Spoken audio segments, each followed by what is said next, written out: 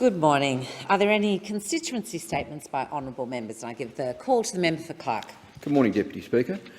Deputy Speaker, we're 6 months into the Robo-Debt Royal Commission and I share the fury of many Australians who are watching the inquiry unfold. But I also applaud the brave Centrelink recipients who've taken the stand to share how the dodgy data matching system destroyed their lives, like the pensioner who said the trauma of receiving a $65,000 debt notice will stay with her forever, and another, a single mum, who gave evidence she was so sleep-deprived from the stress of receiving a debt notice that she contemplated driving her car into a tree.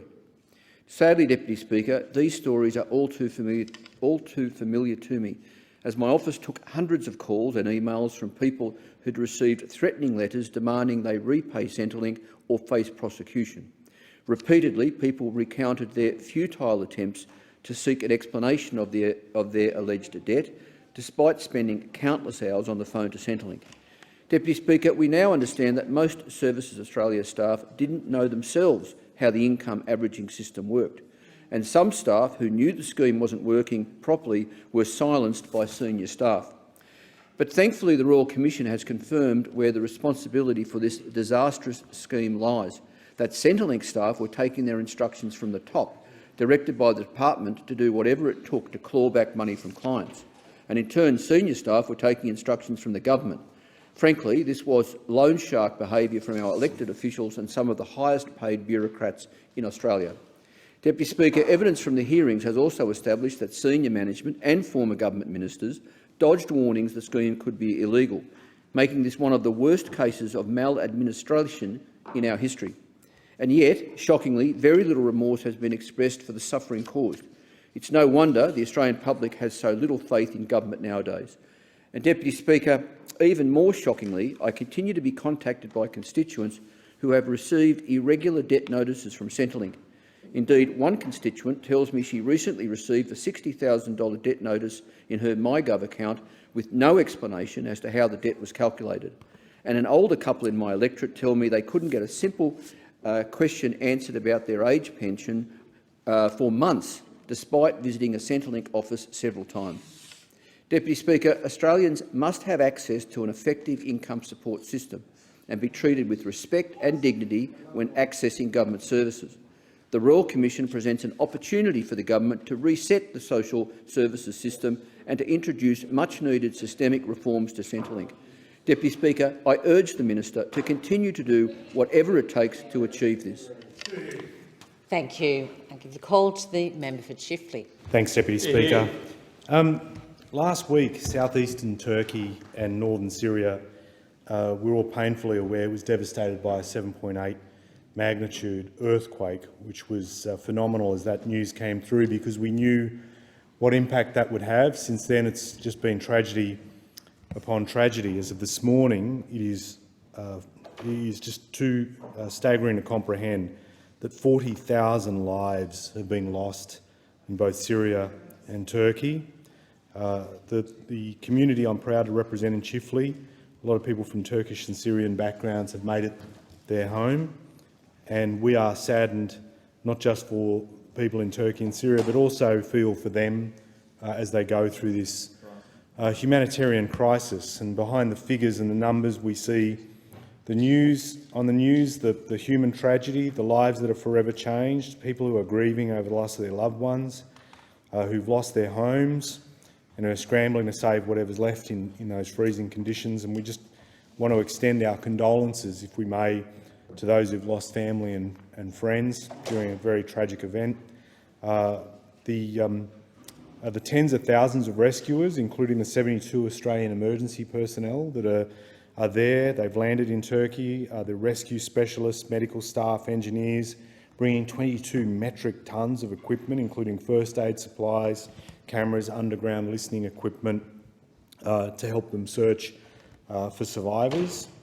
I want to commend organisations in our area for the work that they're doing to help out in this time of need. In particular, the Western Sydney Turkish Islamic Cultural Centre in Mount Druitt, who are doing some extraordinary work in helping in whatever way they can, and providing a centre where people can drop in and deliver essential items that they want to deliver, and they're calling out for other donations to aid impacted communities. And as part of their humanitarian efforts, the centre is going to be holding a fundraising stall at the mosque this Friday in Mount Druitt. In the midst of this devastating situation, and some of the images have been really hard to watch, like the dad holding onto the hand of a daughter who lost her life, crushed by some of that rubble. We all feel this, and just want them to know that we've seen it, we know what they're going through, we're there for their help at this time of crisis, and we're very grateful for everyone who's there giving a helping hand at that truly terrible time. Thank you. Thank you. Member for Mitchell. Thank you, Deputy Speaker. It's a privilege to rise today to speak about some of the significant achievers in my electorate in the Australia Day honours. Australia Day, of course, widely celebrated in Mitchell and in north-west and western Sydney. Whether you're reflecting on Australia's history or marking our success as a modern nation, a well-received and supported day. To all those residents who achieved Australia Day honours, I want to pay a particular tribute, starting with Mrs Rosemary Derwin, AM, for her services to the Girl Guides for over 35 years in New South Wales, United Nations Women, the Kentis Rural Fire Service, and involvement in our community organisations in Mitchell, including the Hills Community Medical Equipment Pool, a fantastic service that provides medical equipment to many needy people, her Anglican Church, and of course the White Ribbon Campaign. The late John Moxon, to his family, of course, who are so proud of his service to community health and people with physical disability. He worked for many years in the Parramatta City Council and the Access Advisory Committee, well-known figure in Parramatta, the Physical Disability Council of New South Wales, and he was a founding member of the Physical Disability Australia. He helped people with spinal cord injuries, working with the Spinal Cord Injuries Australia, People with Disability Australia, and of course so many other things. It's very difficult to, in this time, mark on the life of the late John Moxon. Mrs Jacqueline Domnish, OAM, for her service to Health Administration, who was in the Ministry of Health for about 20 years, but obviously worked very hard in health, whether it was in the UK here or in New South Wales for over 10 years, and we thank her for her service. And Andrew Golgini, who received the Australian Corrections Medal, obviously he pioneered forensic cleaning in corrections during COVID, a very difficult time for corrections facilities around Australia, and managing prisoners through a very difficult medical pandemic, and he was instrumental in the success of ensuring COVID wasn't as bad as it could be within corrections facilities. And I do want to pay particular tribute to Mark Harris, PSM, who's an outstanding public service to education. He drives outcomes at the Auburn North Public School. He's been a teacher for 40 years, 20 of them as a principal at Auburn. He's a bedrock in the Auburn community. He lives in my electorate, but he works so hard for kids from socio-economic disadvantaged areas. The Education Minister has written to us, noting to all colleagues that there are very few teachers nominated for awards each year, but I would say I'm very proud to have one from my electorate in the Australia Day Honours this year. Mark Harris is an outstanding educator and person and works so hard for the community of Auburn. And I welcome the Education Minister's call for all of us to be nominating more teachers to make sure that there are more honours awarded in the Australia Day Awards to teachers around the country. I also want to commemorate and acknowledge all of the Australia Day Award winners from the Hillshire Council, some great community groups. In particular this year, the Hills SES unit, the last few years have been some of the hardest in the unit's history, as it has been around the country, but they're voluntary-based organisation all through the northwest and the bushfires out in the Hawkesbury for a long time, visiting floods in Lismore, doing everything they could all around the country is welcome, and I commend the Hills SES and their great service to Australia. Thanks. Member for Lyons. Thank you, Deputy Speaker. Earlier this month, I had the opportunity to represent Minister Husic at the official opening of the upgrade to the University of Tasmania's Green Hill Observatory in my electorate, alongside Mr Enrico Palermo, Head of the Australian Space Agency, and Professor Rufus Black, Vice-Chancellor of the University of Tasmania. The Australian Government, through the Australian Space Agency, supported the upgrade of the University of Tasmania's spacecraft tracking and communication facilities with a $1.2 million grant under the Space Infrastructure Fund. I'm very proud that my electorate is host to what is one of Australia's most advanced space tracking facilities. Tasmania's southern latitudes, clear skies, low population density and proximity to Antarctica have enabled Tasmanian researchers to become leaders in radio astronomy, space tracking and space human life sciences. Tasmania has globally recognised expertise in space domain awareness, spacecraft tracking and communications. And, Deputy Speaker, it's only getting busier up there. Last year there were 180 rocket launches to orbit, 44 more than in 2021. SpaceX's Starlink network alone has more than 3,300 operational satellites. Since 2020, it's had to recalibrate trajectories 26,000 times to prevent collisions with other objects. And it's just that sort of communication that's required that the University of Tasmania's Green Hill Observatory will be part of. The upgrade allows them to communicate with satellites to do that sort of recalibration. The advancement of this critical infrastructure will expand Tasmania's space research and commercial opportunities and boost the way Tasmania collaborates across industry, research and government and internationally. Space technologies can play an important role in growing our economy, developing skills and technologies that help Australians every day. And this is just the type of innovation and technological advancement in industry that will be supported by the National Reconstruction Fund. The NRF will assist Australian industry, particularly in the regions, to seize new growth opportunities by providing finance for projects that add value, improve productivity and support transformation. It'll drive investment in key areas of the economy, value-added resources and agriculture, forestry and fisheries, transport, medical science, renewables, low emissions, technologies, defence and other enabling capabilities. I congratulate the University of Tasmania and the Australian Space Agency on the opening of the upgrade of the Green Hill Observatory. I look forward to seeing what other innovations and transformations will emerge from Tasmanian industry and Tasmanian tech with the support of the NRF. Live long and prosper. Thank you. Member for Page. Thank you, Deputy Speaker. I'd like to acknowledge and congratulate members of my community who received awards at the recent Australia Day Awards in Lismore. Colin Cameron received an OAM for service to broadcast media and to the community. Sophia Watt was named the Lismore Citizen of the Year for her commitment to community by delivering thousands of meals to flood-affected members, coordinating community volunteers and fundraising, and that was a massive effort, and thank you and congratulations to Sophia. Naomi Moran was named the Aboriginal Citizen of the Year for leadership in flood recovery by setting up a disaster recovery hub at the Koori Mail building. Ron Weir was awarded the Services to Community Award for his 70+ years of devotion to various community groups and over 40 years as Club President and District Governor of the Rotary Club. Congratulations, Ron. The Services to Community Group Award went to the Love for Lismore Heart Space, who created a safe and welcome environment for people to heal from the flooding natural disasters. And the Under-16s Far North Coast baseball team were awarded the Sports Team of the Year for winning the New South Wales Country Championship title in 2022, despite not playing a regular season game at their ground due to flood damage at the Albert Park complex. So an amazing effort. Joshua Hearn was awarded the Senior Sports Person for continuing to commit and excel despite losing his home and business in last year's devastating floods. Lachlan O'Sullivan, Junior Sports Person for his dedication and commitment across 4 sports, as well as volunteering and umpiring and coaching. Thank you and congratulations to all those award winners. Deputy Speaker, I'd like to congratulate community members who were recognised at the recent Bonalbo Australia Day Awards. Citizen of the Year went to Paddy Kirkley, who does an enormous amount of volunteer work. She organises local competitions for the community, helps schools as Secretary of the Bonalbo CWA and helped establish the Bonalbo Food Pantry. The Achievement of Sport Creative Award went to Graham Waldron for his artistic body of works that's won multiple art exhibitions, and he's also contributed to the Bonalbo art scene. And the Event Community Organisation Award went to the Art Alliance, who organised free workshops. And the Young Citizen of the Year went to Alex Hampson, who developed an app to link youth to local support services. Congratulations to all those award winners. Deputy Speaker, I'd like to congratulate and acknowledge members of my community who received Australia Day Awards in the Ballina Shire Council area. Kerry Gray, congratulations, Kerry received an OAM for service to the community. And Citizens of the Year was awarded to Rex and Di Farrell, who were captain and crew member for the Waddell Rural Fire Service. Rex and Di showed an outstanding commitment to the Waddell community during the February 2022 floods by assisting with rescues, setting up emergency evacuation centres and continued assistance in the weeks and following months. Thank you for your efforts.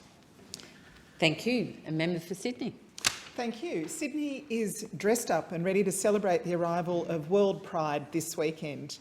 World Pride is the largest LGBTQIA+ festival on earth. And this year, for the very first time, it's leaving the Northern Hemisphere and travelling down under. Over 500,000 people are tipped to visit Sydney, bringing with them $100 million of spending money.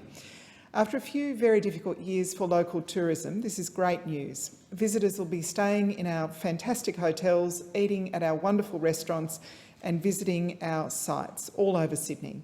Held over 3 weeks, World Pride offers something for everybody. An opening night concert with Kylie Minogue and Charlie XCX, the world's largest ever human rights conference on LGBTQIA+ issues, 17 different competitions, including World Gay Boxing Championships, the Pride March over Sydney Harbour Bridge, the opening of the Qtopia Museum in Darlinghurst. And I really want to shout out to the people who are behind Qtopia because they're doing an amazing job in getting this museum project up and running. Fair Day in Victoria Park this Sunday, and of course the 45th annual Mardi Gras parade down Oxford Street. I've had the real pleasure of attending well over 20 of those Mardi Gras parades, and I can say it's a fantastic night every time. It's been a really wonderful thing to watch the Mardi Gras parade grow over time and people embrace it in larger and larger numbers over the years, to the point where it's now the second largest event in the Sydney calendar after the New Year's Eve fireworks. These festivals and parades are a lot of fun, but they're more than just a party. They grew out of struggle and a continuing campaign for equality. They tell Australians, young Australians in particular, who might be worried about their sexuality, that there is a place for them in modern Australia. So just by existing, these events save lives. Because it doesn't matter who you love, it doesn't matter what your family looks like or how you dress or how you run your private life, as long as you are kind and respectful to other people. In the end, we're all human beings, equally worthy of love and happiness. And if you are part of the celebration, please look after yourselves, look after your friends. As World Pride comes to town, there is something for all of us to celebrate. And I want to send a special message out to a young lady called Abby Kelly, who's from Broken Hill.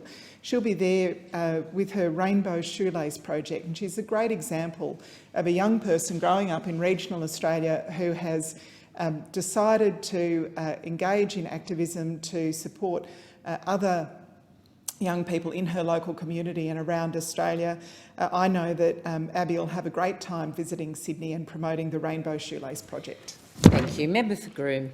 Thank you, Speaker. My home of Toowoomba is grieving the death of Mr Robert Brown at the age of 75 earlier this week. Mr Brown died of injuries sustained in an attack that took place in broad daylight outside the Grand Central Shopping Centre. Footage shows his young attacker, with great cowardice, violently shoving Mr Brown from behind, his frail body hitting the road face first and never moving again, before the young attacker then steals Mr Brown's backpack from his lifeless body. What happened next has become an all too common story in Toowoomba. A stolen car, a police chase through our city. We've lived with this crime wave for too long. Everyone I know in Toowoomba knows someone who's had their house broken into, a car stolen, or been confronted by a gang of youths in our public spaces.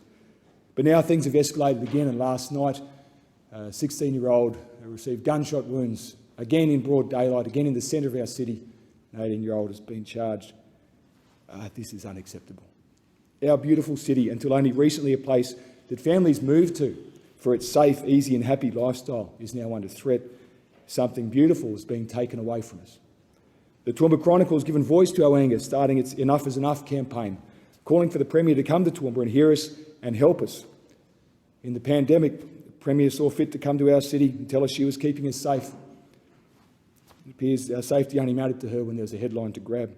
Our Premier won't be coming to Toowoomba. This Wednesday night, a town hall's been arranged for her to attend. Unfortunately, she's only sending up her ministers and minions, failing the people of Toowoomba in our hour of need. Speaker, she is our Premier. She's a Premier for all of Queensland. She's a Premier for our town of Toowoomba too. And she needs to be there. And there is still time for her to change her mind. I hope she will. We need her to commit to 3 things: to make breach of bail an offence again, to make detention no longer the last resort for magistrates, and to introduce tougher minimum sentences rather than the tougher maximum sentences she talks about, which are almost never used. Speaker, I don't want to see more kids in detention. No one does. I just want to see less kids committing these barbaric crimes. This has shocked our community, Speaker. It's been a terrible series of events, but I don't want the final words on Robert Brown in this place to be of him as the victim. I'd rather remember him as a photographer who love to take shots around Grand Central, capturing the built environment of Toowoomba as it passed through our beautiful seasonal tones. The faces of our city's happy children reflected in his lens and in his own smile. He was a man who would sit and in his soft voice, holding your hand, talk about his photography as if nothing in the world was worth even another passing care. May he rest in peace. Thank you. Member for Dobell. Deputy Speaker, at the start of February I had the pleasure of visiting Gorican Public School along with Dr Gordon Reid and Minister Jason Clare. Gorican Public is a caring, tight-knit community, which is why it was a delight to have it as a location to announce the Albanese Government School Kids Wellbeing Program, Kids Bounce Back.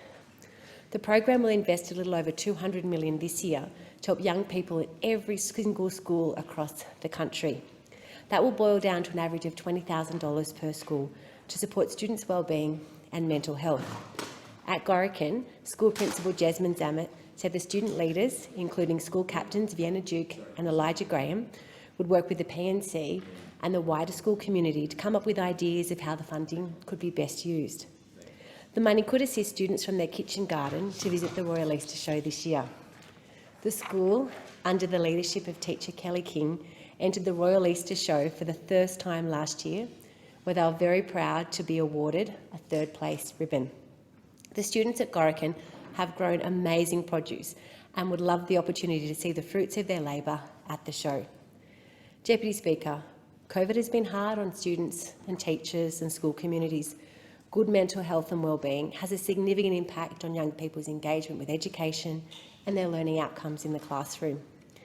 These funds will allow schools to have a flexible approach to determining what works in their community and ways in which they can engage and improve students' lives at home, in the playground and in the classroom. Principal Zammit said of the funding, and I quote, "Schools Bounce Back is a timely and welcomed government initiative that will greatly support student wellbeing across all Australian schools." He goes on to say, "In my school, parents and carers will be provided with the opportunity to share their thoughts as to how this additional funding can best meet the needs of their children, so as to target the specific needs of students in our school community. The impact of the pandemic on the wellbeing of children has been significant, and having the additional resources to support them to bounce back is such a major win for the children of our country." I want to take this opportunity to thank Principal Jasmine Zammit, the Kitchen Garden Program Lead, teacher Kelly King, who does an absolutely brilliant job, and all of the students and teachers at Gorican Public for making Dr Gordon Reid, the member for Robertson, Minister Jason Clare, and I so very welcome at their school. And I want to congratulate all the students on their amazing success at the Royal Easter Show last year in being awarded a bronze ribbon on their first time. And I'm really excited about what this School Kids Bounce Back will mean. It'll mean local communities making decisions about what best meets the kids' needs in their communities. Thank you. Member for New England. Thank you very much, Madam Deputy Speaker. We live in a time right now, especially with issues coming before us, such as the referendum for the voice, where governments say, you've got to trust us. Can't you see? It's just that what you're doing is you're being divisive, that what we say is the truth. I want to give you one example, just one example, from the electorate of New England. You get a clear statement of what is said, which then turns out to be something that is just not the truth. It is just not the way it was put forward. And it's much smaller, but it matters. It matters to our electorate. Miss Laura Hughes, who was the Labor candidate for New England, said in her own media release that Labor has made 2 significant local announcements in this campaign for New England, which will go ahead if an Albanese government is elected, regardless of the result in New England. Quite clear. Labor is committed to the establishing an urgent care clinic to relieve the pressure on the Tamworth Hospital, and $580,000 to establish more crisis accommodation for 52 families escaping domestic violence, including 4 staff to support these families through the crisis. Labor has committed. They said it. Labor has committed. There is nothing vague about that at all. So let's test the honesty of this statement as just one. In Senate estimates, the question has been asked. It's asked by the Victorian Senator, Bridget McKenzie. Can the department advise whether either the Investing in Our Communities or Priority Community Infrastructure program are delivering the government's election commitment to establish more crisis accommodation for 52 families escaping domestic violence in the New England electorate, costing $580,000? It's an absolute clear repeat of what the Labor Party promised. And here is the answer. The Department of Infrastructure, Transport, Regional Development, Communications and the Arts has no record of any commitments to crisis accommodation projects being delivered by our department in the local government area within the New England region. Now, Madam Deputy Speaker, that's just a clear example that you can't trust the Labor government. Don't fall for the trap. Don't listen to the rhetoric. Just understand the facts. That what they say and what they do and their ultimate purpose are distant islands from one another. Thank you very much. Member for Robertson. Thank you, Deputy Speaker. And for the chamber today, I want to highlight the amazing job the Albanese Labor government is doing in the health space. Absolutely. I want to talk about medication affordability, something that I know all too well as an emergency department doctor. People rationing their medications every second, every third day, making those chronic illnesses become acute exacerbations, people ending up in our emergency departments and much, much worse. Take, for example, blood-thinning medications. We have an arrhythmia of the heart, a clot forms, a stroke occurs. That medication is a Pixaban. It's a blood thinner. It's used in the prevention of stroke. That's now being lowered as a result of Labor's medication policies. Other medications for diabetes, other medications for asthma, all conditions which, if medications are taken on a regular basis, can prevent acute exacerbations. I also want to highlight our further health commitments to strengthening Medicare and also taking pressure off our hospitals and our GPs through our urgent care centres. So if you're too sick for the GP, not sick enough for the emergency department, normally you don't have anywhere to go, and you haven't had anywhere to go for the past 10 years under those opposite, you haven't had anywhere to go. They haven't been bulk billed, there's been nowhere to go. So under an Albanese Labor government, there's going to be an urgent care centre. If you're too sick for the GP, not sick enough for the emergency department, extended operating hours for both adults and children, and most importantly, it's going to be bulk billed. And that's really important for access. That's really important for patient access, not just in my community on the Central Coast, but in places like, for the member for Macnamara. It's a really, really important place. It's a really, really, really, really important point that we improve patient access for Australians right across the country. And I'm so proud that the Albanese Labor government has committed 2 urgent care clinics, one in Robertson and one in Dobell, for the people of the Central Coast. It's absolutely vital that we ensure patients get to see a doctor when they need to see a doctor for those issues. And it's been such a shame, and really I'd say it's been disappointing that over the last 10 years there hasn't been a focus on healthcare. There hasn't been a focus on disability. There hasn't been a focus on aged care. But I can tell you now, Deputy Speaker, and those in the chamber today, that there is a focus on those care sectors of our nation. We are focused on reform in aged care. We are focused on reform in disability in the NDIS. We are focused on reform in the health space because it's important. Because it matters to everyone. It matters to each and every person right across this country that they get access to good health care, good aged care and good disability support. Thank you, Deputy Speaker. I thank the member. In accordance with Standing Order 193, the time for members' constituency statements has concluded, and I call the clerk for the next item of business. Government business. Order of the day number 1.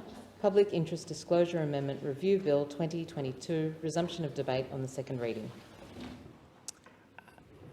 Call the member for Robertson. Thank you, Deputy Speaker.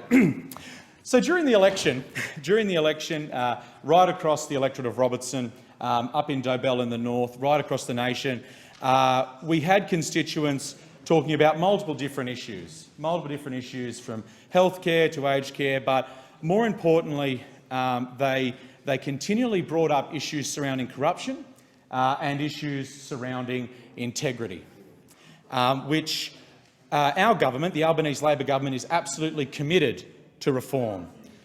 And the Albanese Labor government, we are delivering long overdue reforms to the Public Interest Disclosure Act to ensure Australia has best practice, a best practice whistleblowing framework for the public sector, which will support the establishment of the National Anti-Corruption Commission. It's the Public Interest Disclosure Amendment Review Bill for 2022 that will implement the key recommendations of the 2016 review of the Public Interest Disclosure Act by Mr Philip Moss AM and parliamentary committee reports to improve protections for public sector whistleblowers and witnesses, to focus the scheme on wrongdoing such as fraud and corruption, make the scheme easier for agencies to administer, and to clarify the coverage of the Public Interest Disclosure Act, and to enhance oversight of the scheme by the Commonwealth Ombudsman and the Inspector-General of Intelligence and Security Service. I think it's important that we do focus on improving protections for public sector whistleblowers and witnesses. That's a big issue that's been discussed through the parliament. It's a big issue that's discussed in my community on the Central Coast in Robertson, when we're door knocking, when we're phone banking, when we have our mobile offices. It's part of that broader issue of integrity and holding government to account. And what this bill will do, this bill will strengthen protections for public sector whistleblowers by expanding protections in the Act to those who could make a disclosure. It will also expand the types of detriment covered by the reprisal protections to encompass a broader range of harm that whistleblowers may suffer when reporting wrongdoing and corruption. And it will also expand immunities for persons who witness wrongdoing to be equivalent to the immunities for whistleblowers. And I think now to focus on the scheme, on significant integrity of wrongdoing, this is consistent with the Moss Review. The bill will remove personal work-related conduct from the scope of disclosable conduct under the Act. This approach is not to suggest that agencies should ignore other forms of wrongdoing or workplace conflict, but it recognises that there are other frameworks better suited to dealing with such conduct, such as performance management or disciplinary conduct procedures. Whistleblowers will still be able to report personal work-related conduct under the Public Interest Disclosure Act if it amounts to reprisal action or if it is of such nature that it would undermine public confidence in an agency or have other significant implications for an agency. And, Madam Deputy Speaker, we need to make the scheme easier for agencies to administer. So agencies, they're going to be given more flexibility in how they handle disclosures. So this will ensure, Deputy Speaker, and to the members in the chamber, to ensure the conduct disclosed is investigated under the appropriate law or power, including by the National Anti-Corruption Commission. The bill will also facilitate improved information sharing between agencies in relation to disclosures through the removal of the general secrecy offence in the Public Interest Disclosure Act. And just to clarify the coverage of the Public Interest Disclosure Act, consistent again with the recommendations of the Moss Review, the bill will expressly exclude staff employed or engaged under the Members of Parliament Act from the scope of Public Interest Disclosure Scheme to reflect the original intention of the legislation. The Albanese Labor government supports appropriate whistleblower protections being provided to parliamentary staff and has taken the first step to delivering this outcome through the protections provided in the National Anti-Corruption legislation for disclosures of corrupt conduct. The government will also consider whether other protections are appropriate for parliamentary staff who report misconduct in the context of implementing staff who report misconduct in the context in the Set the Standard report of the Independent Review of Commonwealth Parliamentary Workplaces. So in particular, the establishment of the Independent Parliamentary Standards Commission. We're also looking to enhance oversight of the scheme by the Ombudsman and the IGIS. The bill will enhance oversight of the scheme by the Ombudsman and the IGIS to ensure agencies administer Agency's administration, my apologies, Deputy Speaker, of the scheme is effectively scrutinised. Agencies will be required to provide a copy of every investigation report to either the Ombudsman or the IGIS as appropriate, and to respond to any recommendations that the relevant oversight agency makes in relation to the report. The bill would also implement Recommendations 10 and Recommendations 11 of the Parliamentary Joint Committee on Intelligence and Security report on press freedom to ensure urgent disclosures in intelligence agencies reach the IGIS as soon as possible, and provide for a biannual mandatory reporting of statistics on all public interests disclosures to the Parliament. So now just to go into how the interaction is going to occur with the NAC, with the National Anti-Corruption Commission. The bill will deliver immediate improvements to the public sector whistleblowing scheme that will be in place before the National Anti-Corruption Commission commences. So any reforms to the Public Interest Disclosure Act would be reflected in the NAC legislation through consequential amendments as required to ensure two regimens remain consistent and provide strong protections for whistleblowers. Furthermore, this bill represents the first stage of a significant package of public sector whistleblowing sector reform. The bill represents the first stage, as I said, and following the passage of the bill, the government will commence a second stage of that reform, which will include public consultation on an exposure draft bill that redrafts the Public Interest Disclosure Act to address the underlying complexity of the scheme, and also provide effective and accessible protections to public sector whistleblowers, and a discussion paper on whether we need to establish a whistleblower protection authority or commissioner. So with that, Madam Deputy Speaker, this bill will make priority amendments to the Public Interest Disclosure Act to support the government's commitment to ensuring Australia has effective frameworks to protect whistleblowers. And in doing so, this bill reinforces our commitment to restoring integrity, and it reinforces our government's commitment to the rule of law, something that's been missing for the last 10 years under the former coalition government, and something that we are committed to. Thank you, Deputy Speaker. Thank the member. The question is that this bill be now read a second time, and I call the member for Kooyong. Thank you very much, Madam Deputy Speaker. I'm pleased to stand in support of the amendments to the Public Interest Disclosure Amendment Review Bill. Whistleblowers are part of society's alarm and self-repair system. They bring attention to problems before they become damaging. They play an important role in identifying and calling out misconduct and harm to consumers and our community. We have a fine history of declarations of conscience in this country. Australian whistleblowers have spoken out about police corruption, unlawful actions by our military forces, about child abuse in our churches, corporate mismanagement and malfeasance, environmental damage by corporates, about corruption in appointments in public office, and about misuse of public funds. We know that, to quote Edmund Burke, all it needs for evil to flourish is for people of good to do nothing. Although whistleblowers benefit us all, many suffer for their efforts as a result of ostracism, harassment, demotion, or blacklisting in the workforce. There's bountiful evidence that many whistleblowers experience financial losses and stress. Many report increased risk of relationship breakdown and of health problems. My colleague in this House, the member for Clark, has spoken about the great cost of whistleblowing to him. He said, "Blowing the whistle cost me a great job. I struggled to find work and I had little income for years. It was the right thing to do and I don't regret it. But no one telling the truth should be made to suffer." To add insult to injury, many people find it hard to effect change in the area that they speak out about. The treatment of whistleblowers is often a double disaster for our society. Capable and courageous individuals can be attacked and sometimes destroyed, while the original problems are not addressed. They're left to fester. Put simply, our whistleblower laws in Australia are not working. In 2019, the Federal Court pronounced them technical, obtuse and intractable.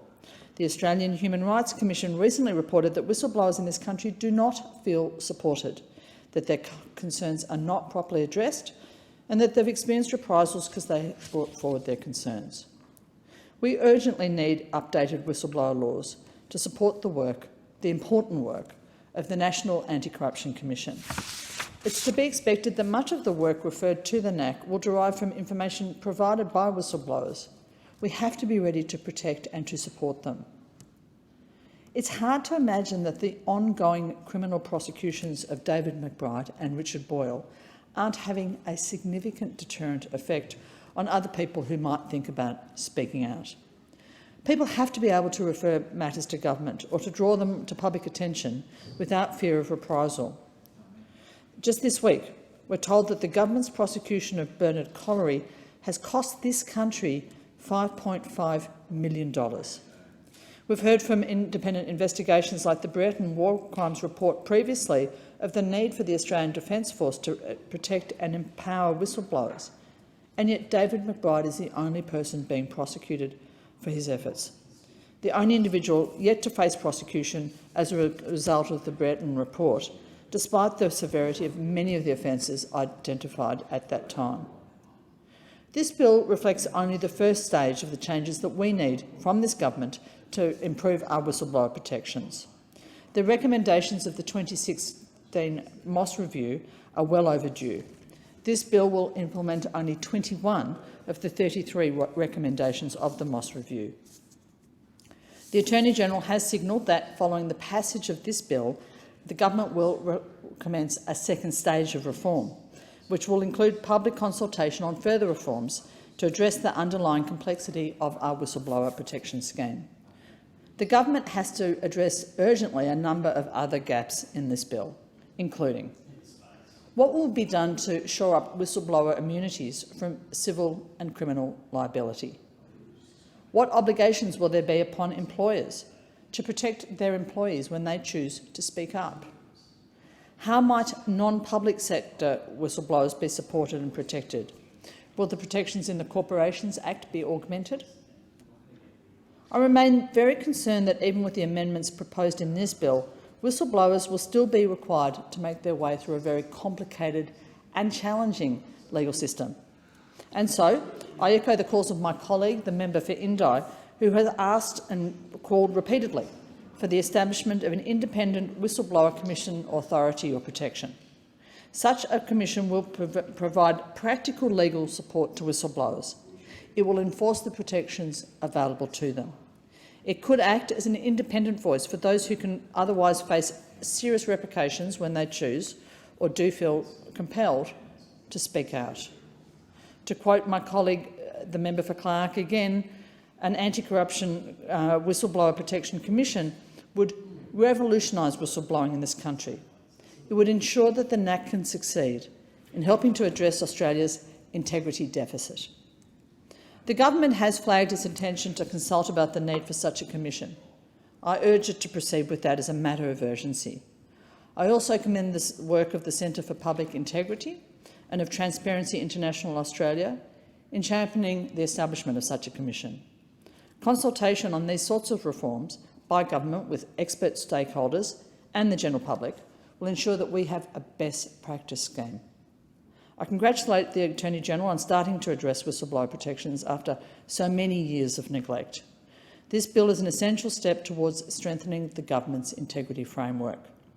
But I do urge the government to commit to implementing all of the reforms necessary to bring Australia at least in line with international standards, if not with world's best practice. Thank you, member, and call the member for Bean. Thanks, Deputy Speaker. Deputy Speaker, I also rise today to speak in favour of this bill, and in doing so I wish to commend all those interested in improving trust and transparency in government from across the parliament. Deputy Speaker, long overdue reforms to the Public Interest Disclosure Act, such as those outlined in this bill, put Australia on the path to a best practice whistleblowing framework for the public sector. But we recognise that there is more work to do, and we commit to working closely with stakeholders to do so after the passage of these reforms. Deputy Speaker, the formation of this framework will also support the establishment of the National Anti-Corruption Commission, which will develop Australia's comprehensive approach to corruption and ensure better transparency and integrity in government. This bill will implement key recommendations of the 2016 review of the Public Interest Disclosure Act by Mr Philip Moss, also known as the Moss Review, as well as subsequent recommendations of parliamentary committee reports. It's disappointing that the previous government did not value implementation of the review recommendations. Deputy Speaker, broadly, these recommendations can be broken down into 5 areas. Firstly, this bill will improve protections for public sector whistleblowers and witnesses. Secondly, this bill will focus on the scheme on wrongdoing, such as fraud and corruption. Thirdly, this bill will make the scheme easier for agencies to administer. Fourthly, it will also clarify the coverage of the Public Interest Disclosure Act. And finally, Deputy Speaker, this bill will enhance the oversight of the scheme by the Commonwealth Ombudsman and the Inspector General of Intelligence and Security, or IGIS. Deputy Speaker, this bill will strengthen protections for public sector whistleblowers by expanding protections in the Act to those who can make a disclosure. It will also expand the types of detriment covered by the reprisal protections to encompass a broader range of harm that whistleblowers may suffer when reporting wrongdoing and corruption. Additionally, this bill will expand immunities for persons who witness wrongdoing to be equivalent to the immunities for whistleblowers. The Attorney-General has continually said that he has a long-standing commitment to whistleblowers, and this bill actions that commitment. Deputy Speaker, this bill will focus the scheme on significant integrity wrongdoing. Consistent with the Moss Review, the bill will remove personal work-related conduct from the scope of disclosable conduct under the Act. However, this approach, it's important to note that this approach is not to suggest that agencies should ignore other forms of wrongdoing or workplace conflict. It does, however, recognise that there are other frameworks that are better suited to dealing with such conduct, such as performance management or disciplinary conduct processes.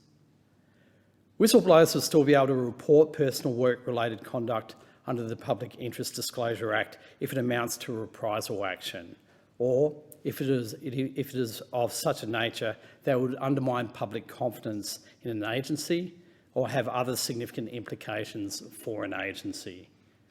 As the Attorney-General has made clear, we need to make sure that people who see wrongdoing, people who see maladministration or corruption can report it to their superiors, and if they don't get action, that they should be able to go public with their concerns and that they be protected against reprisal. That's the important thing about whistleblower protection. We need to get these laws right because we all know that it's an important part of the integrity ecosystem. It's an important part of good public service administration that people can make complaints, and this government deals with those complaints appropriately with this legislation. Deputy Speaker, this leads me on to how this bill makes the scheme easier for agencies to administer. Agencies will now be given more flexibility in how they handle disclosures. This will ensure that the conduct being disclosed is investigated under the appropriate law or power, including by the NAC. The bill will also facilitate enhanced information sharing between agencies in relation to disclosures through the removal of the general secrecy offence in the Public Interest Disclosure Act. Deputy Speaker, the Moss Review identified the need to clarify the coverage of the Public Interest Disclosure Act. To achieve this, the bill will be consistent with the recommendations of the Moss Review and will expressly exclude staff employed or engaged under the Members of Parliament Staff Act 1984 from the scope of the Public Interest Disclosure Scheme, which will reflect the original intention of the legislation. Deputy Speaker, the government supports appropriate whistleblower protections being provided to parliamentary staff and has taken the first steps to delivering this outcome through the protections provided in the NAC legislation for disclosures of corrupt conduct. The government will also consider whether other protections are appropriate for parliamentary staff who report misconduct in the context of implementing relevant recommendations in the Set the Standard report on the independent review of Commonwealth parliamentary workplaces, in particular the establishment of the Independent Parliamentary Standards Commission. Deputy Speaker, the bill will also work on enhancing oversight of the scheme by the Ombudsman and the Inspector General of Intelligence and Security to ensure agencies' administration of the scheme is effectively scrutinised. Agencies will now be required to provide a copy of every investigation report to either the Ombudsman or the IGIS as appropriate, and to respond to any recommendations that the relevant oversight agency makes in relation to the report. Furthermore, this bill would also implement recommendations 10 and 11 of the Parliamentary Joint Committee on Intelligence and Security report on press freedom to ensure urgent disclosures in intelligence agencies reach the IGIS as soon as possible, and to provide for biannual mandatory reporting of statistics on all public interest disclosures to the Parliament. Deputy Speaker, to complement the government's approach to corruption and integrity, this bill has been designed to support the NAC. With the implementation of this bill, the public sector whistleblower scheme will enjoy immediate improvements well before the commencement of the NAC in mid-2023. Any reforms to the Public Interest Disclosure Act would be reflected in the NAC legislation through consequential amendments as required to ensure the two regimes remain consistent and provide strong protections for whistleblowers. Deputy Speaker, this bill delivers comprehensive reforms to the public sector whistleblowing scheme. The bill represents the first stage of a significant package of public sector whistleblowing reform. Following passage of this bill, the government will commence a second stage of reform, which will include public consultation on an exposure draft bill that redrafts the Public Interest Disclosure Act to address the underlying complexity of the scheme, and to provide effective and accessible protections to public sector whistleblowers, and a discussion paper on whether there is a need to establish a whistleblower protection authority or commissioner, as raised by many stakeholders and also members in this debate. Deputy Speaker, the bill will make priority amendments to the Public Interest Disclosure Act to support the government's commitment to ensuring Australia has effective frameworks to protect whistleblowers. In doing so, the bill reinforces our commitment to restoring integrity in government and the rule of law. Deputy Speaker, like yourself, I represent a large number of public servants in the electorate of Bean, and did so prior to coming to this place in my work as an industrial officer in the union movement, particularly working with organisations that represented workers in the public sector. I've had the great privilege of working with people with great integrity who at times have needed to shine a light on public sector maladministration or corruption. The need for greater whistleblower protection and the ongoing need for integrity reform is clear to me, and it's a privilege to speak on a bill that is part of the greater moves to address those issues.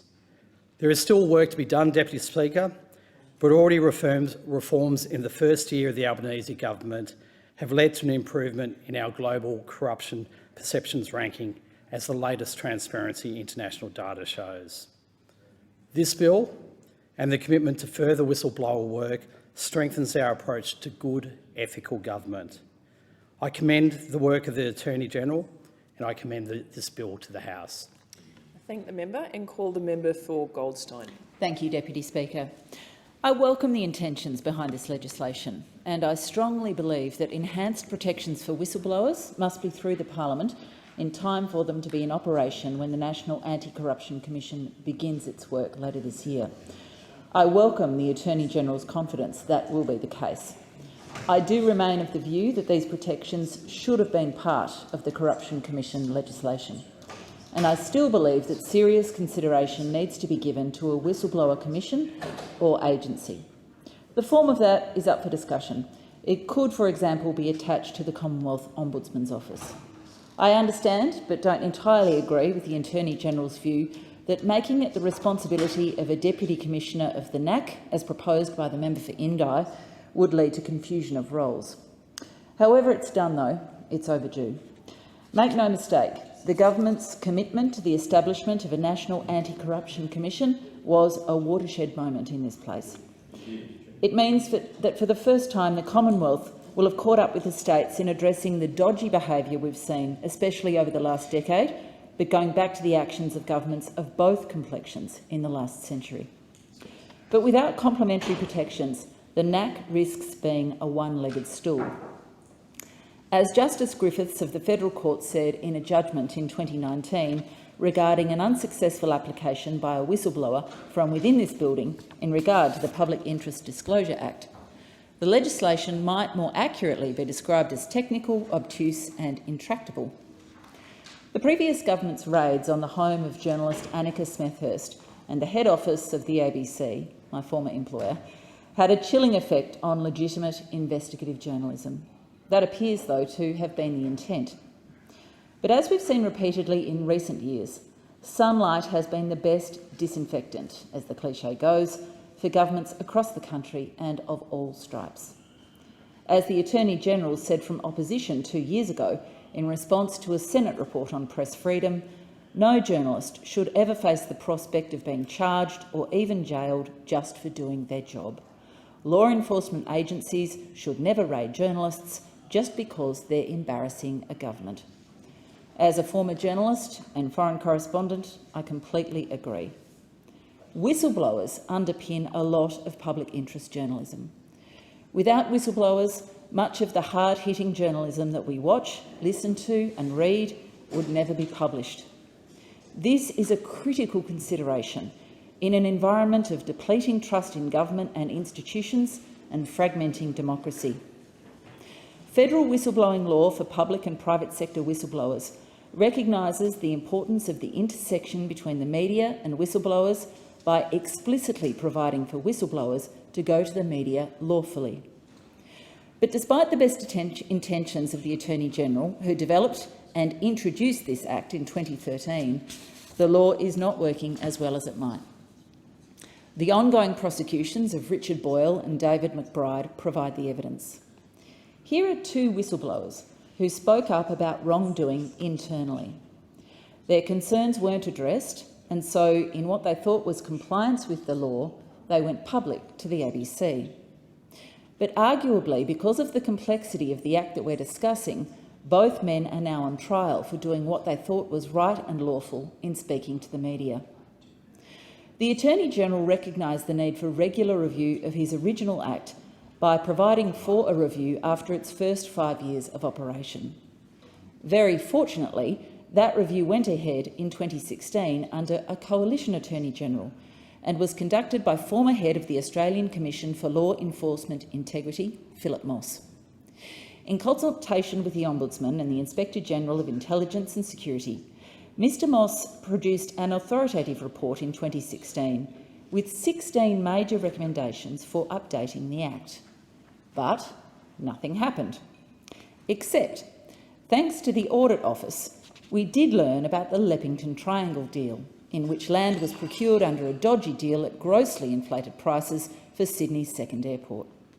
Speaking of which, I do hope the Attorney-General takes note of Recommendation 4 of the Senate inquiry, which I referred to earlier, a report supported by all Labor senators at the time, to provide additional resources to the Audit Office so that its work on such issues can be expedited without undermining or delaying its other important work. We also found out about colour-coded spreadsheets. The Attorney-General says he's implementing the important recommendations of the Moss Review, except for those rendered redundant by the passage of time. Fair enough. A lot of water has either passed or frozen under the bridge in the last 7 years. But anti-corruption advocates argue it's not quite that simple. Transparency International, the Human Rights Law Centre and Griffith University's Centre for Governance and Public Policy welcome these amendments generally, but argue that the amendments only address one recommendation in full and 4 in part from the roadmap outlining 21 actions needed to return Australia to global best practice for protecting whistleblowers. In particular, they're concerned, as I am, about the question of the intersection between whistleblowers and journalists and the vulnerability for both under the current regime. I would like, therefore, to propose amendments to Section 26 of the PID Act to add clarity and symbolic statutory recognition of the importance of journalists to whistleblowing. Now, I've discussed this with the Attorney-General, and I know he has reservations about this, but such a definition and what I'm proposing is not exclusive. The media is going through what I would say is a permanent revolution as the digital revolution rolls on. There are bloggers, there are websites, there are citizen journalists who are doing great work in holding the powerful to account. It's not my intention with my proposed amendments to make journalists the exclusive preserve of this important work of the Fourth Estate. Whistleblowers would still be able to go where they will, but my amendments would enhance the protections for both reporters and whistleblowers. I would therefore suggest inserting the definition from the Corporations Act into the PID Act, which reads that a journalist means a person who's working in a professional capacity for a newspaper or magazine, radio, television or broadcasting service, an electronic service, including a service provided through the internet, is operated on a commercial basis or operated by a body that provides a national broadcasting service or is similar to a newspaper, magazine or radio or television broadcast, is defined as a journalist. There's been criticism of this law for its lack of clarity. It's not a law that's user-friendly, as the federal court judgment I cited earlier demonstrates. The amendment seeks to signpost to whistleblowers that journalists are an avenue to whom they can speak up in appropriate circumstances. The remainder of the text of my amendments seek to improve the operation of the external and emergency disclosure provisions to act as a safeguard when whistleblowers don't tick all the highly technical boxes that they're currently required to, but where their whistleblowing is in the public interest. Two, as I've said, are currently on trial, and these provisions would provide an additional layer of certainty. While the Attorney-General would argue that journalist in this modern world is difficult to define, I would argue that if it's good enough for the Corporations Act, it's even more important here. And indeed, in an environment of disinformation, defining what a journalist is could be argued to be more important than ever on a broader level. I would also argue that the cases of Boyle and McBride show that other avenues often throw up roadblocks and worse. I appreciate the consideration given to me by the Attorney-General and other crossbenchers, given by the Attorney-General to me and other crossbenchers, and also from the Attorney-General's office, as we address this important second leg of these anti-corruption reforms. These amendments are a genuine attempt to address the scope of his intentions. Thank you, Deputy Speaker. Thank you. I call the member for Indi. Thank you, Madam Deputy Speaker. I'm pleased to stand today to support this bill, which amends the Commonwealth Public Sector Whistleblower Protection Regime, which is largely set out in the Public Interest Disclosure Act. This bill implements 21 of the 33 recommendations of the 2016 Moss Review and recommendations from 2 other inquiries into the adequacy of whistleblower laws. As an independent Member of Parliament, I was sent to this place to fight for integrity in government. And this battle is never over. But sometimes we take important steps forward, however modest, and today is one of those days. Last month, we had some positive news for integrity. Australia has stopped its slide down the annual Corruption Perception Index after decades of decline. In fact, we've turned it around. From a record low in 2021, last year we reported a 2-point increase, which lifted our global ranking from 18 to 13. The reason? The enactment of the National Anti-Corruption Commission, who so many people in this place and outside of it campaigned on for over a decade. I've been concerned about our declining position in the corruption league table since I came to this place. Because integrity isn't an esoteric concept or a concern of the privileged. From Bright to Barnawatha, people stop me in the street and tell me, don't give up on fighting corruption in politics. And whistleblowers play an integral role in fighting corruption and maintaining integrity in our government.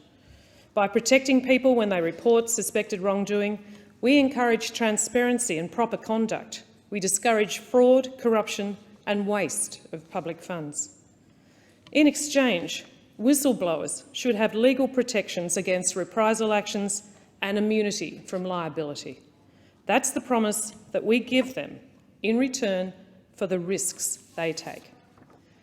Whistleblowers should not suffer because they tell the truth, but that's what we see time and time again.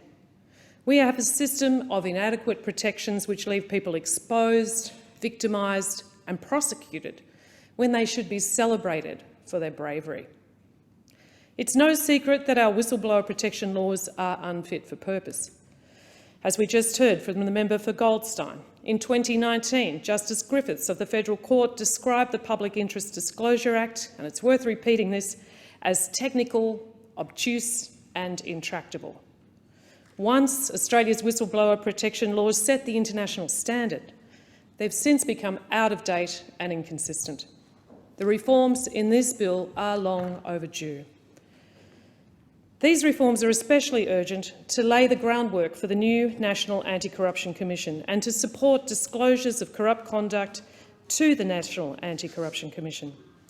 In order for the Commission to do its job, we need to guarantee that those who report corrupt conduct, we need to guarantee them the strongest possible protections in exchange.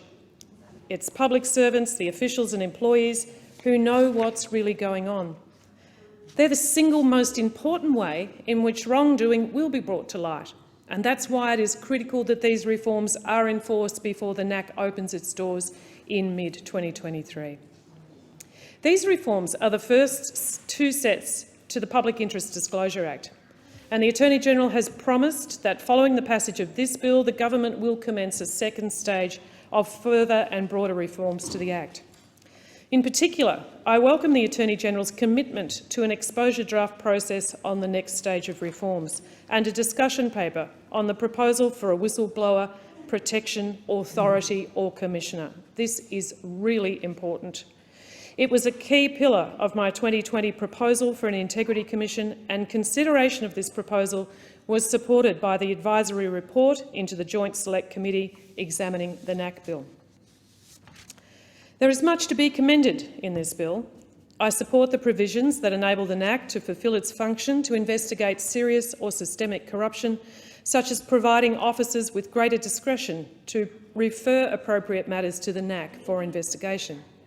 This provides greater flexibility to agencies in how they handle disclosures and makes sure the matter is dealt with by the most appropriate agency.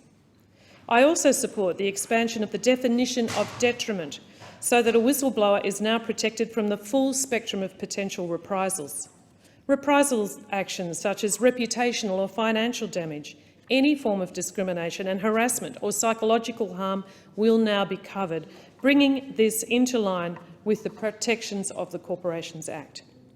I welcome the positive duty on principal officers of the Commonwealth agencies to support public disclosures and witnesses. As well as supporting whistleblowers on their staff, this is important to create a pro-integrity and pro-disclosure culture across the government. I would, however, urge the government to consider the concerns raised by the Australian Human Rights Commission and Victorian Independent Broad-Based Anti-Corruption Commission about the impact of excluding MOPS Act staff from making protected disclosures. I urge them to consider concerns about removing disclosures relating to personal work-related disputes and conduct from the scope of disclosable conduct. Stakeholders have raised concerns that this will result in blanket exclusions from protection if it includes a workplace element. And according to research, about half of whistleblowing cases involve some kind of work-related conduct. The drafting of this section may result in it being misinterpreted to the detriment of whistleblowers, and this should be considered. Yet there is still much to do to ensure whistleblower protection laws can be effectively administered and offer best practice protections. The priority among these is the establishment of a Whistleblower Protection Commissioner. Whistleblower protection laws are complex. Smart and well-intentioned people who want to report misconduct may find the laws hard to navigate. Indeed, we know they do. When facing uncertainty, they may decide the safest path is to stay quiet, and that's not what we want. In the cases of David McBride and Richard Boyle, we see the worst result. Two whistleblowers who believed they were doing the right thing and following the rules, only to find themselves prosecuted. We can't have that. An independent Whistleblower Protection Commissioner will support public and private sector whistleblowers who are navigating the legal system. It would ensure that whistleblowing laws work in practice. It would be a one-stop shop for practical advice, assistance and guidance for whistleblowers. It would conduct independent investigations into detrimental actions and enforce legal protections when internal procedures of other agencies fail. And it would assist other agencies to uphold their own internal processes, championing best practice, because that's what we want. A Whistleblower Protection Commissioner would bring profile and authority to this important function. They put it on the agenda and shifted the conversation. Another important area for reform is immunities from prosecution.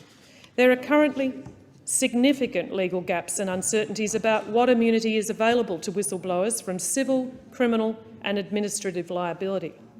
Legal reform of these immunities is necessary to ensure legal actions, whether they be civil or criminal, do not drag out for years.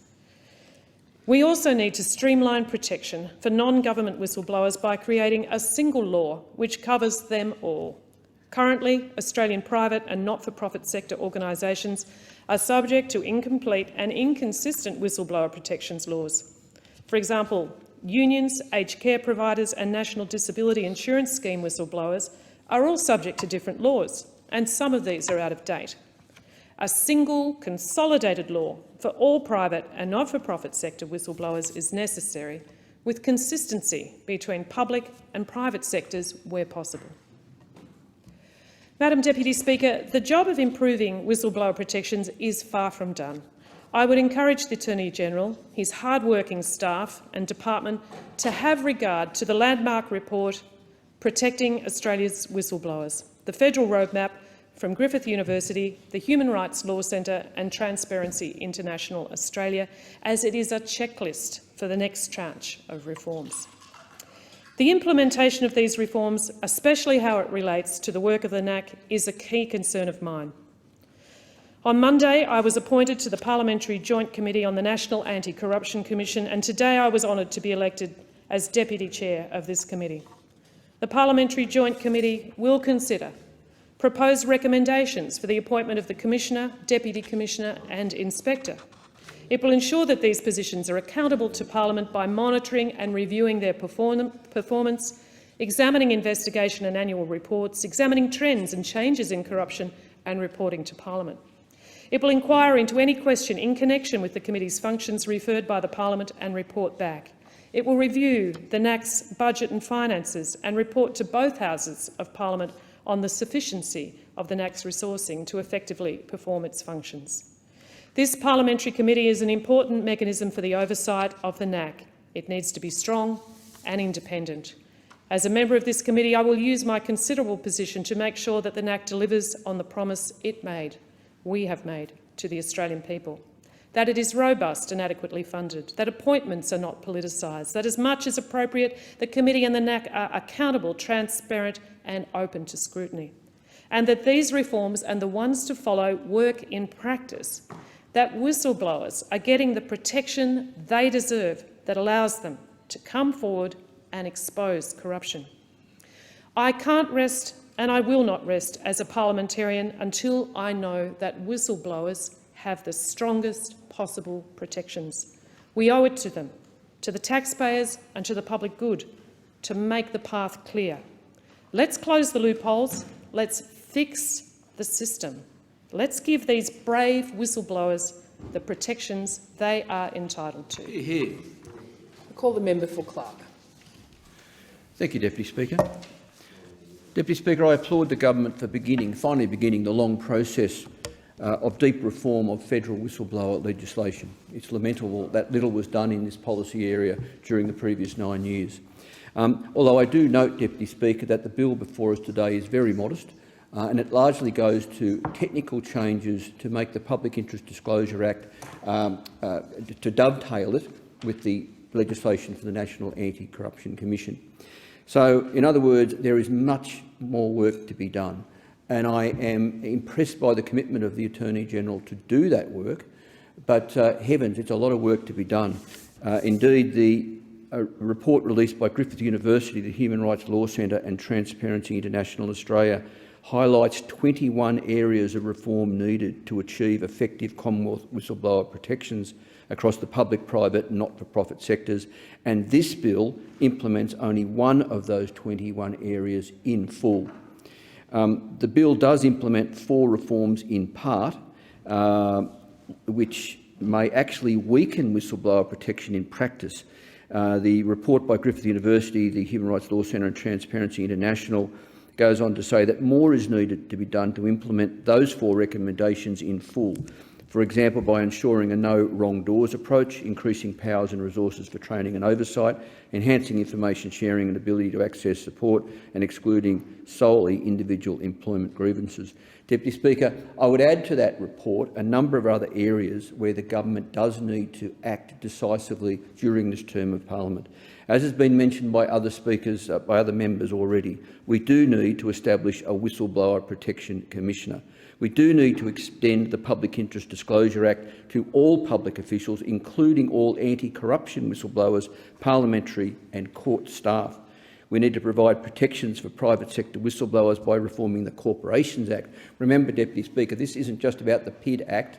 We also need to go further with the Corporations Act and the provisions that have been made to that Act in recent years for the private sector. We also need legal reform of immunities from prosecution from civil, criminal and administrative liability for whistleblowers, and we need to enforce a positive duty on all employers to protect whistleblowers. I would add, Deputy Speaker, that in parallel with the reform of the Public Interest Disclosure Act and the Corporations Act, we also need to ensure we have effective media freedom laws, because it's one thing for a whistleblower to speak up and to do their best to speak truth to power, but those complaints or allegations will go unheard by the community unless the media can safely report those concerns so the whole community knows what's going on. And why is this so important, Deputy Speaker? It's so important because whistleblowers are obviously an essential component of a healthy democracy. They are an essential component or aid to establishing good governance and good public administration. Unless we encourage and protect and support people who see misconduct or see maladministration or see incompetence, unless we encourage them to speak up, then we'll never know about that corruption or maladministration or incompetence. So we need to give them every support we possibly can. And when thinking about the role of these whistleblowers, I reflect for a short while, Deputy Speaker, on some of the whistleblowers that we've had over the last 20 years or so, and the good they have done for this country.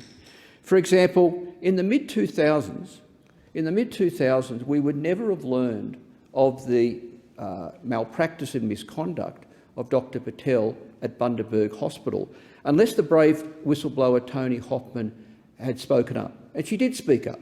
And she did speak up and talked about Dr Patel and what was going on. She did speak up and talk about the refusal of senior hospital staff to act.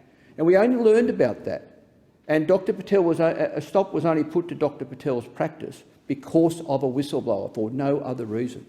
Similarly, in 2007, Deputy Speaker, we learned of serious security flaws at Sydney Kingsford Smith Airport. And we only learned of them because of the brave whistleblower Alan Kessing, who, as a customs official a few years earlier, had written several reports identifying the security holes at Sydney Kingsford Smith Airport, reports that went totally unheeded and not acted on. So eventually he did speak up.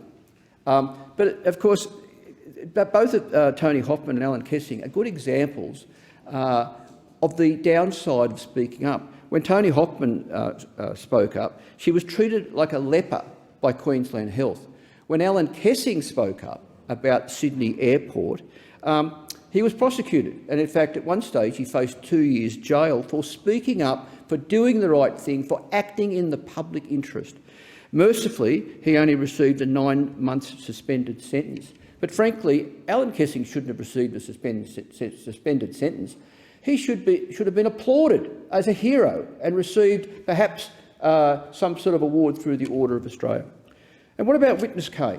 We would never have known that the Australian Secret Intelligence Service had bugged the East Timor Parliament building in 2004 if Witness K hadn't spoken up internally, spoken up by going to the Inspector General of Intelligence and Security, spoken up by going to his equally brave lawyer, Bernard Cleary. But of course, what happened to Witness K?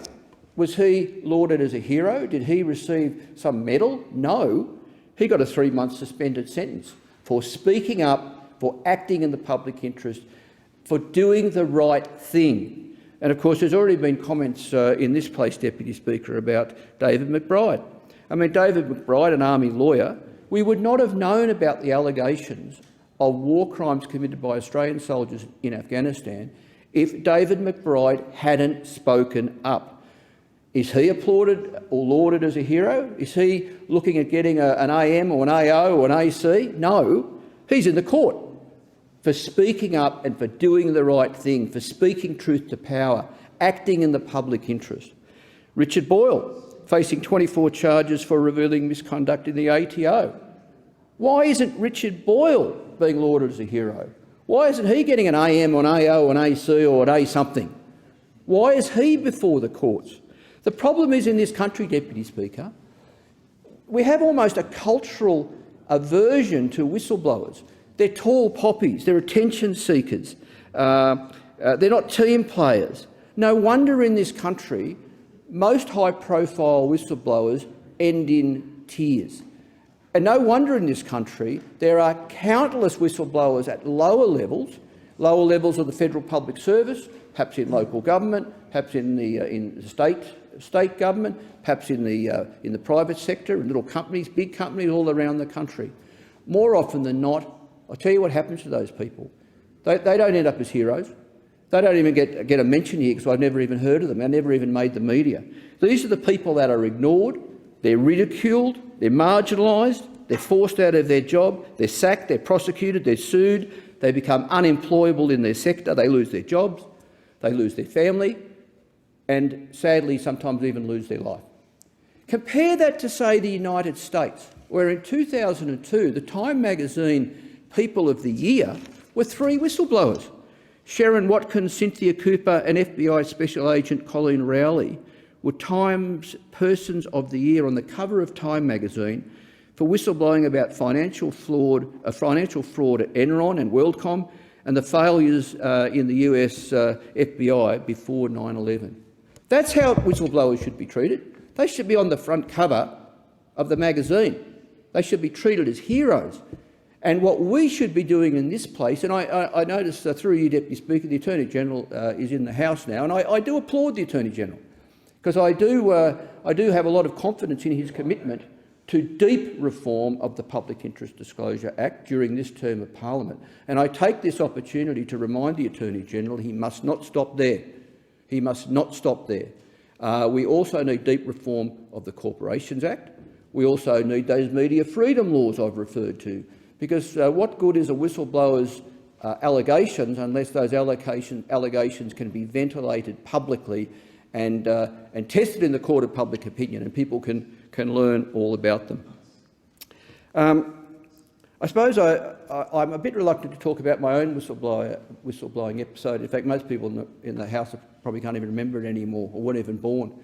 But of course, in 2003, I was working at the Office of National Assessments, now the Office of National Intelligence. And I spoke up. I resigned. I spoke up, went to the media about the fraudulent case for the invasion of Iraq.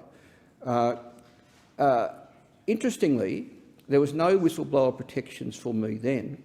And even these days, with the current Public Interest Disclosure Act, there is zero protection for someone like me in the security services speaking up.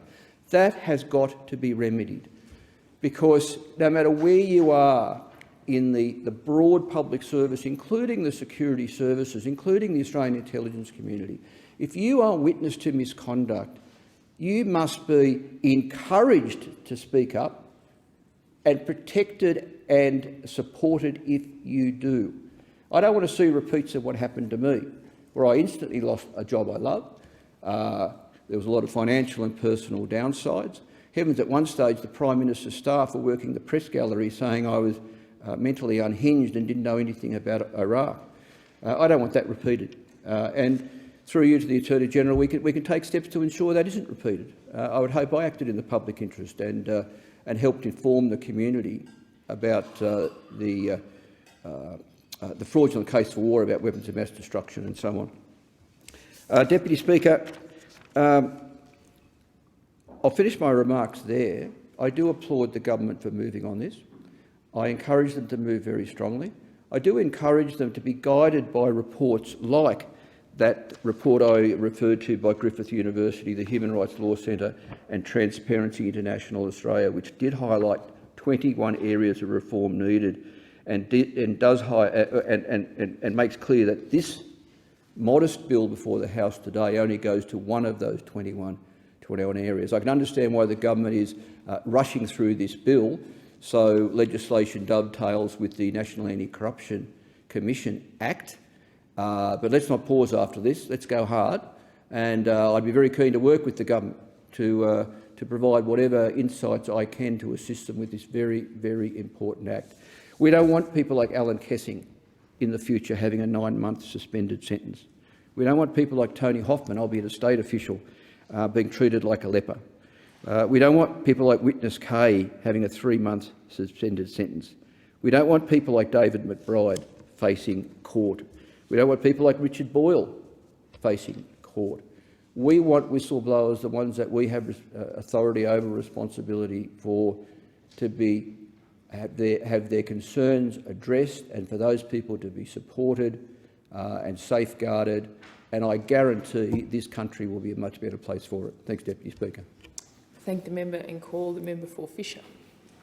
Thank you, Madam Deputy Speaker. I rise to speak on the Public Interest Disclosure Amendment Review Bill of 2022, acknowledging that once again a large proportion of what has been brought before us today stems from coalition policy. At the outset, I want to acknowledge the hard work of those who work exceptionally hard to keep Australians safe through our counter-terror, intelligence and national security agencies. The wider community will probably never know the sort of work that they do to keep Australians safe. We also want to acknowledge the hard work of all of our public service. And as a person who came from small business, I really didn't understand the hard work that many, if not the vast bulk of our public service actually perform until I was intimately involved with them. As a small business operator, you always have that, I suppose, cavalier approach to public servants. You know, they start at 9 and knock off at 5. And having now worked very closely with both the Queensland Public Service and also the Commonwealth Public Service, I can say very strongly that the public service is full of very, very hard-working, diligent operators that are committed to the benefit, for working for the benefit of their fellow Australians, and I commend them for the work that they do. In government, the Coalition led significant reforms to the way our intelligence community and law enforcement agencies operate, with record funding and outstanding results. However, while both sides of the House have worked to equip our agencies to contend with emerging threats and advancing technology, the accountability mechanisms have required modernisation in line with the same threats, technologies and community expectations. The Coalition has taken the imperative of modernising this space very seriously, which is why we're working with the government on this bill, which is very similar to the legislation we brought into this place when we were in government. In that sense, much of the bill is uncontroversial. However, the bill is currently the subject of inquiry by the Senate Legal and Constitutional Affairs Committee. The bill amends the Public Interest Disclosure Act 2013, the PIT Act, an act which allows public officials to disclose wrongdoing in the Commonwealth government sector and facilitates their investigation. This act had bipartisan support and allows a public official to make internal public interest disclosures to any supervisor, an authorised officer in an agency, the Commonwealth Ombudsman or the Inspector General of Intelligence and Security. When we talk about authorised officers, we're referring to the head of an agency or someone appointed in writing to receive those disclosures. In a narrow range of circumstances, public interest disclosures can be made externally, but usually only after an internal disclosure is made.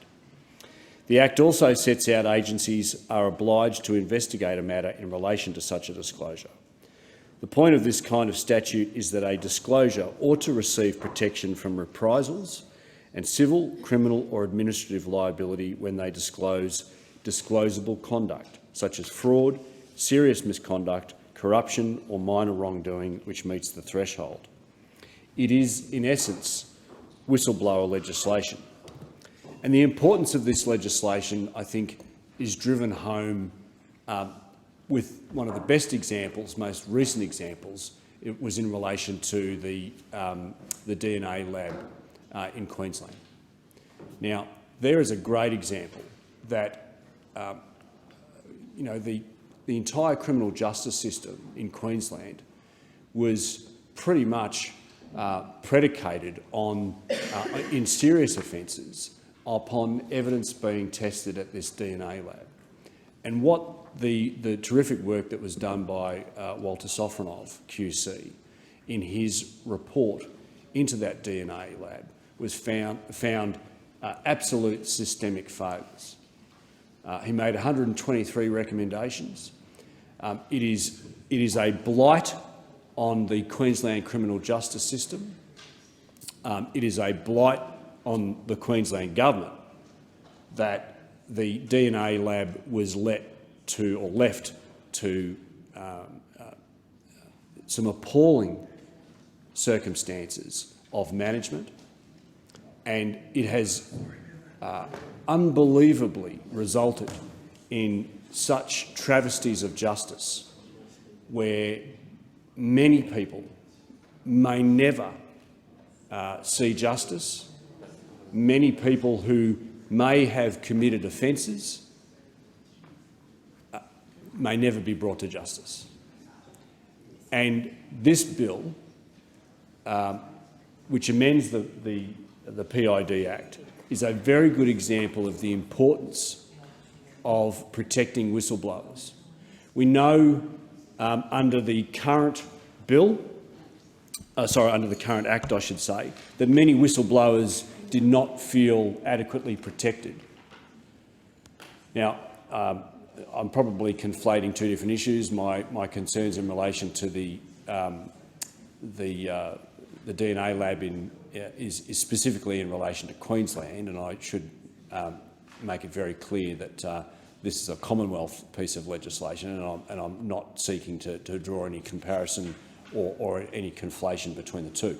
But there is a very salient lesson here, and that is when whistleblowers don't feel as though they're adequately protected or want to be whistleblowers, such that they then don't make those complaints, then bad things can happen as a result. And I think I know the attorney well enough to say that those sort of issues would weigh very heavily on his mind, as they should, as the senior law officer of the Commonwealth.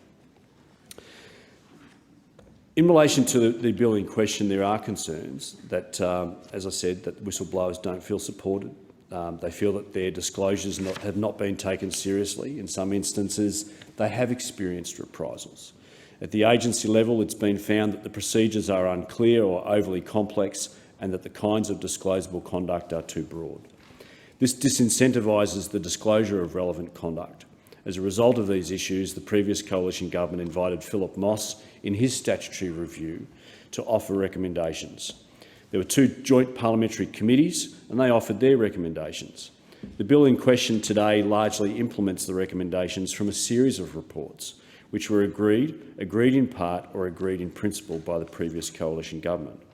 In particular, the bill implements 21 of 33 of the recommendations made by Philip Moss in his 2016 review of the Act.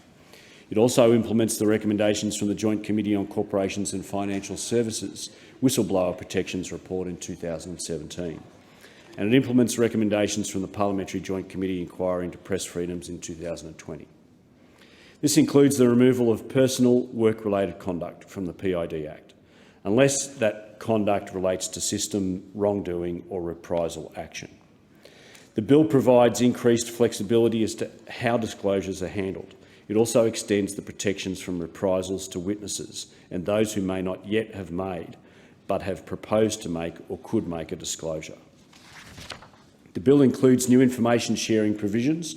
It allows other investigative agencies to be informed about matters within their remit. These changes have come about in response to the Moss Review recommendations. They address a known problem in the PID Act whereby the secrecy offence unnecessarily hampers agencies' ability to respond to wrongdoing in their own organisation. They allow smaller agencies to refer a disclosure to the Portfolio Department, avoiding tying up small bodies in investigative red tape.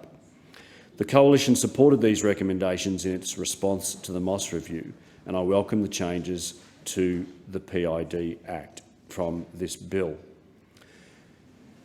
Madam Deputy Speaker, we all have an interest in ensuring that wrongdoing in the public service is not only identified, but that it is addressed and, perhaps even more importantly, that it is prevented. A strong whistleblower legislation will put people who are maybe on the cusp of thinking, should I or shouldn't I? Should I do this wrongdoing? Shouldn't I? If they know that the colleagues that they work with have appropriate protections to be able to bring that wrongdoing to the attention of appropriate authorities, then the intent must be that they won't then go and perform those acts of wrongdoing. We've all taken seats in this place, in this parliament, to make a commitment to foster our democratic institutions. The people who elected us here expect nothing short of our utmost integrity, and they also expect nothing short of those who earn money on the public coin, our public servants. They expect our public servants to also be doing the right thing. They also expect us and our public service to call out wrongdoing.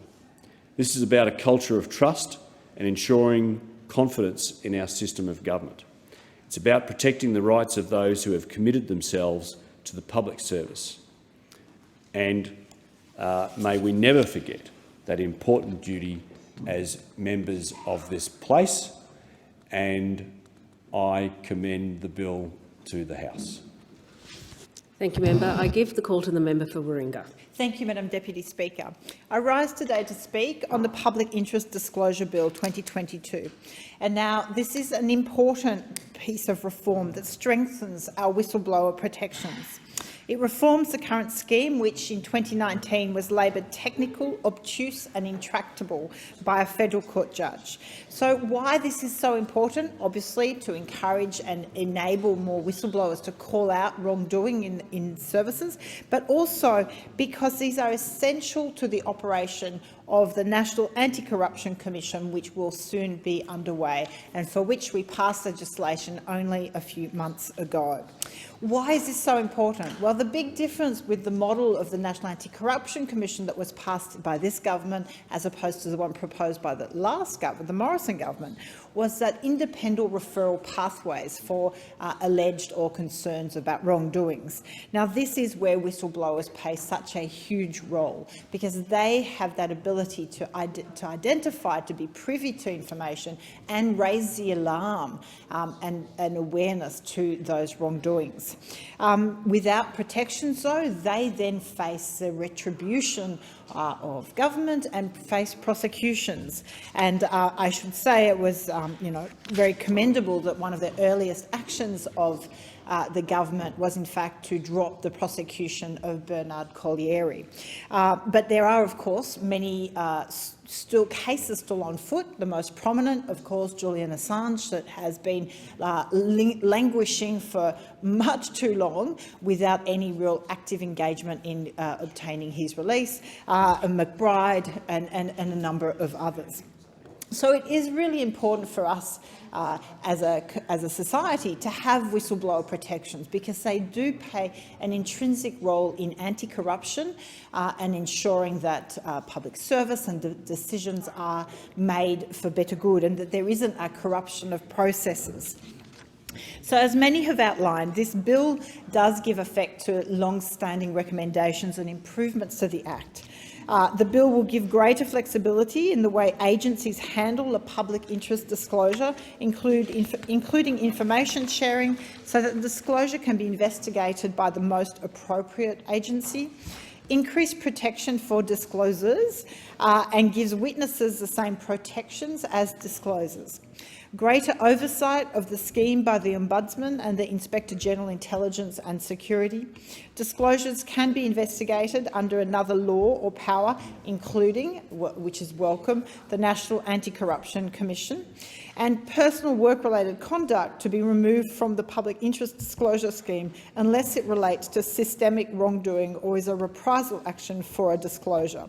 So these changes are welcome and will deliver immediate improvements to whistleblower protections.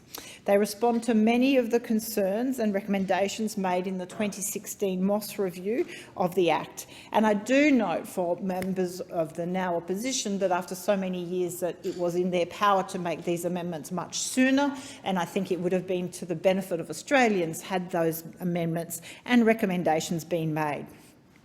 The government, and I welcome, has committed to a comprehensive review and potential redraft of the Public Interest Disclosure Act to address the complexity of the scheme. And I would urge the government in conducting that review that they consider the implementation of a whistleblower protection authority as advocated for strongly by the member for Indi, the member for Clark and Transparency International Australia, among others. The Human Rights Law Centre said that these reforms are an important first step. However, there are large technical changes to make administrative improvements and they don't yet address the fundamental issues with the law. So we do need a comprehensive reform of the legislation to address private sector, public sector and media whistleblower protections.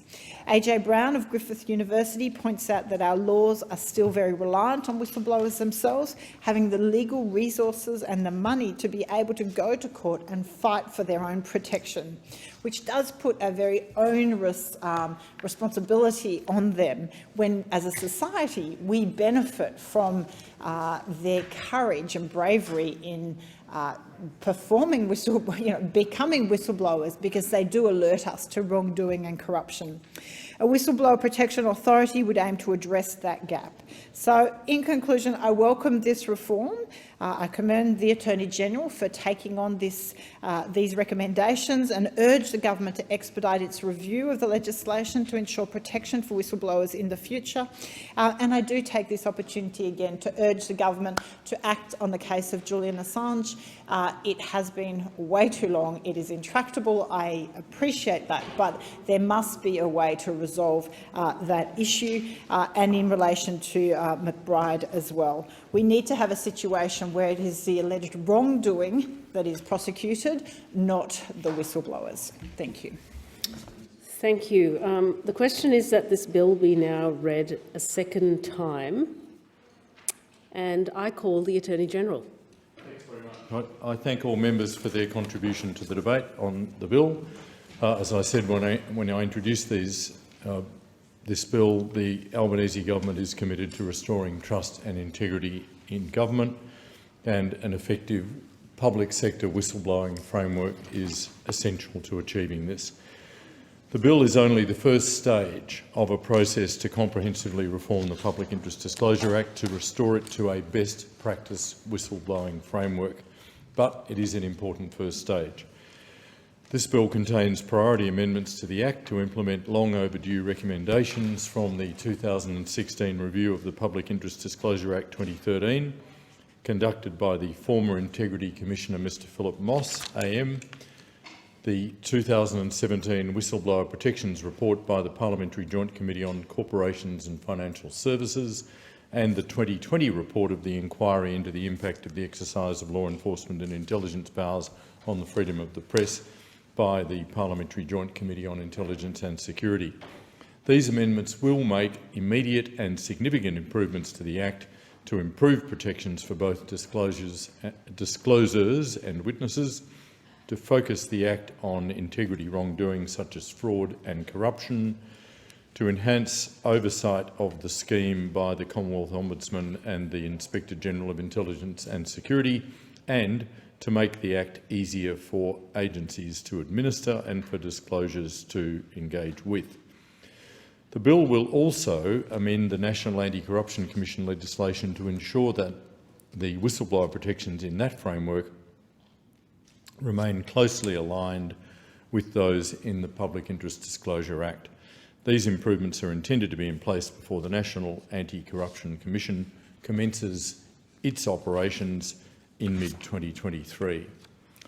With this bill, the Albanese government is taking an important first step in improving Australia's whistleblowing framework for the public sector. The legislation will strengthen protections for public sector whistleblowers and, in doing so, will support our broader efforts to restore integrity in government. The government recognises that some time has now passed since the recommendations of the Moss Review and parliamentary committees were made, and that the introduction of the National Anti-Corruption Commission will be a significant change to the Commonwealth's integrity framework. Following passage of this bill, the government will commence a second stage of reform, which will include public consultation on comprehensively redrafting the Act to address the underlying complexity of the scheme and to provide effective and accessible protections to public sector whistleblowers, and a discussion paper on whether there is a need to establish a Whistleblower Protection Authority or Commissioner. This staged approach to reform will allow sufficient time to closely examine what reforms may be required to ensure Australia has a best practice framework to protect whistleblowers beyond those recommended by the Moss Review and parliamentary committees. Consultation on these further reforms will ensure they are shaped not only by users of the Public Interest Disclosure Act across government, but also informed by experts and the general public to ensure Australia has a best practice scheme. The Albanese government is committed not just to reforming the public sector whistleblowing framework, but also to ensuring that it remains effective. That is why the government has included provision for a further statutory review of the Act in 5 years' time as a mechanism to address issues that may come to light through the practical operation of the legislation. It is, of course, my intention to bring forward legislation to implement the second stage of reforms well before that time, following consultation on the exposure draft legislation and discussion paper this year. Nevertheless, this review provision is a marker of the government's enduring commitment to integrity and accountability and to maintaining public trust in government. Throughout this debate, we've heard a broad consensus on the importance of a strong and effective public sector whistleblowing framework. We've also heard differing views on some aspects of the legislation. It should be clear to all that the government is committed to ensuring the effectiveness of these reforms and of the public sector whistleblowing framework more broadly. We look forward to receiving the report of the Senate Legal and Constitutional Affairs Legislation Committee on the bill, and will consider any recommendations it may make, as well as issues raised by members in this debate. While there's been support for this bill as a welcome step in improving whistleblower protections, issues raised during the debate, such as the need to establish a Whistleblower Protection Commissioner or authority, will also be considered as part of the proposed Stage 2 reform process that I've outlined. Australians rightly expect honesty, accountability and integrity in government. With this bill, the Albanese government is taking an important first step in improving Australia's whistleblowing framework for the public sector. It will contribute directly to the important work of the National Anti-Corruption Commission, by making immediate amendments to strengthen protections for whistleblowers. It will complement the work the Minister for Finance and I are doing to ensure Commonwealth agencies take measures to prevent, detect and deal with corruption by creating new requirements in the Public Governance, Performance and Accountability Rule 2014. And it will complement the work we are doing to restore trust and confidence in Australia's administrative review framework by ensuring that public officials can blow the whistle on maladministration, fraud and corruption in government. The bill will strengthen public sector whistleblowers' protections and in doing so will support our efforts to restore integrity in government. I commend the bill to the House. Thank you, Attorney-General. The question is that this bill be now read a second time. All those in favour say aye. Aye. To the contrary, no. I call the clerk. Second reading, a bill for an Act to amend the Public Interest Disclosure Act 2013 and for related purposes. The Federation Chamber will now consider the bill in detail. I understand that it is the wish of the Federation Chamber to take the bill as a whole. The question is that the bill be agreed to. Do you want to ask leave? Deputy Speaker, I ask leave of the House to move Amendments 1 and 2 as circulated in my name together. Leave is granted? Leave is granted. Thank you. I move Amendments 1 and 2 as circulated in my name together. Deputy Speaker, I foreshadowed to the House that I plan to move an amendment to this legislation during consideration in detail. I'm moving it on advice from experts who have been engaged in promoting whistleblower protections for years. I did raise the particular issue of journalist protections in discussions with the Attorney-General, and I appreciate his counsel and his reservations, but I still think that there is a particular question of the intersection between whistleblowers and journalists and the vulnerability for both under the current regime, even under this proposed amended Act. I'm proposing amendments to Section 26 of the Public Interest Disclosure Act to add clarity and statutory recognition of the importance of journalists to whistleblowing. What I'm proposing is not exclusive. The media are going through a permanent revolution as the digital revolution rolls on. There are bloggers and websites and citizen journalists who are doing great work in holding the powerful to account. And it's not my intention with the amendments to make journalists the exclusive preserve of this important work of the Fourth Estate, and advice to me is that they would not be. Whistleblowers would still be able to go where they will, but my amendments would enhance the protections for both reporters and whistleblowers. My amendment inserts the definition from the Corporations Act into the Public Interest Disclosure Act, which reads as follows. Journalist means a person who's working in a professional capacity as a journalist for any of the following: A, a newspaper or magazine; B, a radio or television broadcasting service; C, an electronic service, including a service provided through the internet that is operated on a commercial basis or operated by a body that provides a national broadcasting service within the meaning of the Broadcasting Services Act 1992 and is similar to a newspaper, magazine or radio or television broadcast. There has been criticism of this law for its lack of clarity. It's not a law that's user-friendly, as the federal court judgment that I cited earlier today demonstrates. This amendment seeks to signpost to whistleblowers that journalists are an avenue to whom they can speak up in appropriate circumstances, especially if they hit roadblocks when they try to make internal reports. The remainder of my amendments seek to improve the operation of the external and emergency disclosure provisions. Critically, my amendments will add a safeguard when whistleblowers do not tick all the highly technical boxes that they're currently required to, but where their whistleblowing is in the public interest, and will protect the journalists as well that they talk to. 2 whistleblowers are currently on trial, and these provisions will provide an additional layer of certainty in cases like that. While the Attorney-General would argue that journalist in this modern world is difficult to define, I would argue that if it's good enough for the Corporations Act, it's even more important here. I would also argue that the cases of Boyle and McBride show that other avenues to disclosure are often closed. Thank you to the Attorney-General for the consideration. Thank you, Deputy Speaker. The question is that the amendments be disagreed to. All those in favour say aye. Could I? Oh, you want to speak, Attorney-General? Yes, Beg your pardon. Speaker. The call is yours. I want to make clear that these amendments are not supported. The amendments really go to largely the external disclosure provisions of the Public Interest Disclosure Act that will be carefully considered as part of the Stage 2 reform process that I've outlined both in introducing the bill and in summing up, which I just did a moment ago. I'd say more generally that there's a real question about even the possibility of defining a journalist in legislation, given the transformation that's occurring, which the member for Goldstein has correctly acknowledged is occurring. And one of the reasons why, when the Public Interest Disclosure Act was passed in 2013, we did not include a definition of journalist was that very difficulty, which was apparent even then in 2013.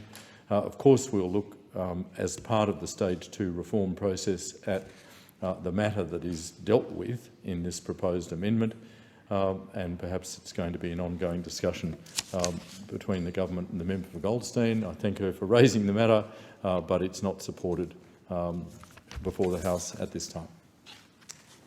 Are there any other members who wish to speak on the amendment? No. Okay. The question is that the amendments be disagreed to. All those in favour say aye. Aye. To the contrary, no. The question is that the bill be agreed to. I call the clerk. Or do I read this section out? No. Yeah, you just read quickly. Okay. The bill has been agreed to. The question now is that this bill be reported to the House without amendments. Okay. What's next? Okay. All those of that opinion say aye. Aye. To the contrary, no. The matter is resolved. I call the clerk. Government business, order of the day number 2, anniversary of the apology to the stolen generations, resumption of debate on the motion of the Leader of the House. The question is that the document be noted. I give the call to the member for Macon. Oh, does she? Sorry, I beg your pardon. Speaker. To the member for Curtin. Thank you. I rise to speak in response to the 15th anniversary of the apology to the stolen generation and the introduction of the latest Closing the Gap implementation plan. I'm not going to reiterate the statistics about Aboriginal disadvantage, which remain shocking. Instead, I want to share what I've learned about why investing in building relationships and respect is important and practical, and what I think we have to learn from Aboriginal culture in relation to the apology and the voice. Just after the apology, I was Manager of Aboriginal Affairs at Wesfarmers. It was a steep learning curve about Aboriginal history and culture, guided by some wonderfully wise Noongar leaders. Like so many others, I learned about Aboriginal history. The more I learned about Aboriginal history and culture, the more I realised I didn't know. I had a number of moments on my cultural awareness journey that were characterised by the feeling of having the rug pulled out from underneath me. Moments when I realised that all I confidently believed to be true was a bit shaky. It made me question so many of my own assumptions. And here's an example. The Noongar people in the southwest of WA recognise 6 seasons during the year. They see the weather, plants and animals change every year through this cycle. From Makuru, the season of fertility, Jilba, the season of conception, Kambarang, birth, Birak, childhood, Bunuroo, adolescence, Djarin, maturity, and back to Makuru, fertility again. After I'd been working with Aboriginal people for a while, I heard from someone, and I can't remember who, about how they saw the same cycle applied to everything, even project management and social change. As an ex-management consultant, I loved a good framework, so I found this fascinating. They said that every project followed the same cycle of life, from fertility to conception to birth to childhood, adolescence and maturity. And I remember Noongar people chuckling about how non-Indigenous people always want to rush to the season of birth and start a new project before investing the time in fertility and conception. This, they said, was the reason Wadjala projects often failed. They didn't spend time building the strong foundation of respect and relationships before diving in. How could something be successful if you haven't done the work to truly listen to and understand each other and work out together what it is you want to achieve. It's as ridiculous as Married at First Sight, but even worse, starting with the birth of a child together. For me, this was so insightful. It made me look very differently at various projects, especially projects aimed at solving problems for Aboriginal people. Marking 15 years since we acknowledged a difficult part of our history gives us the opportunity to think in longer timeframes, not 60,000-year timeframes, but at least decades. The apology created a fertile space to acknowledge our history and redefine our common direction. And now the Uluru Statement is a generous invitation to invest the time in listening and understanding. It's an acknowledgement that we're in the season of Makuru, the season of fertility. We have the ideas, but we're not yet ready to implement them. There is, of course, pressure to address the very urgent issues we see around the country, whether in Alice Springs or Banksia Hill Detention Centre. This is urgent and we must try. But we're doing it again. We're jumping to the season of birth because it's urgent. We can and we must do two things at once. The reality is that we don't know how to fix the shocking issues in many of our communities. We've tried many things and they largely have not worked. Governments are not good at relinquishing control, and even if the idea of partnership and shared control is appealing, in reality our systems resist it. It's hard for politicians to admit they don't have the answers. First Nations people don't necessarily have all the answers either, but the statistics in our annual Closing the Gap report means that we must face the fact that we're more likely to find the answers by listening. We need to build a strong foundation, a foundation of commitment and openness. We won't get the voice model exactly right the first time. It might take years to iterate and refine it. Freezing the model in 2023 would be a mistake. We need to retain the flexibility to continue to improve it through our parliament. But if we're committed to the concept of a voice in our constitution, we're committed to continuing to try. We're committed to continuing to listen. We can show that we've learned something from the longest continuing culture in the world. We've learned about long-term thinking and the importance of listening and understanding. This lesson can be a gift from the ancient cultures that are truly Australian. There are so many ways we can apply this lesson to how we think about our world. Without the voice, I suspect we'll be here in another 15 years, wondering why all the effort and money we've invested in projects designed in Canberra by politicians and public servants aren't working. Through the voice, let's invest in building relationships and respect. Let's invest in listening and learning. Let's commit in our constitution to continuing to try to get it right together. Thank you, Member. I give the call to the member for Meakin. Thank you, Madam Deputy Speaker. Madam Deputy Speaker, there are moments in time or events that become embedded in our memories. Moments of profound personal or public importance that sometimes change our outlook on life, that may bring an era to an end, or that may herald a new direction. The national apology delivered by former Prime Minister Kevin Rudd on the 13th of February 2008 was one such moment. It brought an end to decades of disgraceful denial and terrible injustices perpetrated against Australia's Indigenous people. The apology brought dignity and respect to people who, since white settlement, had been discriminated and disadvantaged against. For most Australians, it brought a divided nation together. It was one of the most significant and meaningful acts of our national parliament, I believe, since Federation over 100 years earlier. On Monday morning, as I watched the film clips of that memorable day, which I was fortunate enough to be at, it reinforced my mind the historical significance of the 13th of February 2008. The faces of those people present, both inside this building and outside, picked up by the cameras, said it all. It just showed the impact it had on their lives. And it was significant not because it rectified all of the wrongs of the past or that it would fix all of the problems and disadvantages that still exist, but because it signalled a new approach to dealing with the unfinished business that needed to be resolved. It gave hope to the tens of thousands of Indigenous people and equally to many, many other Australians who for so long were looking for answers, and particularly for the Indigenous people who had suffered throughout all of that time.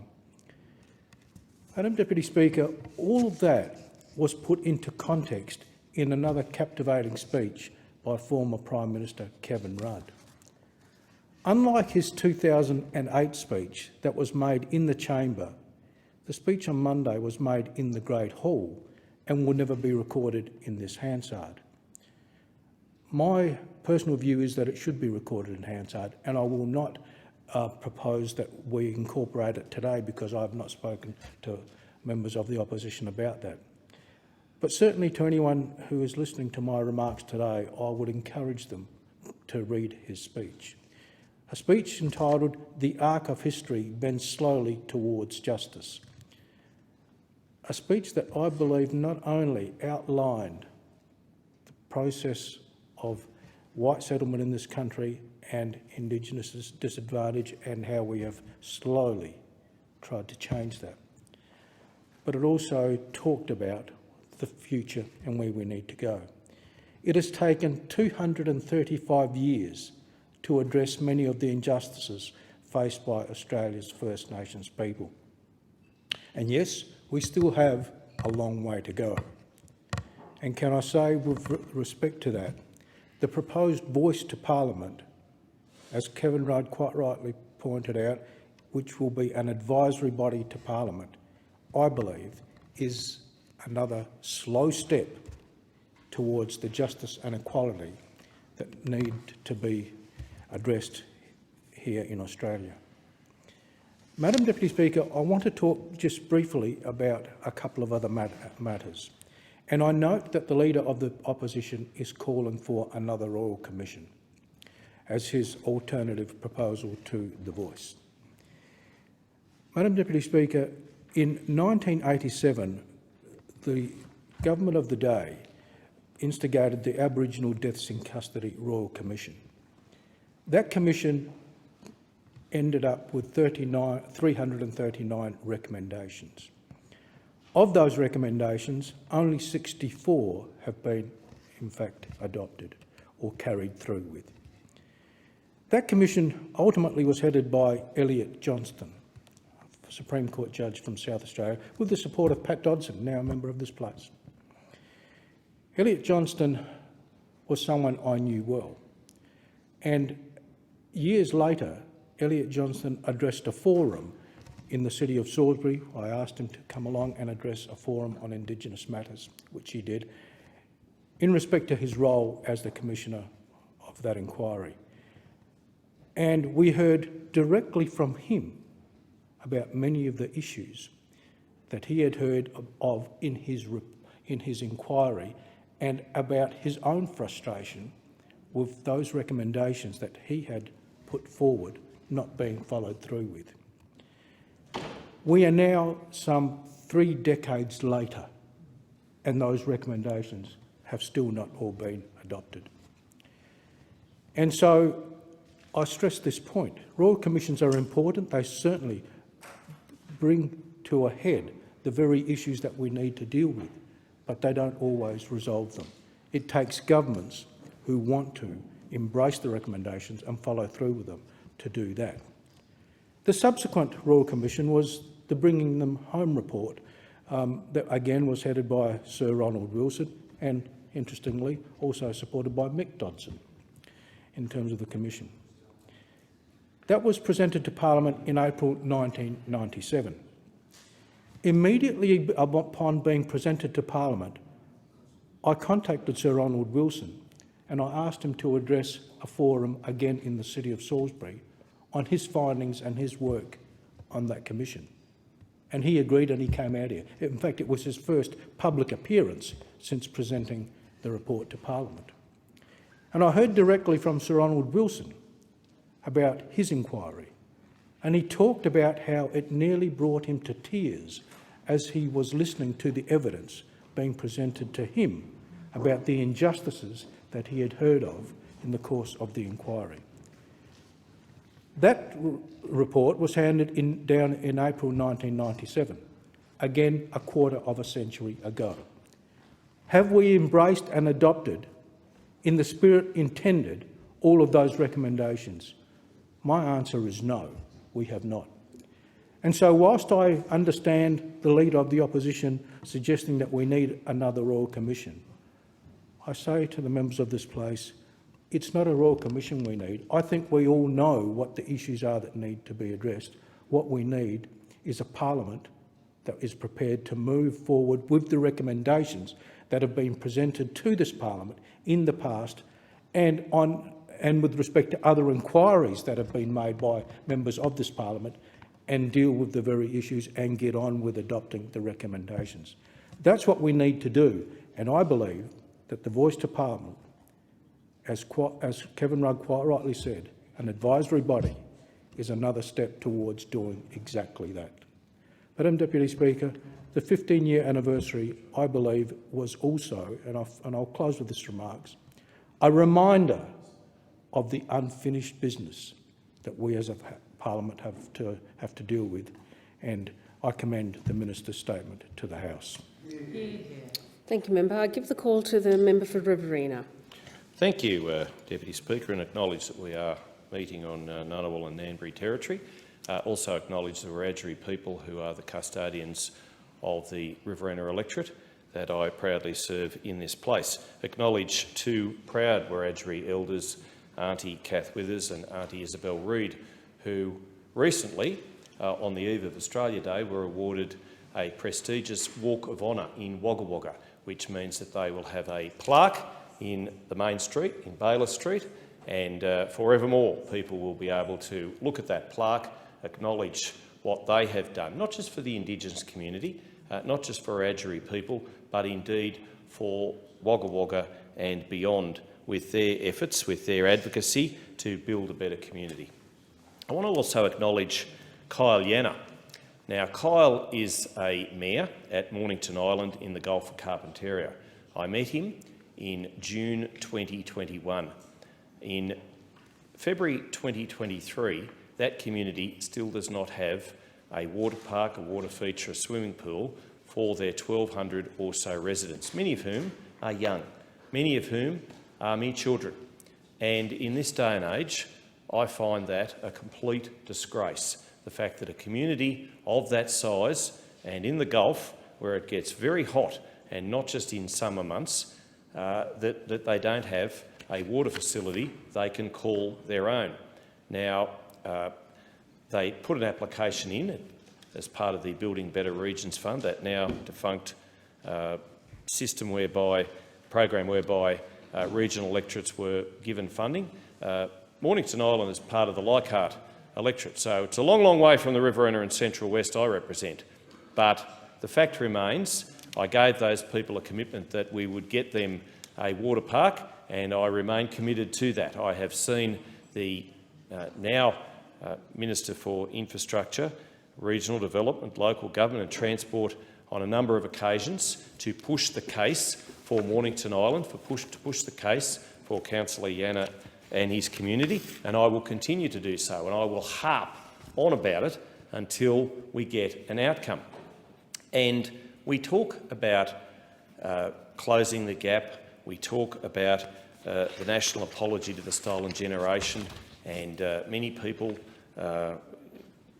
quote Aboriginal dialect and Torres Strait Islander dialect and anecdotal incidents themselves, and that's all well and good, and that's all fine.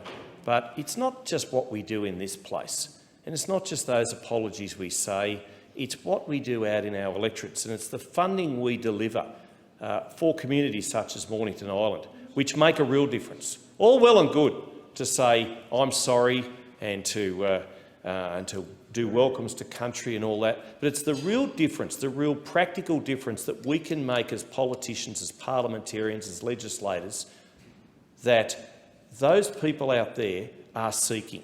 They don't want our apologies, and they don't want quite frankly, our welcomes to country. They want a swimming pool so they can swim in it during summer. They want real practical determinations and outcomes. That's the most we can do. And I was just at a press conference with National Party and LNP colleagues about banking services, and Senator Jacinta Nampijinpa-Price made a very good point about how you see the chief executive officers, very well paid, I might add, of our major banks, getting all woke and wanting to work on Australia Day, and yet not wanting to have branches in regional communities where there are high Indigenous proportions of the populations. A high proportion of the population are Indigenous people. And it's not good enough that, that bank CEOs can withdraw those services, at the same time getting around their boardroom table and expressing their sorrow and expressing welcomes to country, and yet at the same time do that on one hand, at the same time pull out banking services to remote Indigenous communities. I mean, it's just remarkable that this can happen. And they put up, no doubt, as Senator Price said, on their letterheads and on their emails, welcomes to country, and expressing where they're writing their emails from, what particular Aboriginal territory they're writing it from, and yet at the same time those emails are closing banking services in regional and remote communities, which you know, is really disadvantaging or being disadvantageous to our Aboriginal populations. Now, 15 years ago, former Prime Minister Rudd issued an apology. Now, that was a good thing, and I know the effort that has been gone to in since then to close the gap. And we've gone a long way. Have we gone far enough? No, not at all. But I must pay tribute to former Senator Nigel Scullion from the Northern Territory, a colleague of the member for Wide Bay and myself, for the efforts that he went to make sure that Aboriginal people, whenever there was infrastructure being built, were going to be trained up and working on those particular projects and in those particular programs. And that is real, meaningful, practical ways that we can close the gaps to give Aboriginal people that incentive, that hope, that income. And I know when I was the Infrastructure Minister, and when we were looking at Inland Rail, when we were looking at Snowy Hydro 2.0, the number of Indigenous people who said to me at the time it was so good for their communities and for their people, because in many cases, whether it was the Parks to Narromine section of Inland Rail, whether it was indeed what they were doing at Cabramatta or Tumut or Talbingo for Snowy Hydro, it was the first job some of those Aboriginal people had had. And not only Aboriginal people having their first job, but indeed Aboriginal small businesses being able to tap into and gain procurement through the process. And they were being given a hand up for sure, but they needed it, and it meant such a difference to them. I know of some firms that they expanded multiple times to be able to cater for being able to provide the ballast, being able to provide whatever the case might have been for Inland Rail, hospitality for the workers, all the like. And the one-stop shop that was opened in Parks had a number of Indigenous people walk through that doors and walk out with a job, with a hope, with prospects for the future. And that's what it's all about.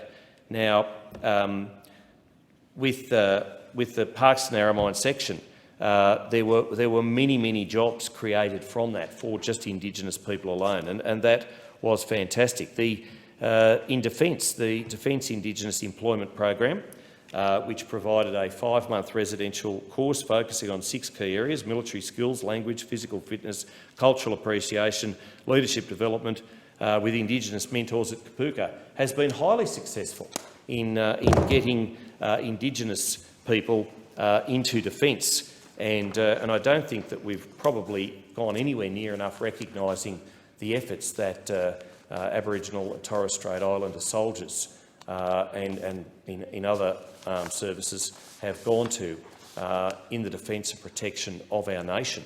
And this is a good thing. And I know Charles Sturt University, which started in my hometown of Wagga Wagga, has an aim of employing at least 3% of workforce as Aboriginal staff. Now, it might sound much, 3%, but it's a good start. And at least by making that assurance that they will do that, it's a long way from where perhaps many other tertiary institutions have been in the past, and so that is a good thing. Also, I want to say that it cuts both ways. I know there was a diabolical interview on 2GB yesterday where Sydney councillor Yvonne Weldon, I really don't even want to mention her name, but got on there to talk about rubbish bin collection and started off by expressing the view that it was a great day, February 14, because it was the anniversary of the death of Captain James Cook in 1779. And thankfully the interviewer, Chris O'Keefe, just cut her off, and so he should have. I mean, it does cut both ways. All well and good to be talking about things that are good for her mob, but not good to talk about those sorts of things, which is just beyond reprehensible. And I'm glad that the interviewer cut her short and told her that that wasn't acceptable, that was demeaning, and that it shouldn't have occurred. So, again, this is an important anniversary. The stolen generation need to be recognised. Apologies, yes, need to be given. Closing the gap, we need to do more, but I acknowledge the motion. I acknowledge the fine words of both the Prime Minister and the Opposition Leader in this motion. Thank you, Member. I give the call to the Member for Solomon. Thanks, Deputy Speaker. I too acknowledge the Ngunnawal and the Ngambri people and the Larrakia, the traditional owners of my electorate. I spoke with the Larrakia elder this morning, actually, who is in Parliament House, talking to people about the reality of the voice and what it will do, the powerful, practical advantage in having a formalised voice. And for anyone, from any member of the Parliament that wants to speak with her to learn from her wisdom and perspective, certainly happy to organise that. It was also good to catch up with my mate, Kevin Rudd, while he was here in the building over the last couple of days. And I certainly remember well the 13th of February 2008, when he made a formal apology on behalf of the nation to Australia's Indigenous peoples. The apology was particularly given to the stolen generations and their families and communities for laws and policies which had inflicted profound grief, suffering and loss. It was incredibly moving to join members of the stolen generation on Monday morning at the 15th anniversary of the apology to the stolen generation. Last week, our government and the Northern Territory Government announced a landmark package for Central Australia to improve community safety, to tackle alcohol-related harm and provide more opportunities, particularly for young people in our Red Centre. Aimed at addressing the past decade's decline in investment and services, we will invest in a plan for improved community safety and cohesion, job creation, investing in families, improving school attendance and school completion through caring for culture and country, and preventing and addressing the issues caused by fetal alcohol spectrum disorders, or FASD, as hopefully more honourable members are starting to learn about how damaging that particular disorder is.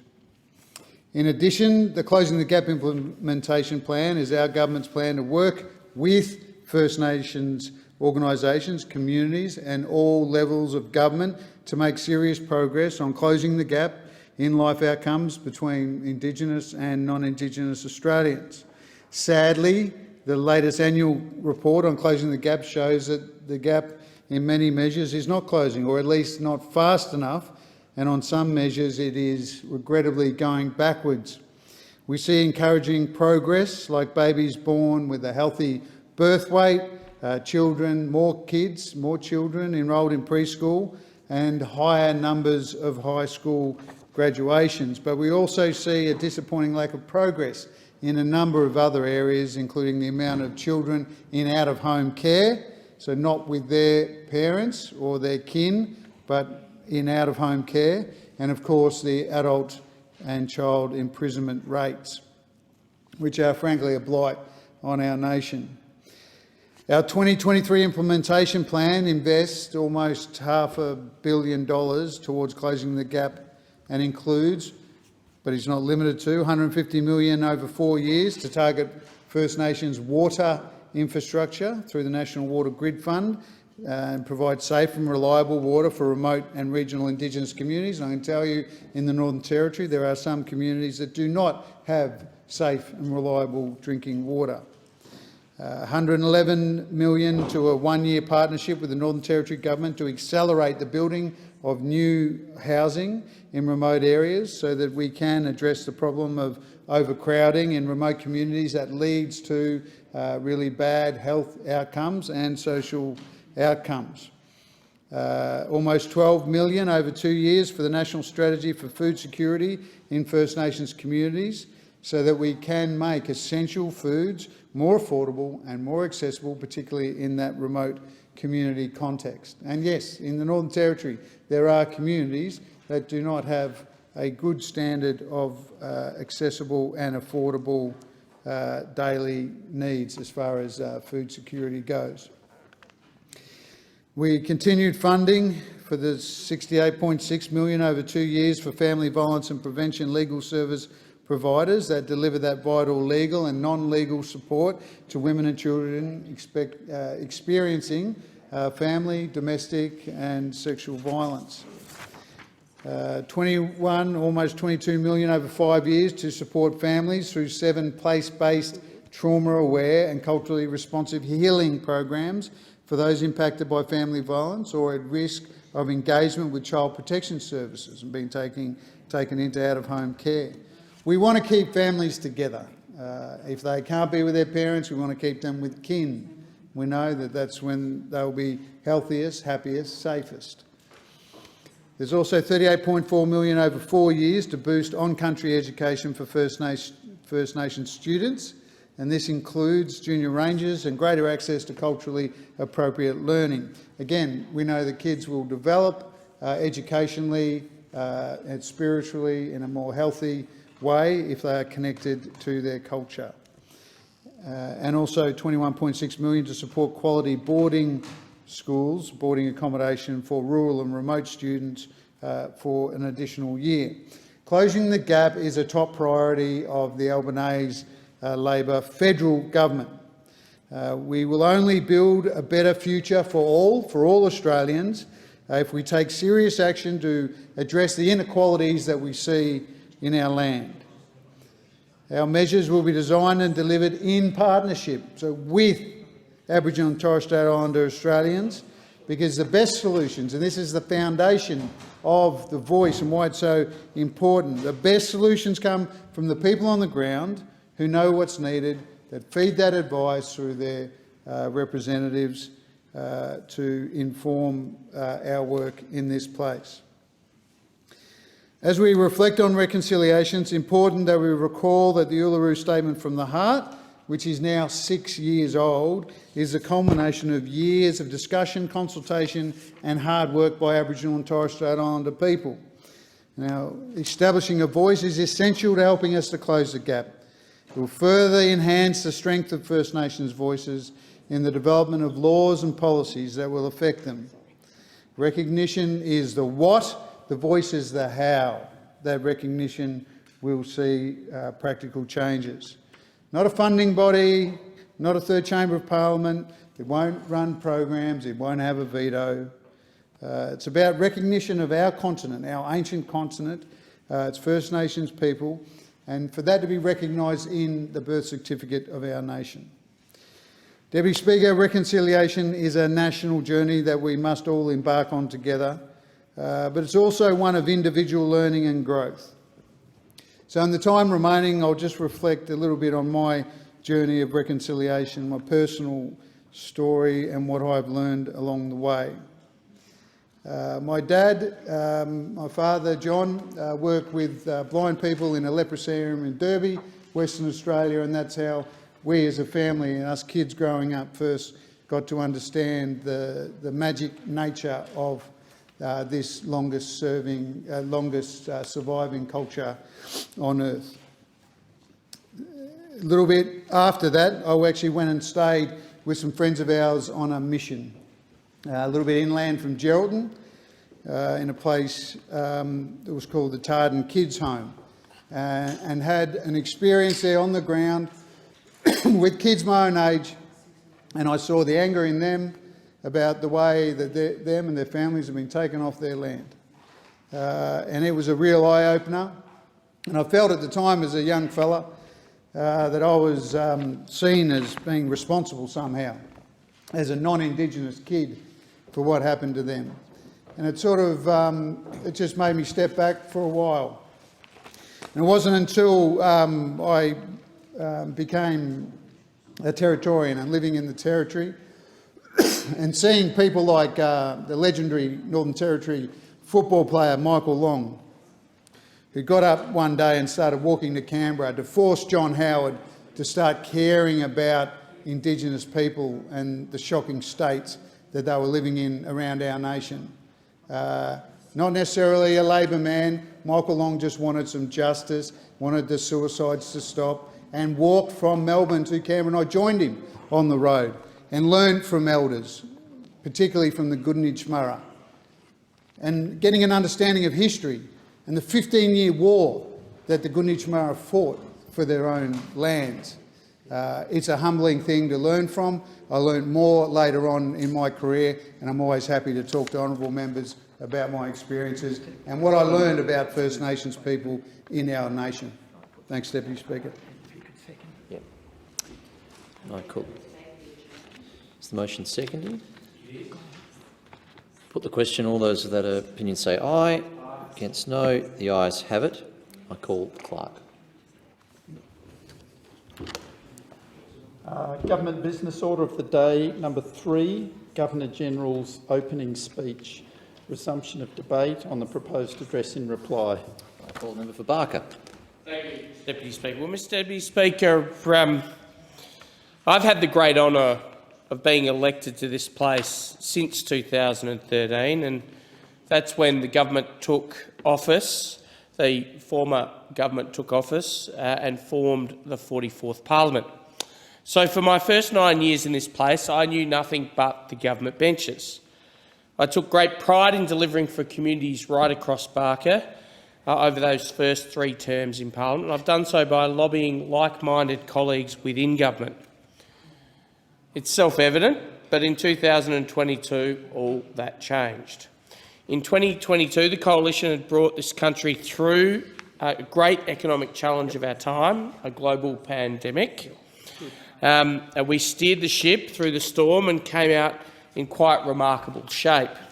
In May 2022, we were experiencing economic recovery on almost every measure. Economic growth, debt levels, fatality rates and vaccines. Australia's recovery was leading the world.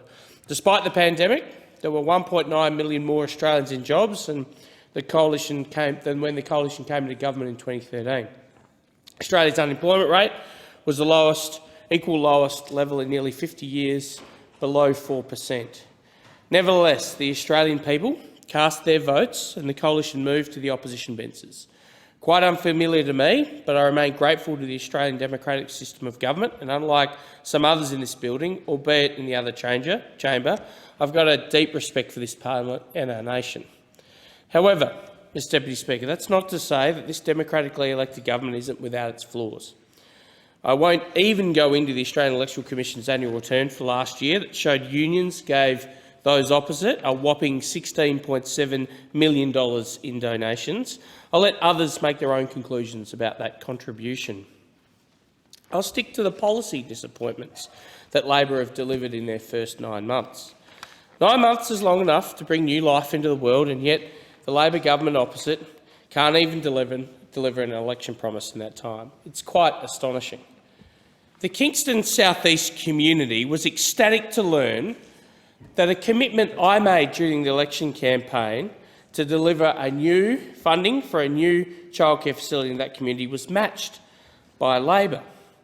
But after 9 months, 9 long months, they're still yet to receive a funding agreement. In fact, they haven't even received an email from the minister confirming that the funding's on track, despite having repeatedly asked for it. 9 months is a long time to wait for an email. The minister's been on a Zoom call with them, confirming it's all good, but that's not good enough. This needs to be committed to immediately. Len, let's move to the very popular Local Roads and Community Infrastructure program. Of course, that was a program that when we left office, we'd committed to round 3A, $500 million.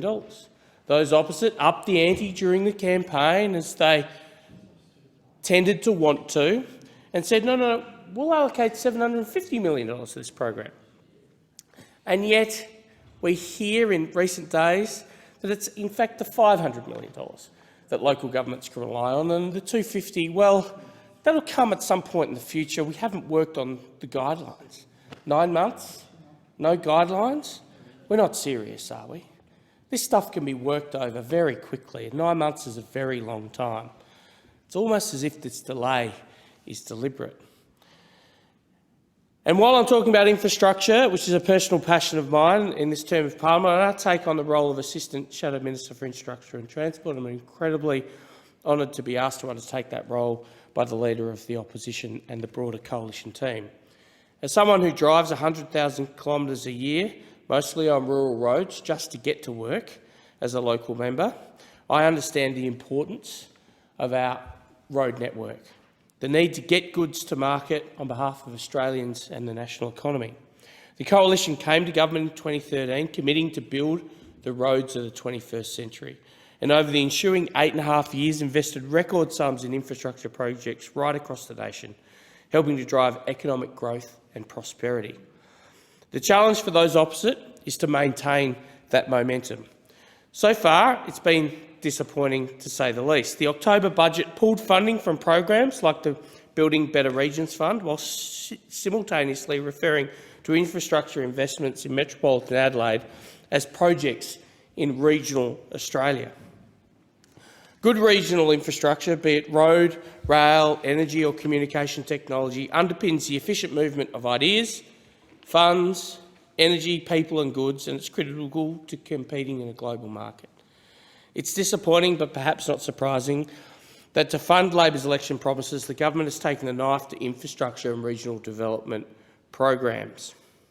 For South Australian road and infrastructure projects, this government's first budget allocates a measly $46 million a year over the next decade in new funding. In contrast, the previous coalition government budgeted $741.9 million more than Labor on South Australia's road investment under the Infrastructure Investment Program across the forward estimates. Mr Deputy Speaker, communications is probably the issue that's raised most consistently in my electorate with me. Not a day goes by that I don't have a constituent come to me and complain that they can't make a mobile phone call. The highly successful coalition government's initiative to improve mobile communications in rural and regional areas delivered 1,270 new mobile base stations across Australia, including 30 in my electorate of Barker. Now, that's a fantastic start, but there's much more to do. Recently, the Infrastructure Minister announced the opening of a $40 million improved mobile coverage round to deliver Labor's election commitments to fund mobile network operators and infrastructure providers to deploy new mobile infrastructure assets across 54 target locations across Australia. 54, Mr Deputy Speaker. But the devil is always in the detail. Of those 54 locations, firstly, there was none in Barker, which is a disappointment to me and my constituents and communities like Sherlock, who have had to face up close and personal bushfires, and Mayup, who are lobbying very hard to resolve their mobile connectivity issues. But in fact, when you look at the list in a bit more detail, it quickly dawns on you that those 54 target locations find themselves in two cohorts, two categories, if you like. Firstly, Labor seats, Secondly, marginal target Labor seats. This is pork barrelling 2.0. Those opposite riled against that, and yet their first action in government in the telecommunications space is to say those that represent 95% of the land mass of this country in this place can see less than a small portion of the funding allocated otherwise. Another key initiative of the coalition government is to keep communities and jobs at the heart of the Murray-Darling Basin plan. That's gone in this budget too. The former coalition put a stop to buybacks, empowering local communities to improve their stretch of the river and boosting the economic outlook of their towns and businesses. Labor took office and within just a few months reversed the policy direction on water to the detriment of river communities. Before the election, Labor refused to rule out returning to a policy of water buybacks. The October budget confirmed that the recovery of the additional 450 gigalitres is back on the table, but the funding detail is, quote, not for publication. So much for a new, more transparent government. Mr Deputy Speaker, the Murray-Darling Basin is home to 2.6 million Australians who rely on the river to generate economic activity, provide local jobs and generate $24 billion of agricultural output each year. And we know, Mr Deputy Speaker, we know from previous experience that buybacks kill those communities. And that's why we vowed in government to rule out buybacks, but those opposite have ruled them right back in. And so for a community like Renmark in my electorate, whose irrigation effort amounts to approximately 32 gigalitres an annum, the recovery target by way of buybacks for South Australia would be roughly 32 gigs. So for those of you living in the Riverland or in South Australia more broadly, imagine a South Australia without all of the irrigation effort that comes out of Renmark or the Renmark Irrigation District. Now, those opposite complain about us raising the issue of cost of living in this place as if we should stick stum about that issue. But Australians are raising it on a daily basis. And what do you think taking 32 gigs out of the South Australian irrigation effort does to the cost of fresh fruit and vegetables in supermarkets? What happens when you constrain supply? And make no mistake, if you take water out of a horticultural business, you will constrain supply, because no one's invented a way to produce the same amount with less water, given the efficiencies that we've already attained in 2023. But what happens when you constrain supply is you bump up prices. You drive them right up through the roof. The other alternative, of course, is that we import fresh fruit and vegetables from other jurisdictions. So those opposite, as they pursue their campaign for buybacks at all costs in the river corridor, are effectively saying to the Australian people, we want one of two things to happen. We want you to pay more for fresh fruit and vegetables when you are standing at the checkout, or alternatively, we want you to buy foreign fruit and vegetables when you get to that checkout. Now, I tell you what, it might not sound like it, but when we stood up and said no to buybacks, we were saying we're backing Aussie horticulturalists to provide good value fruit and veg at our supermarkets and for them to be grown and processed in Australia. Mr Deputy Speaker, Labor clearly doesn't understand how hard it is to see a doctor in our regional communities. It's a complex issue and one that doesn't have a silver bullet to fix.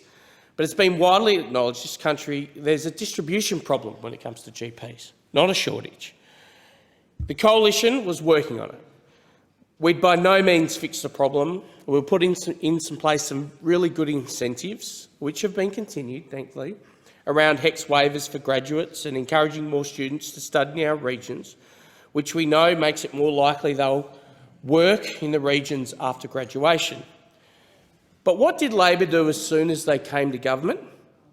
They changed the distribution priority area. the DPA classification.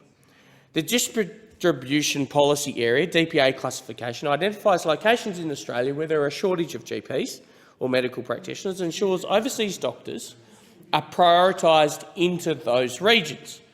It makes sense. If we're going to bring overseas doctors to Australia, then we want them working in areas where there is a known shortage.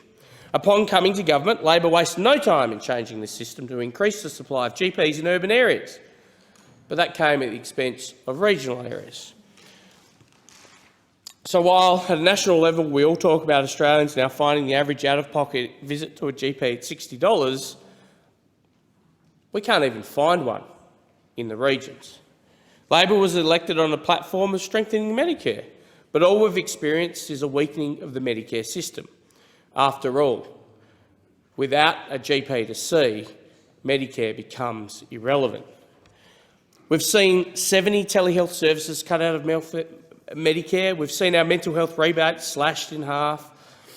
We've been promised urgent care clinics, but we don't even know where they'll be. And it reminds me a lot of those GP super clinics that were built, except nobody could find GPs to work in them. Meanwhile, the nation's treasurer is busily spending the Christmas holidays, theorising and developing an essay on his personal views about capitalism. Yeah. Capitalism 2.0, I suppose we could call it, while in the real world Australians are hurting by the rising cost of living. Australia has the highest rate of inflation right now in 33 years.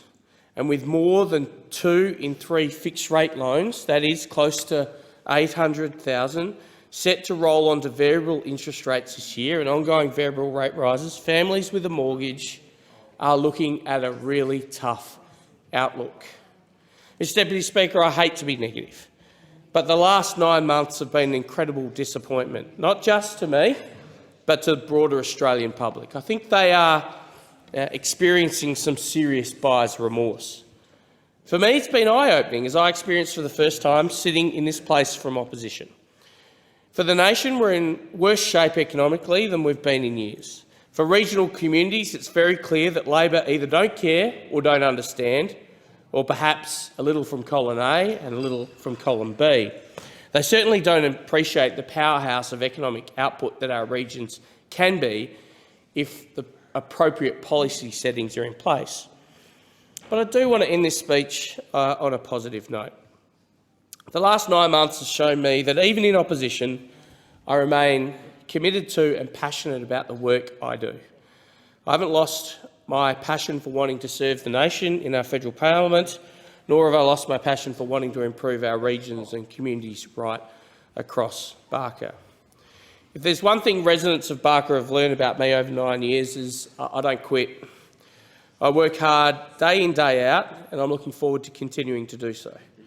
I'm incredibly humbled that they have seen fit to send me to this place again as the member for Barker, and I'm intending to make every single moment in this place count. For those who supported me at the election, I wanted to say a very big thank you. And I want to thank the incredible support team that allow me to do what I do. Briefly, on indulgence, my wife and children for all the days, hours and weeks I spend away. Thank you for your love and understanding. For my staff, who have always had my back, who go above and beyond for the people of Barker with as much passion as drive as I hope I show, can I say thank you very much. And finally, and very importantly, can I thank the team of Liberal Party supporters, volunteers, members, without whom I quite frankly wouldn't be standing here today. Election campaigns are difficult things, and when you run an election campaign across an area the size of Croatia, then you need a massive team to get it done. Over 1,000 members directly supporting me across that electorate. And I want to say that every day I get up and fight hard in the interest of the people of Barker, I'm thinking about all those people who support me, who pushed me along to make sure that we can get a better deal for the electorate.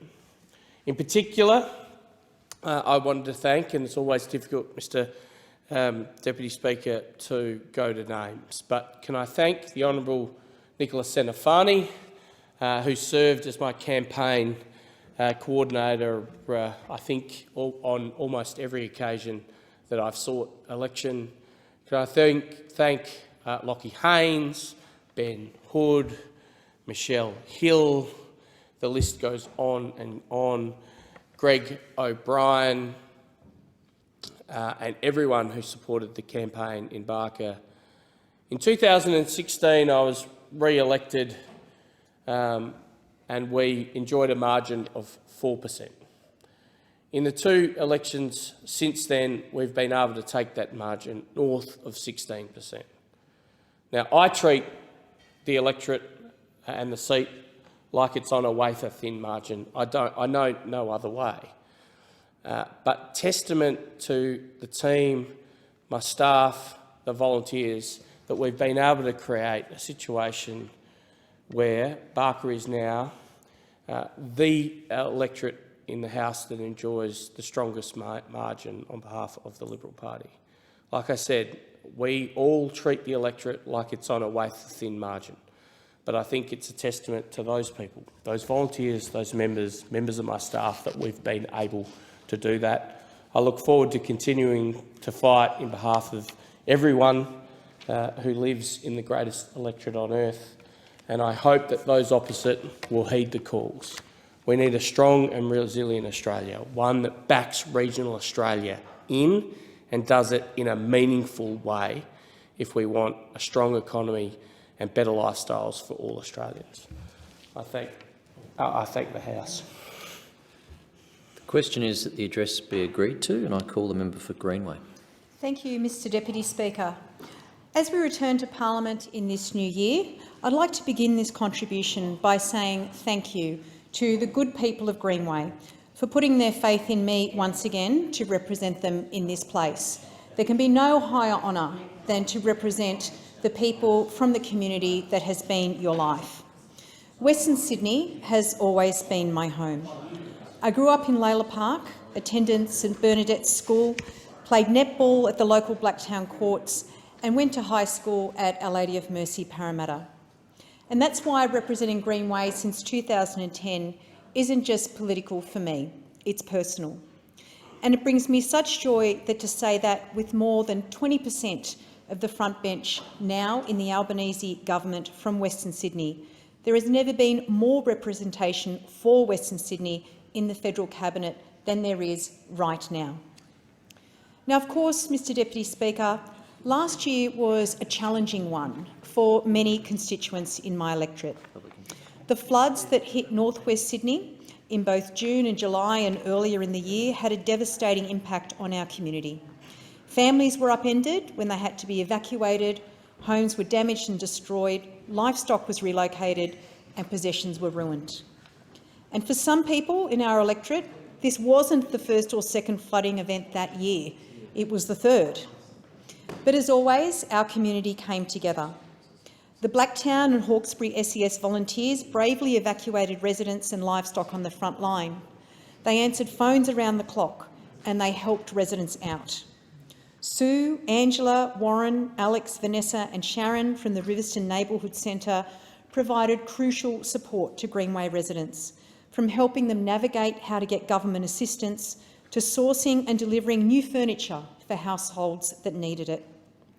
The Ahmadiyya Mosque in Marsden Park sent volunteers to help flood relief efforts. There was an abundance of donations for those who needed it, including everyday necessities to places like the Riverston Neighbourhood Centre for distribution. Facebook groups were filled with community members offering food, transport and other forms of support to their neighbours. And I'm proud to say that this is what Greenway residents do in challenging times. We help one another, and this time was no exception. What did differ this time was how the government responded to this disaster. The Albanese government acted swiftly to respond to flood victims and give them the help they so desperately needed. By mid-July, almost 528,000 people affected by the severe storms and flooding in New South Wales already received more than $436 million in Australian government disaster assistance. And businesses and households across 42 local government areas in New South Wales, including the Blacktown LGA, became eligible to access additional rental support payments and rural landowner grants. This fast, significant response acknowledged the experiences of our electorate and beyond during this extremely trying time, and is certainly a response that makes clear how the Albanese government cares for Australians. Turning to the budget, indeed, Deputy Speaker, the budget announced in October of last year, this government's first budget, demonstrated our dedication to creating a better future for all Australians. And I'm so pleased to say that the budget contained a range of commitments to improve the overall quality of life for Australians, including those living in Western Sydney. When COVID lockdowns hit, the people of Western Sydney were unfairly confined to a 5-kilometre radius. And during this time, it became clear that many families didn't have the local infrastructure they needed. As our region continues to grow, with suburbs like Riverstone expected to increase by 318% by 2040, we need to ensure families have sufficient local infrastructure. And this is where the Greenway Better Local Living Plan comes in. It's a plan designed by Greenway families through a series of surveys and outreach for Greenway families.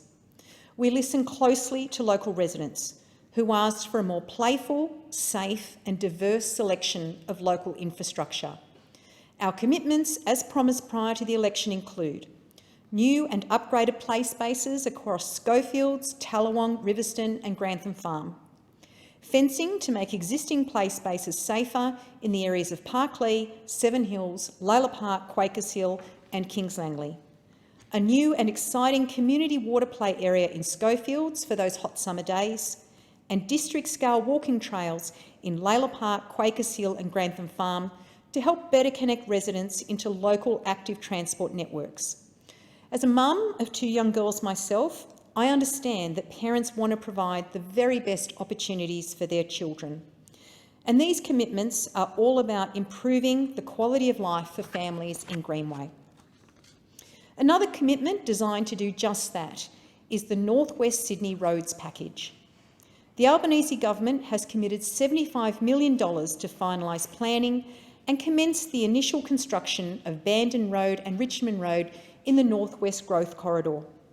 We are also taking the politics out of infrastructure planning in Western Sydney by establishing an expert panel to look at the region's needs. This is an important long-term project for the North West Sydney community. Residents, particularly in Riverstone and surrounds, have been crying out for action by the New South Wales government for over a decade. I look forward to keeping our North West Sydney community updated throughout this process. In 2023, the Albanese government is working hard to deliver for the Australian people. During our first 6 months in government, we passed more than 60 bills in the Parliament and delivered an increase in the minimum wage and a pay rise for aged care workers, cheaper childcare, 10 days paid family and domestic violence leave.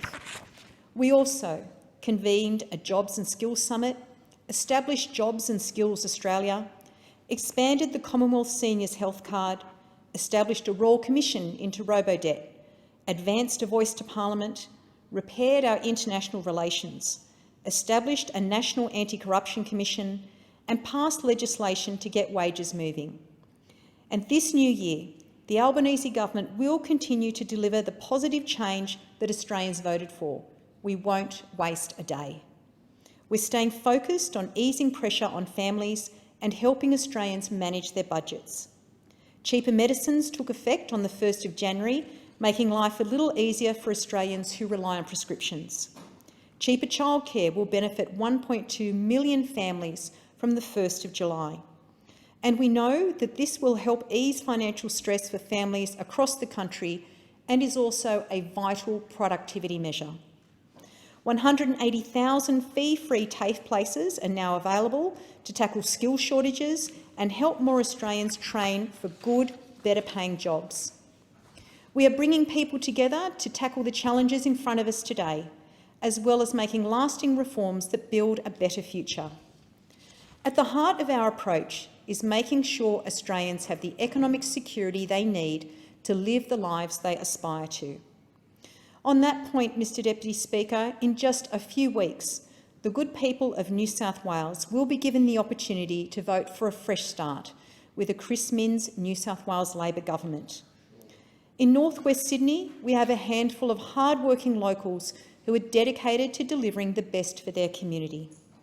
For the seat of Riverstone, we have Warren Kirby, a local business owner who wants to deliver better for this part of Sydney, from better supporting small businesses to ensuring that crucial infrastructure like hospitals are accessible and adequate for local residents.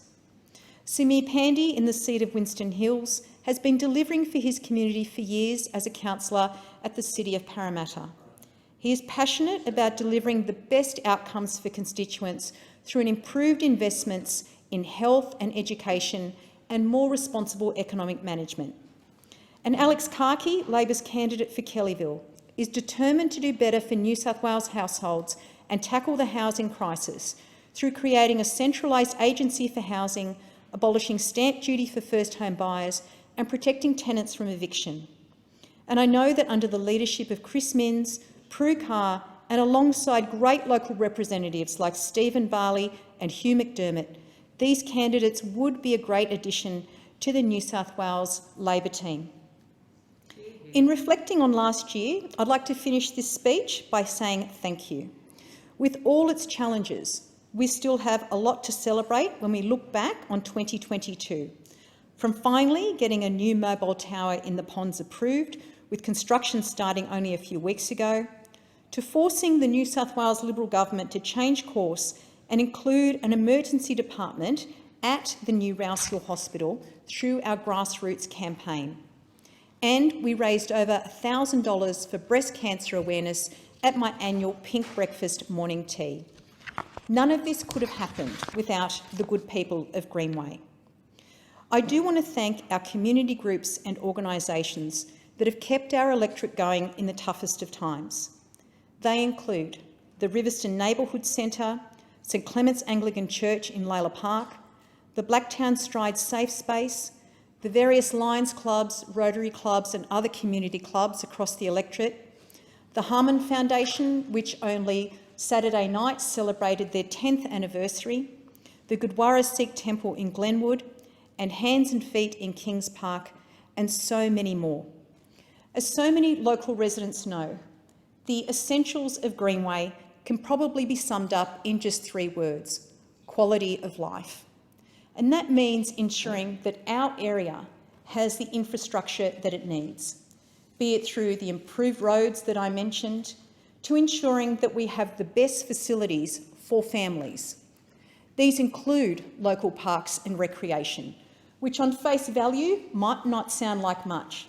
But as I mentioned, at a time when we had a 5-kilometre movement limit during lockdowns, it was astounding to learn that there were some local residents in new estates in North West Sydney who had no infrastructure within 5 kilometres. This adversely impacted not only on the way that they were living, but also on their mental health and that of their children. It is astounding to think that in the 21st century, we have that level of disparity when it comes to these essential community facilities.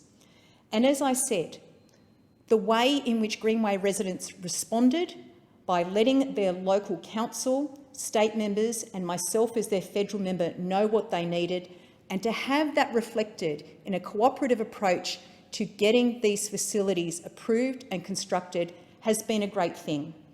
I certainly look forward in the coming months and years as these approvals are given, as those partnerships roll out that infrastructure, that we see a definite improvement in the quality of life for local residents in Greenway. I also mentioned the case of the mobile tower at the Ponds. This was an application that had been sitting there waiting for years. It was scheduled to be built on community land, which required approval ultimately from the New South Wales Government.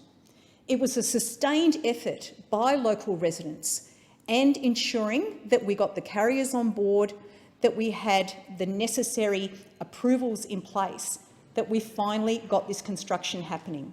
It was a long time coming, but if you have people living in new estates who rightfully expect that they will have mobile services along with water, electricity and sewerage, you realise that this is essential infrastructure that so many people rely on.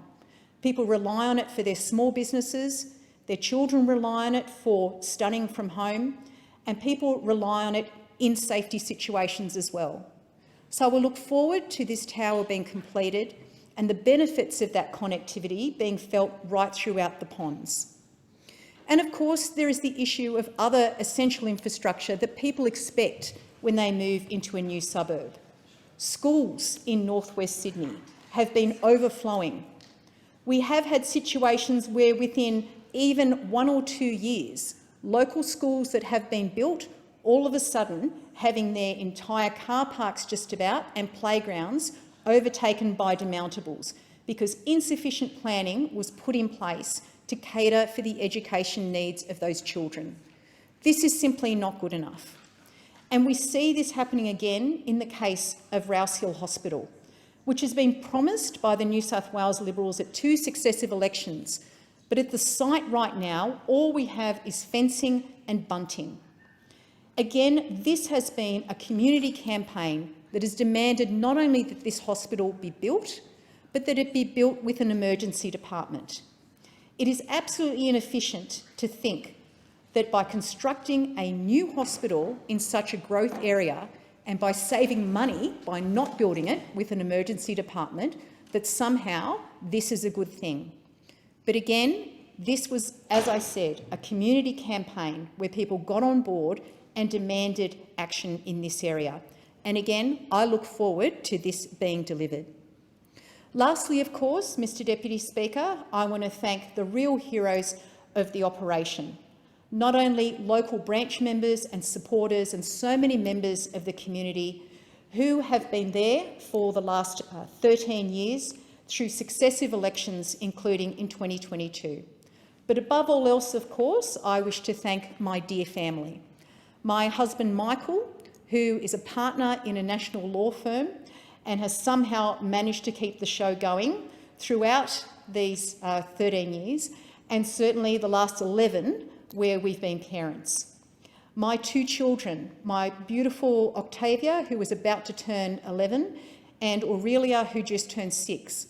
Both of them in big aspects of their lives this year, with Octavia going into Year 6 and Aurelia going into Year 1. I could not ask for more smart, loving, dedicated and funny children. They are the absolute light of my life and Michael's life, but the fact is they have known nothing other than Mum trying to get re-elected. But like the troopers they are, they always come together and help out. So I say a very special thank you to Michael, Octavia and Aurelia, and a very big thank you to my favourite constituent, Frank Rowland, my dad. Dad just turned 91, but he has always been so proud to put a poster of me in his front yard. He's always been so proud to be there supporting all my endeavours in my legal career, in my political life and now in my ministry. And a very special thank you to Frank Rowland for that. Dad has been, of course, the cornerstone of my life, and for, I think, every daughter, your dad is your first love. So I thank him from the bottom of my heart. I also thank my extended family, who have always helped out. My mother and father-in-law, Sue and Sam Chaya, my in-laws, Sandra, Charlie, Myrna and George, who always come together and bring people together to help out with the campaign. These things don't just happen by themselves. You need volunteers to do every part of it. And I don't think enough people understand the level of commitment that is given by family in these situations. And lastly, of course, I think one of the most important things is to remember at all times the great principle that this Albanese government stands for, and that is equality of opportunity for everyone, irrespective of where you live or what you earn. This government was elected on a platform to deliver for everyone, to be a government for all Australians. That is why we are absolutely committed, including in the communications portfolio, to ensuring that everyone has the equality of access that they need in the communication space. That includes everything from mobile services to a better national broadband network, to ensuring, as we are at the moment with our review of the anti-siphoning list, that people have the opportunity to view iconic sporting events as they would expect. But also in this space, we are of course looking forward. There are new technologies that are emerging in every space, including low Earth orbiting satellites, for example, and the difference that they can make in rural, regional and remote Australia. All this points to a government that is looking to the future, that is looking to the challenges, both in a regulatory sense, but most importantly in terms of those three words, quality of life for all Australians, and how we can make that better. So as we move forward into this second year and finishing the first full year of the Albanese Labor government, we can rest assured that these principles will always be guiding ones. As the Prime Minister has said on many occasions, that there is no one held back, but also no one left behind. And that is the commitment that I continue to bring to the good people of Greenway with great gratitude and looking towards a brighter future. The question is that the address be agreed to, and I call the member for Mitchell. Thank you, Deputy Speaker, and it's a privilege to rise again and be here in this place, and I thank the people of Mitchell and the communities of North West Sydney that represent my electorate, the suburbs, hard-working families and businesses, aspirational area that it is, for supporting me again to be their representative here. And I commit to them again in this term of parliament to be fighting very hard to get a government that does stand for their values, that represents, of course, a government that understands what its essential core business is, what government should be doing for them, which is providing a safe and free society and a place where people can earn a living, do well for themselves and their family and get ahead. The kind of aspiration that all Australians seek and the opportunities that should be afforded to them as Australians. Obviously today we face a society where government has been asked to do more and more of the work, of the tasks that in the past it may not have been asked to do. And certainly during the pandemic, as part of the Morrison government, the government was asked to do an extraordinary amount of things that it may not have ordinarily been asked to do. And there's no doubt, after that period of great disruption, upheaval of society, of our economy, of government, of international trade, of the entire world, through a 1 in 100 year pandemic, things have been disrupted and people have lent on the government more. What the future is about is, of course, what philosophy will continue to dominate from a government point of view, where the government will be continued to ask to do the things that people can do for themselves and businesses and society can do for themselves, or whether we'll go back to a more normal operating in where we rely on the productivity, the intelligence, the capacity, the capability of our individual citizens, of their communities, of the social and voluntary structures that make up our society. And I know, as a member of the Liberal Party, a great party that represents those traditions, will be advocating in the long term for those values, a return to make sure that government focuses on the things that it should be doing and no more, and working to make our society safer, freer and fairer for all Australians. And when you examine the record of the government over the whole 10 years, that was certainly what we were doing. And a pandemic, of course, changed the narrative for Australian history, changed the course of Australian history in ways that will be felt for a long time. It was a fact that the government had delivered a budget balance result for the first time in a long time, getting under control the mismanagement of Labor in the previous governments, and had forecasted and projected surplus budgets for the forward years, returning the budget to surplus, paying down the debt, getting on with what a good Liberal national government would be doing. And it isn't an understatement to say that the greatest upheaval in 100 years, of course, changed the course of Australian government history and our society's course, meaning that those surpluses would no longer be delivered, that the budget had to be used to buttress society, and of course the electorate made its judgment of that at the election. But I do note that they judged no major political party as worthy of more support than at the 2019 election, including the Australian Labor Party, which lost a primary vote at a lower rate but had less votes than it did at the 2019 election. Same with the Liberal Party, same with other parties. People were upset at the outcome of a very difficult period, and understandably nothing was perfect from the state government level or the federal government level, and there is no manual. Some people say, well, you can have a manual for this, but I think a manual written in 1920 in the middle of the Spanish flu wouldn't really help a government in 2019 with what it had to do, given the developments and the advancements in hospitals, in communications, in the internet, all of the things that we know have advanced in 100 years. I'm sure if there is another pandemic in 100 years, a manual written now may not be of great assistance to those attempting to tackle something so severe. So the government did have its faults. It certainly had to govern through one of the most difficult periods of its times. I think it will be well regarded by Australians in the future about its success in managing our society through the pandemic. And, you know, we pay tribute to the work of all the departments here in Canberra. I work closely in several portfolios with those public servants. I've thanked them before, but I thank them again for their dedicated service. Government was required to do more. It was an emergency. It was an international emergency, a national emergency, a health emergency. And of course, government gets asked to do more, and it was asked to do things that it had never done before, and it did them reasonably well considering the pressures. The future, of course, is different, and when you think about what the election was fought about, the economy, cost of living was already publicly known as the #1 issue at the last election, and since the last election, the cost of living has become an even greater pressure on the average household budget, on families of every income level, on people who have lesser assets and money, and people who have more. The strain is being felt by the entire community.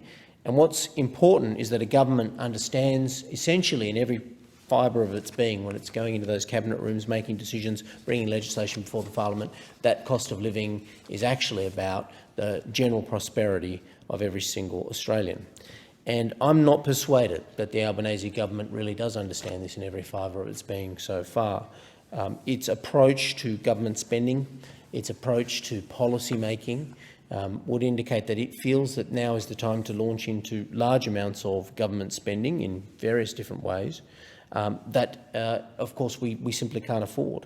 It also says that we should be doing more and more as a government, not focusing on the essential tasks of government that really need improvement and aren't being done well.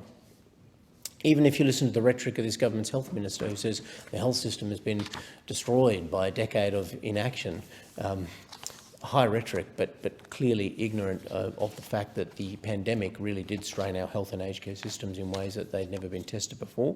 Even with records amount of funding from the previous coalition government, they are under strain. Health is a very important sector. It does require government focus. And yet the government is, of course, in its agenda revealing that it really is lacking a fundamental understanding of how the economy functions, of what the role of government is, and what government should be doing about the inflationary crisis that we're facing and the cost of living crisis. And it's certainly coming from a conservative side of politics. It's certainly important that the government gets its house in order, its books in order, its spending in order, because a lot of the crisis has been created by successive waves of inflationary pressure from our simple inflating of the money supply through quantitative easing over many decades, to, of course, more government spending at record levels that we've seen society spend before, and borrowing, whatever society you point to, government borrowing being at record levels. This is part of the reason that we face an inflationary crisis, and an important part that government get its house in order to tackle. And so policies that add to this problem and that continue to add to it through different facets, and certainly the way our economy is structured certainly won't help. It was revealing that, of course, one of the first acts of the Albanese government was in industrial relations. And they've returned to a model of industrial relations which says that the government, essentially they're trying to advocate, and the Prime Minister says this all the time, the government secured a wage increase for someone, that the government sets people's wages, that the government has a role in setting people's wages. This is fundamentally not the system. And for the Australian Labor Party to communicate regularly to the public that it's the government that sets wages, or it's a function of the government to set wages, is fundamentally incorrect. It's not even our current system under the Fair Work system or the operation of it. But they went further than just suggesting that they were going to be increasing wages in various sectors, and they had secured those wages, which were properly, of course, under our system judgments of the Fair Work Commission. They also decided that now, at the single most difficult inflationary and cost of living crisis period, was the time to restrict our industrial relations systems and return to pattern bargaining, a phrase that many Australians will be unfamiliar with. But those who, of course, went through that period where pattern bargaining is where sectors that are totally unrelated to other sectors decide to go on strike or argue for better paying conditions, and other sectors have to wear the impact of the pattern bargaining in other sectors and wear the pain and the cost. This is an archaic feature of our industrial relations systems that goes back to an era that doesn't exist anymore. So for a Labor government to propose as one of its first acts to return pattern bargaining, to include family-owned businesses, those millions of family, small and medium enterprises, into a system of pattern bargaining, nothing to do with their sector of productivity, their goods and service to the economy, but to say that you would somehow be affected by wage claims in other sectors, in other businesses, in other companies, is a retrograde step, and I have no hesitation in saying a huge surprise to the economy, a huge surprise to the productive economy, that the Labor Party immediately moved to pull the handbrake on industrial relations and strangle the flexibility of small and medium enterprises and tie them to this archaic system from 30, 40 years ago of pattern bargaining. And it will represent great cost imposition on business. There's no doubt by constraining industrial relations at this time, you remove flexibility for business right at the time where they need more flexibility in their ability to employ and their ability to manage their businesses. This is exactly the wrong time for this agenda, and it will have super high costs. And those costs will add to our inflationary crisis. And ultimately, no doubt, while we have supply and labour shortages at the moment, if we don't do things to encourage and stimulate job creation, productivity in our economy, grow the pie, instead of just focus on the redistribution of it, we will suffer. And that's very much a Liberal and National premise, that we will take policies and we will bring forward policies that will, of course, grow the productivity and grow our economy, not just focus on this Labor obsession of redistributing what other people create, endlessly redistributing. We must focus on that growth of our economy and the business environment so that people can grow and create jobs. And so for the Labor Party to bring forward an industrial relations agenda that the public didn't agree to, I think was sneaky. I think it is retrograde. I think any fair-minded observer of a take-back of our industrial relations systems 30 or 40 years will observe that that is a very ideological obsession in the middle of a very difficult pragmatic crisis for our economy, and it doesn't bode well. Of course, there are other things that the government is doing that we object to, and certainly straight away I think people can see the agenda in relation to our tax system and the way government spends money. The off-budget spending can be clever in accounting sense, but of course government spending is government spending, and it will of course have an impact on our borrowing costs, it will have an impact on our interest bill, and it will have an impact on the amount and volume of money that is being spent by the government. And those funds that are being set up will have more to say about. But I think the seminal issue for the government coming up in this budget will be the stage 3 tax cuts, and these are much maligned in the commentary that is going around at the moment. But the trick is in the name, Deputy Speaker, and I'd say to all colleagues, stage 3 implies stage 1 and stage 2 of our tax reform has already gone through and been implemented, and this is a totality of a fair package. Stage 3 is for the broad middle class, another improvement to our tax system. It removes the inflationary and hard-hitting notion of bracket creep, which of course was the most inflationary pressure before inflation started taking off. Bracket creep is something that has to be avoided. It adds extreme pressure on households. And our stage 3 changes that have been legislated and the government is still committing, potentially aspiring, we're not quite certain to, I haven't checked what day it is, but hopefully dedicated to keeping its election promise to the Australian people, these are important too. People focus on, this will be a cost to the budget, but the cost to the budget is actually a return to the budget of families and of individuals in income tax and of their family and business structures. And again, this is the premise, this is the central premise between us on this question, so stage 3 tax cuts. Do people and businesses know better how to spend their money and in more productive ways than the government, or does the government know? Well, of course, The Greens will say, well, we know, we the Greens, the government knows everything. We know better how to spend every dollar than every other person in the country. It's simply an argument I reject. The Labor Party is also dedicated to that view, that they will know better what priorities and how better to spend that money. We take the view that that money in the economy will generate much more productivity, much more ability for people to get ahead, to manage their own budget and expenditure, to make choices about their lifestyle, and choices are very important in the economy. And so we remain committed to the stage 3 tax cuts because they are the third part of a very comprehensive reform plan which lowered taxes in Australia, which lowered the complexity of bracket creep, which of course reduces and sets up Australia for less reliance on income tax, which we all agree, I think even Labor agrees, that income tax is an over-relied on tax in Australia. This is the solution. It was legislated and agreed to by the Labor Party, and I say to them they must deliver on this election commitment that they made at the last election, and I call on them to deliver that for the broad middle class of Australia and the future of Australia, because of less reliance on income tax, less income tax taken off people in their incomes is going to be better for society and better for every household. These are the critical questions that face us in the future, and still there are other things I'd point to in Western Sydney where the government achieved well and above beyond the expectations, I think, of people in Western Sydney, and people knew that, and you could see that in some of the results of the election. The commitment of the government for the first time to the second Sydney airport, the Nancy Bird Walton Airport, an international airport that will operate out of Western Sydney, was and is still opposed by Labor MPs in this chamber, the member for Chifley notably, the member for Macquarie, who was just here, the member for Macarthur.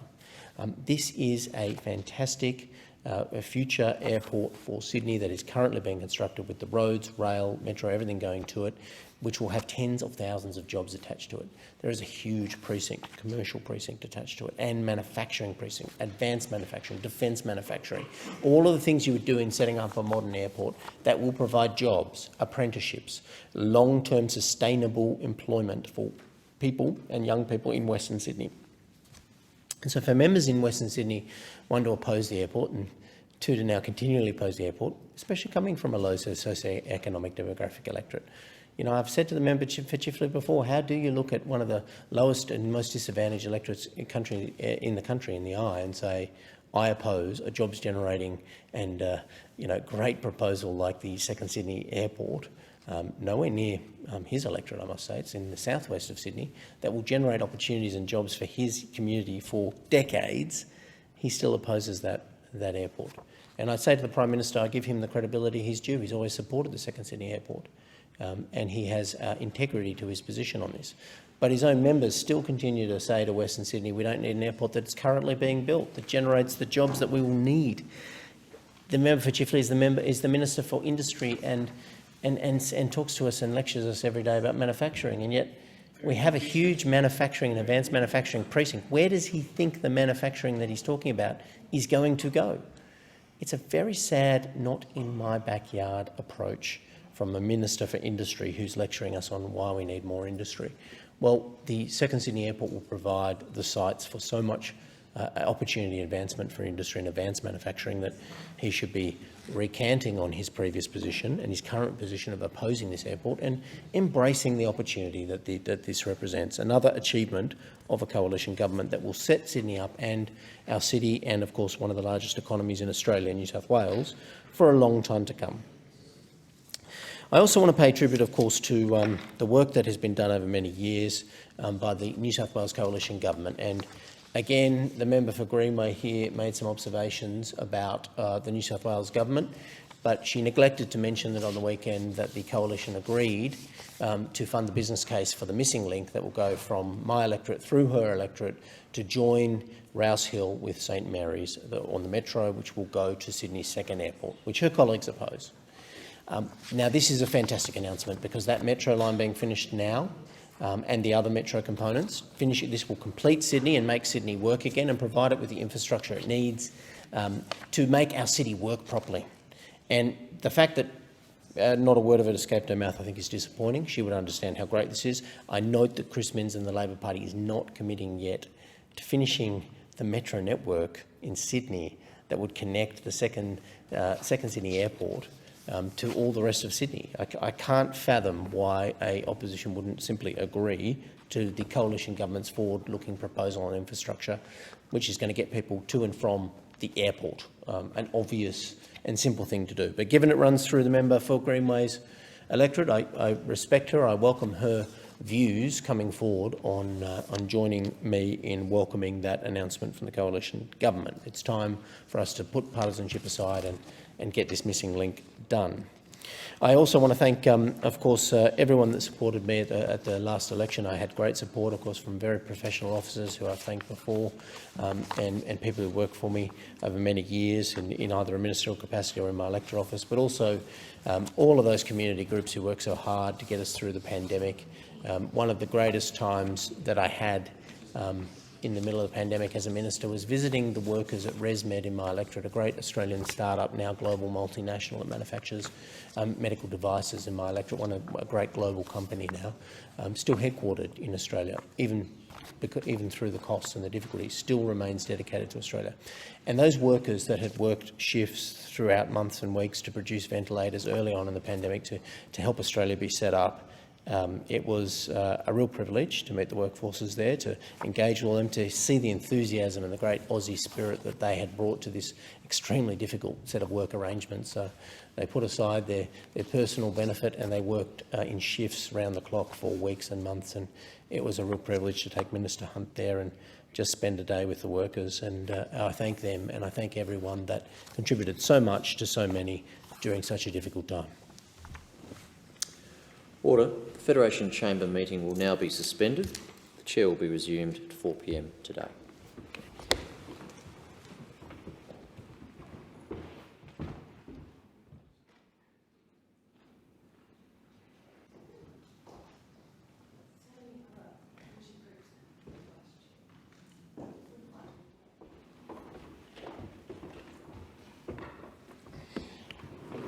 The member for Corwell. Seek leave to speak in continuation. Is leave granted? Is leave granted? Thank you. Thank you, Deputy Speaker.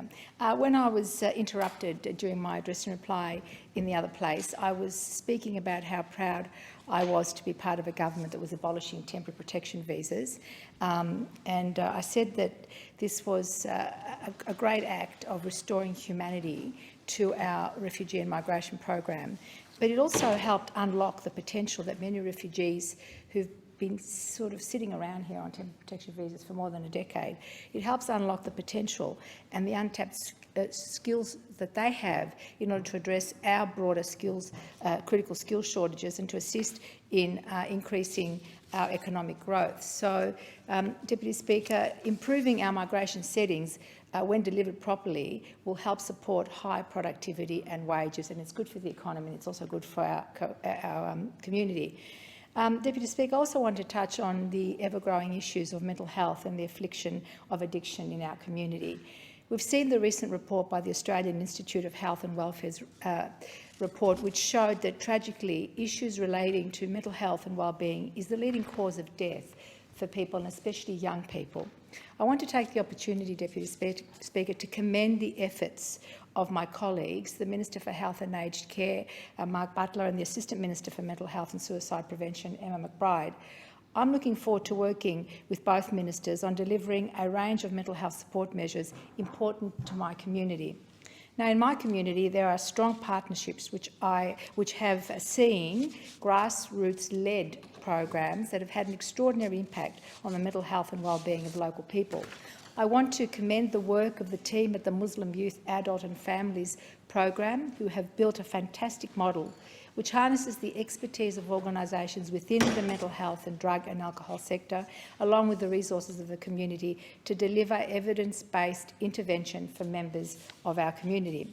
The program's strength, Deputy Speaker, lies in it being led by Islamic community partner My Centre Multicultural Youth Centre.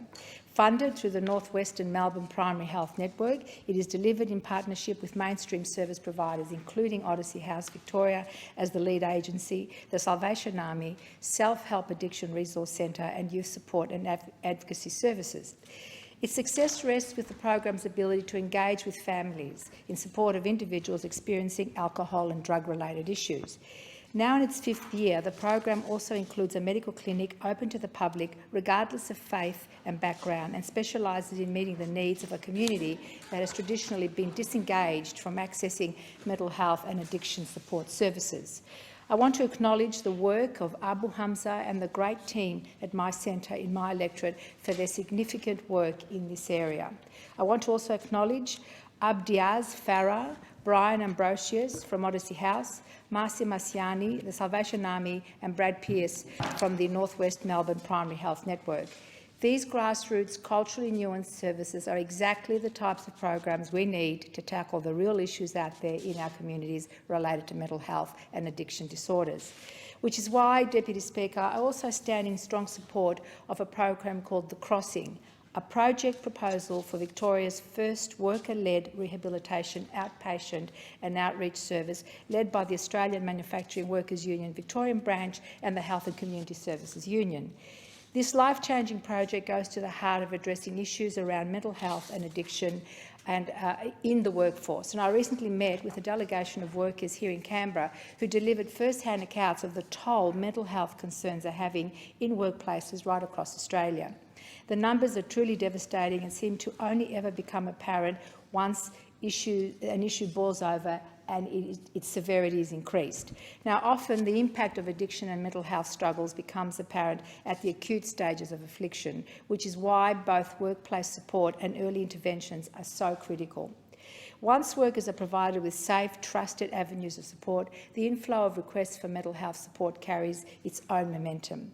People are willing to seek out help if they don't have to jump through hurdles which are hard enough to attain by any one of us out there in the community.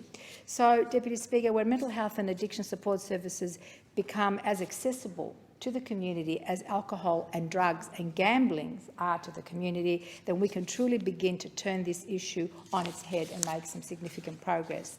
That's why the emphasis on worker-led is of fundamental importance. It opens avenues in spaces where people spend most of their daily lives, and that is their workplaces, and importantly helps alleviate the stress and weight of the challenge from being carried by families alone and workmates and communities. They all do it collectively, and it's a great model for getting results. Now, Deputy Speaker, we've seen the flow-on effects as a result of the absence of such services in my community. I'm sure you have in your own community. The issue of availability of appropriate services is a very serious one.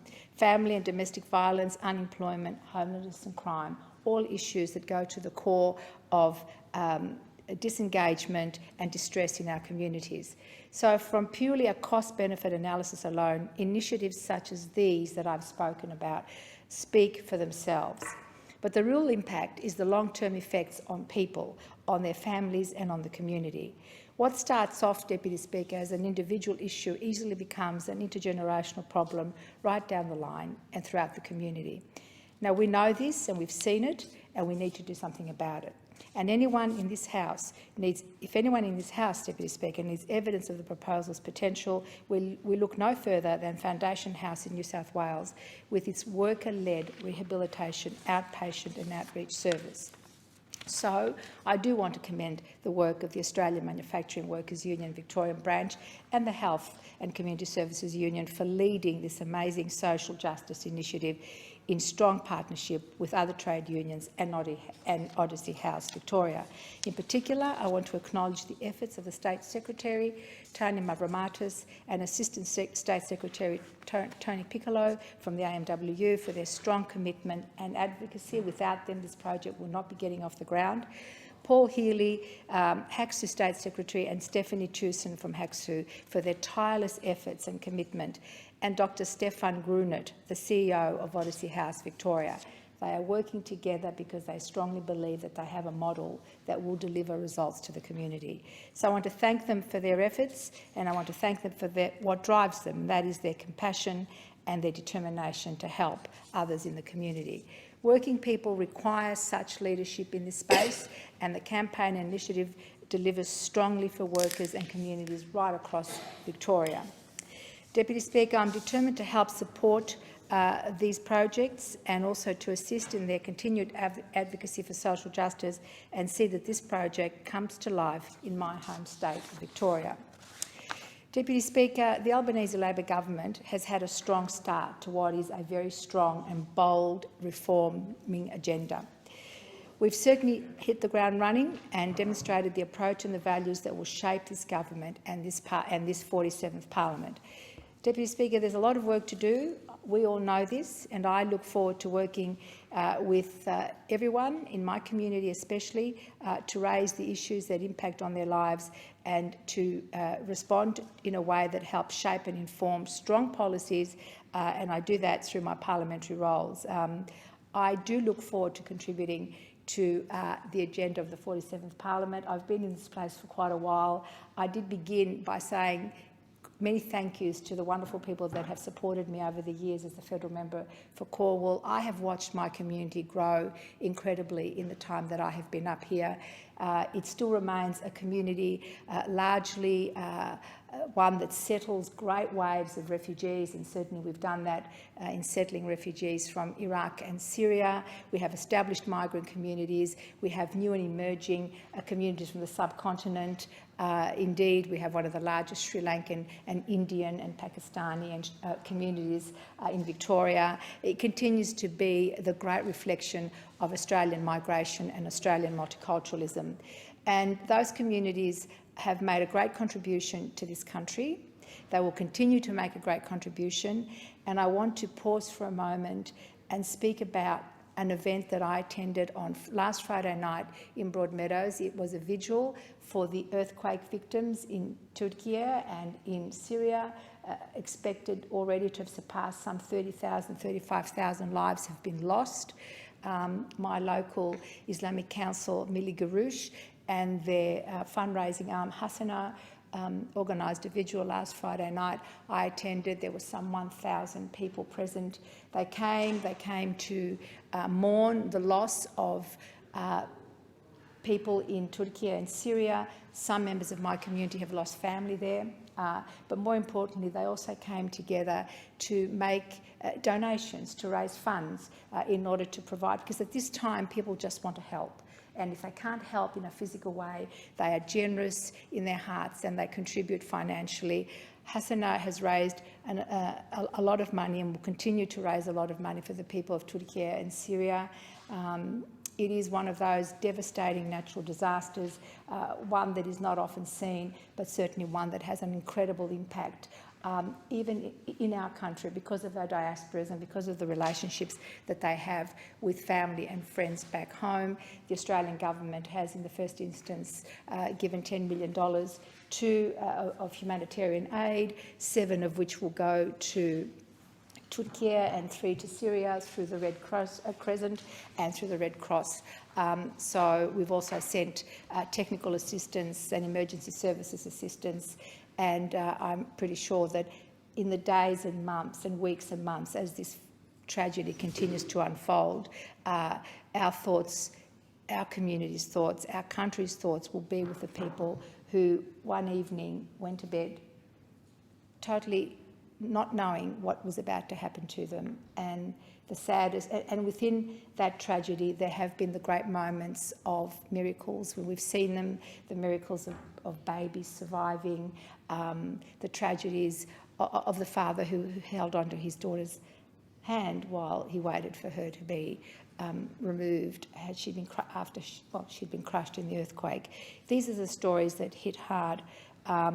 So I want to thank the emergency services, not only our people who've gone over there, but the entire region, the emergency services of all countries that rushed to the aid of the people of Turkey and Syria. What it does show, and I'll end with this, is that ultimately, when you strip aside who we are, what language we speak, what faith we have, what colour we are, when you strip all that back, we have a shared humanity. And humanity rises to its best at times of such great disasters.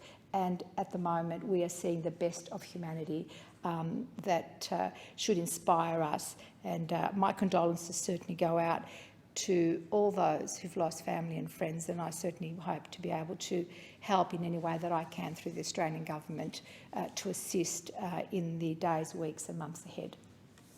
The question is that the address be agreed to, and I call the member for Moncrieff. Thank you, Deputy Speaker, and can I extend my congratulations to the member for Caldwell for her contribution this afternoon and just outline that she's doing a magnificent job for her community, and I concur with many of the comments that she made, and also can see the pride of the work that her community is doing in her community, for her community, and I think that her comments were brilliant. Can I also extend my community's best wishes to those in Turkey and Syria as well with the earthquakes, extend our best wishes, and we will also go into some fundraising efforts, no doubt, when I return to the electorate. I had UNICEF in my office this morning, and I'm as the co-chair of UNICEF. We talked about the excellent efforts that they're putting in and how terribly bad the situation is, and the great work that UNICEF is doing with water, food, providing safe spaces for children, particularly those obviously who have been pulled out of the wreckage, who have lost their families. So thank you for that contribution to the member for Caldwell, and many of the points you made I concur with and agree with. But, Deputy Speaker, every single day really is an honour to stand here in this place, a great privilege to represent the good people of my electorate of Moncrieff. And the last 3 years have been probably some of the most difficult in living history, and we've faced very significant challenges that we've never really faced before. We had bushfires, we had floods, we had COVID-19, and yet Australians didn't falter. Australians remained strong. We came together as a community to support each other through some of the hardest times our country has ever seen. Australians indeed are strong, Madam Deputy Speaker. We had natural disasters, we had a pandemic that we all would like to forget, but we've learned now to live with. And as I look back at my time in the last term in government, I'm proud of the incredible work that the Coalition did to protect the lives and livelihoods of Australia. And if we cast our minds back, it was actually at about this time during the term that COVID hit, and the government, of course, had to pivot to managing the problems that our country faced and the grave crisis that was coming towards us.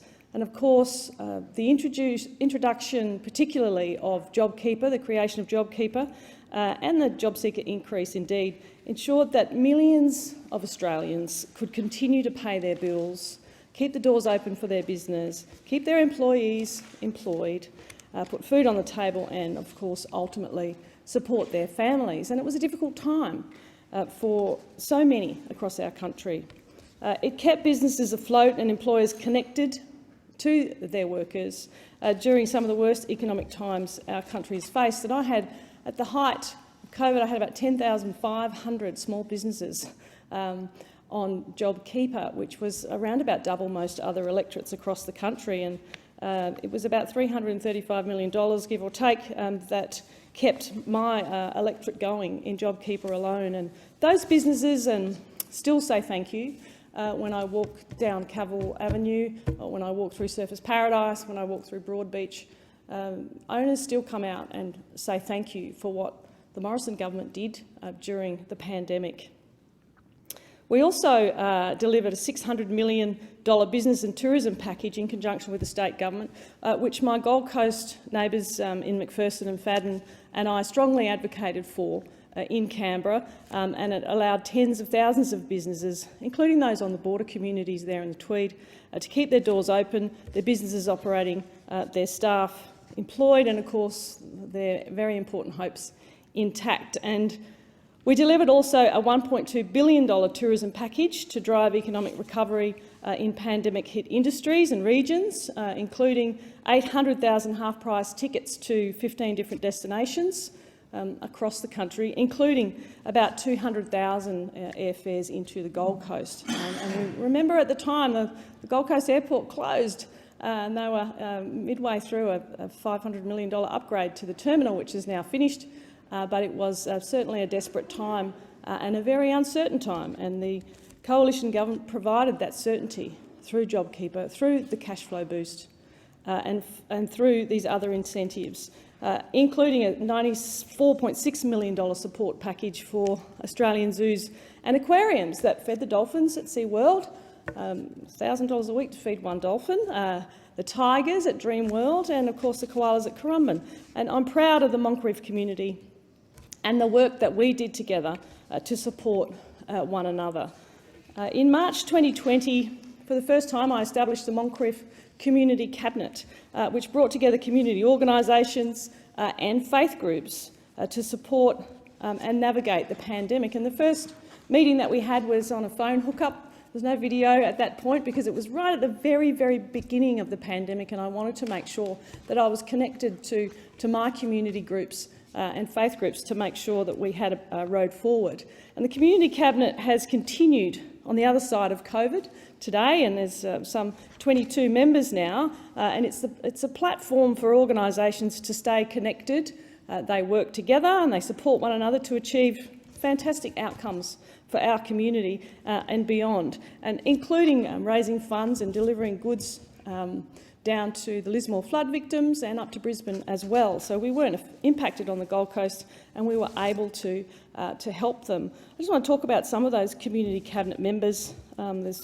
There's as I said, 22 representatives in the Moncrieff Community Cabinet, 2 Chambers of Commerce, 4 state MPs, 5 faith groups, including the Anglican Reverend Jim Raystrick, who does a fantastic job, and of course in Surfers Paradise we also have St John's Crisis Centre, who was so important as an emergency relief provider during COVID, who do such an amazing job. We have Father Roman from the Greek Orthodox Church. They also did a drive during the Lismore floods to send some relief down to those in Lismore who were suffering. We have the Sikh community, who have a marvellous temple out in Nerang, who, goodness me, they made hundreds and hundreds of meals every day to help those who needed extra help that couldn't leave their homes during COVID. The Islamic Society, who also do great work, Hussein Baba, represented on the Moncrieff Community Cabinet, great work in feeding the community, particularly those from the Islamic faith, but also others more broadly. We also have the Jewish Rabbi Adi as part of the Moncrieff Community Cabinet, and the fantastic work that they do. And some of the not-for-profit organisations that I have there too are Volunteering Gold Coast is on the Community Cabinet. They do amazing work. Karen Phillips, the 2018 Gold Coast Citizen of the Year, is also on the Moncrieff Community Cabinet. If Karen, you don't know Karen on the Gold Coast, you're not worth knowing, because she knows absolutely everybody, and she's a heavy lifter in our community. Andy Rajapakse, who's at that time was the District Governor of Rotary International, of course, is also on the Community Cabinet. Mok Singh, I mentioned with the Sikh community as well. Cornelia Babbage from Multicultural Families Organisation, OAM, I might add, has done great work and worked so hard through COVID. And Anna Zubak from the Migrant Centre, so important the work she was doing to look after and support refugee migrants.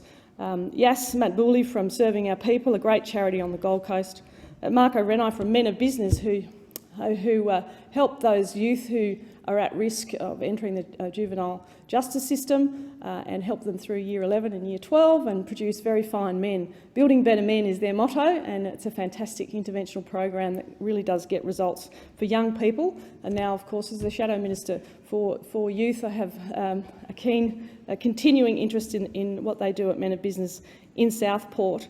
I don't think I've forgotten anybody there. Pushpinda Oberoi recently has joined, representing the Indian community, and he, of course, recently received a medal from the Indian Prime Minister for his work between Australia and India.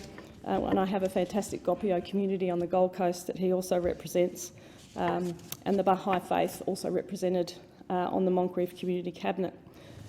Shortly after establishing the Moncrieff Community Cabinet, I established the City Heart Task Force and delivered the Reimagine Gold Coast Job Skills and Industry Forums 2020 and 21, which set the scene for the future of jobs, skills and industry on the Gold Coast, looking at innovation, looking at workforce, looking at the areas that are now, of course, top of mind. And the City Heart Task Force we convened as the first and only cross-think tank on the Gold Coast and brought together leaders from key sectors across small business, tourism, events, education, construction, manufacturing, arts and sports, and now we've added the key pillar, of course, of sustainability and environment to the City Heart Task Force. So there's 12 members, but I do pay tribute to one of the members, Matthew Schneider, who we lost, and I paid tribute to in this very place last sitting week. Matt will be sorely missed on the City Heart Task Force in our regular meetings.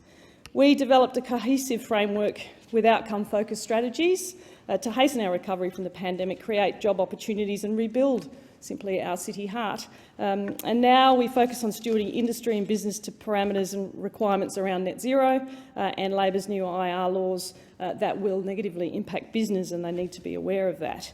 I was proud to deliver for our local community during COVID-19 the $596,400 upgrade to the Nerang Bowls Club as part of the Building Better Regions Fund, and that fund, as we know, has now been scrapped by the Albanese government.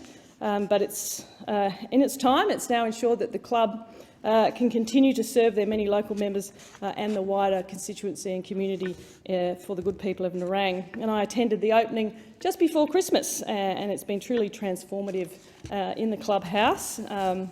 A very nice environment indeed to have a beer and talk to those who live in the Nerang community. I'd like to thank those in my community who I won't name, but who helped form the committees that work through all the applications for funding rounds, local sporting champions, volunteer grants, the Stronger Communities grants, and the Safer Communities grants. And these are very serious rounds of grant funding that helps communities to be safer and deliver better facilities for our community. And I was very pleased to work on committees that I formed and able to work out where the funding was going to go. But, Madam Deputy Speaker, it wasn't just the hard work of government or community and industry leaders that got us through the pandemic. It was also the hard work of our frontline workers who kept our country in a strong position. It was nurses, GPs, aged care workers, early childhood educators, teachers, ADF personnel, retail workers, truck drivers and so many more. And they worked around the clock to ensure that Australians could continue to access essential medicines, groceries and support when they needed it. And I remember the early days of the pandemic, watching as COVID-19 turned countries absolutely on their heads. And those countries still struggle today towards economic recovery. It caused untold sadness and emotion as countries like Italy faced skyrocketing death tolls, the bodies of loved ones filling the streets. It wasn't that long ago. Or when it gripped India and a shortage of ventilators sent their hospitals into chaos. We all remember those news stories. As the former Health Minister Greg Hunt, I pay tribute to him and the job that he did in that role. As he used to say, there were many countries during COVID who looked towards Australia and wished they'd been in our position. And although thousands of Australians lost their lives during COVID, many thousands were saved due to the hard work, dedication and quick decision-making of the coalition government, our health experts and, of course, the wider community. And as we chart our way out of the pandemic, we find ourselves in a better position than many countries around the world. The coalition's record of strong fiscal management, which I outlined at the beginning, meant that we were able to provide billions in economic support during the bushfires, the pandemics and the floods. But the pandemic has left a changed world in uncertain times, there's no doubt. Rising inflation, interest rates, fuel, energy prices, everybody knows that it costs more. Everyday items continue to increase. Breakfast at your local cafe is expensive. The cost of living for Australian families, no doubt, is going through the roof. And while we know that Labor has never been good with money, it's never been more crucial that this Labor government does not fall into its usual traps. We need to make sure that it spends Australians' taxes where Australians need it most. And let's not forget, the last time Labor was in government, spending got so out of control they had to stop paying for essential things Australians needed, like medicines. But with cost of living set to increase further, interest rates continuing to rise, the government needs to ensure that they are doing all they can to reduce those pressures for everyday Australians. And what we've seen from the government so far has been all talk not much action. And as the opposition, we'll work tirelessly to hold them to account on all the promises they've made over the last 9 years that they were in opposition. They made promises like cheaper childcare for all Australians.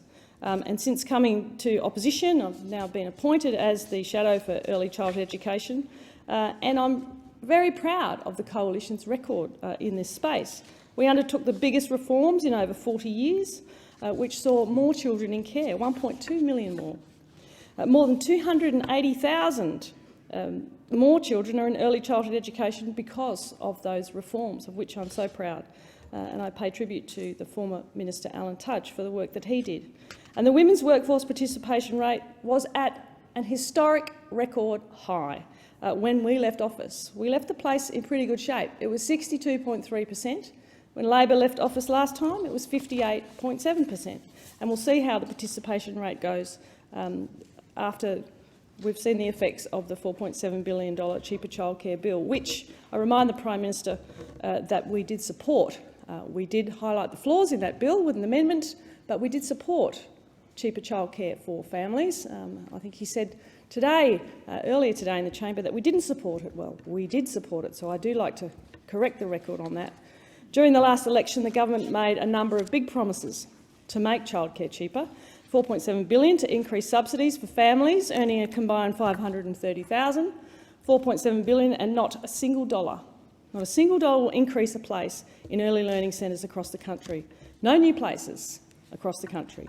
And while the opposition supports more access to care for working families, we've also raised a number of concerns, including no plans to increase access, no plans to address current workforce shortages, and no plans to address thin markets and what we know as childcare deserts. Providers are closing their books, they're capping their enrolments, they're asking parents to keep their children at home because there are simply not enough places. And the government, what's the government going to do to ensure there are more places for children? They're not doing anything in this space. Which begs the question, what is the benefit of offering higher subsidies to more families if those families can't actually access? What is the point of doing that? I'm not the only one who wants to know the answer. The many families I've spoken to in regional, rural and remote Australia want to know the answer too. My Coalition colleagues want to know the answer. The families in Barker, in Mallee, in Forest and Grey want to know what's the government doing to increase access to childcare. In my own regional urban electorate, 400 on a waiting list recently I saw at one of the centres that I visited. These are just some of the electorates across Australia who have a large number of childcare deserts where there's no access at all. I'm going to just move forward, spend a lot of time on my Moncrieff Community Cabinet, and I congratulate all of those on the Cabinet for the work that they've done. But I want to just put in some thank yous into this speech. I want to acknowledge the many who supported Moncrieff at the last election. I thank the Moncrieff Federal Divisional Council of the Liberal National Party for your ongoing support and tireless campaigning as blue soldiers on the ground during pre-poll and on election day. I thank the Chairman, Viv Grayson, now for 4 years of service, his wife Di as the Treasurer, Gail Copley, the Vice Chair, whose birthday it is today actually, happy birthday Gail, Sue Lipp as well as the Secretary. In May 22, when we were all faced with relentless wild weather and rain, my first thought when I woke up that morning was for volunteers putting up bunting and signs in the very, very heavy rain. It was an awful day all day on election day, but they were there putting up signs. You all did so much work, and I'm grateful for your individual and your collective efforts and your unwavering loyalty to the party and, of course, to the office of the member for Moncrieff. To my party, indeed, I owe it all. To my whole team, thank you all so much for what you do every day, for your patience, for your loyalty, for your dedication to the good people of Moncrieff, but also supporting the member for Moncrieff here in Canberra every sitting week. And to finish, to the great people of Moncrieff, who have now been elevated from the good people to the great people of Moncrieff, thank you for once again choosing me to be your voice in our federal parliament. I truly love my community, and it's a role that I will never ever take for granted. I remain deeply humbled by your support. But most importantly, I promise to put your needs before all else. That is my pledge to you. The question is that the address be agreed to, and I call the member for Lyne. Thank you, Deputy Speaker. As always, it's an honour to speak in this place, and it's particularly special today to deliver this address in reply, my first as a government member. I'd like to take this opportunity to celebrate my electorate, the regions within it, and the very good people of Lyons, who it is my absolute privilege to represent today and every day as their federal member. Deputy Speaker, as every regional MP in this place knows, there's nothing like a good old-fashioned country show to bring the community together, and I was lucky enough to attend several towards the end of last year. The locals are always out in force at the Westbury show, and last year's turnout was no different. This annual agricultural show is the oldest in Tasmania, now in its 159th year, and having returned with a vengeance post-COVID. Westbury Show has all the classic elements you need for a good show: wood chopping, equestrian, show dogs, machinery, and of course show bags, and plenty of places to get a Dagwood dog. It has some distinctly unique elements like the community scarecrow competition, pet parade, and fancy-dressed lamb competition that make it such a special event. I spent a fantastic day talking to constituents, the weather was glorious, and checking out everything Westbury Show has to offer.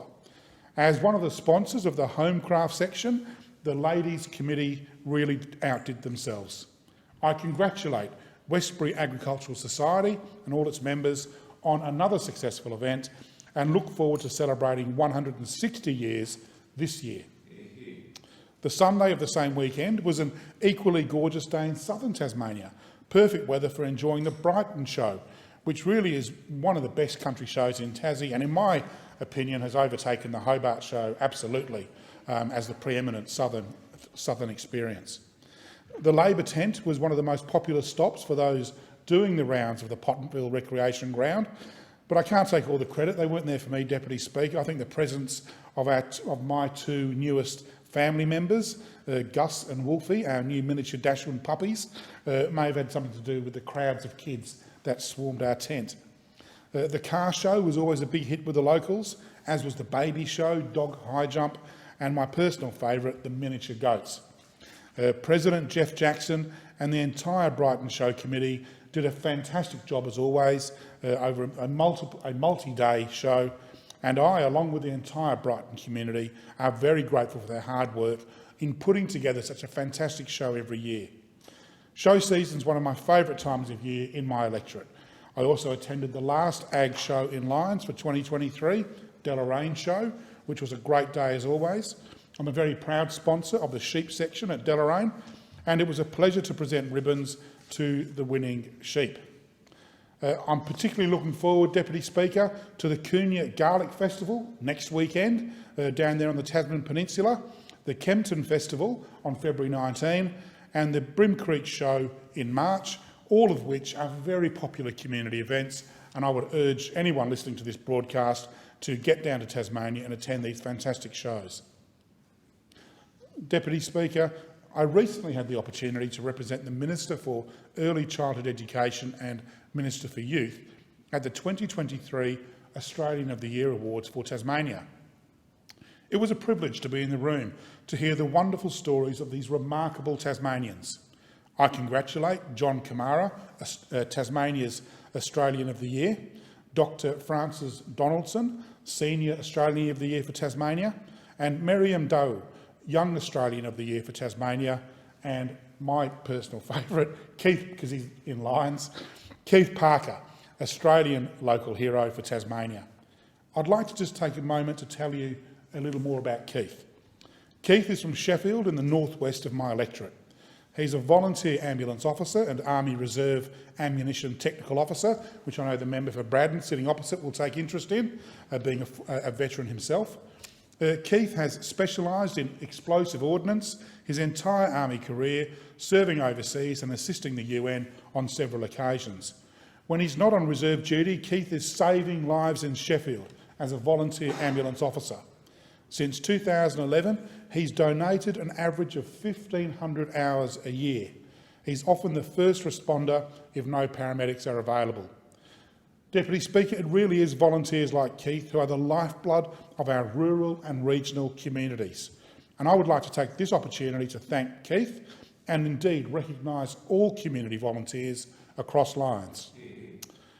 Our first responder and state emergency service volunteers deserve an extra shout-out, Deputy Speaker, having been working overtime in the face of storms and flooding across Tasmania in the last few months, particularly in the Kentish, Break of Day and Meander Valley municipalities. And I'll give a shout-out to the member for Braddon. I know his community of Latrobe was also affected.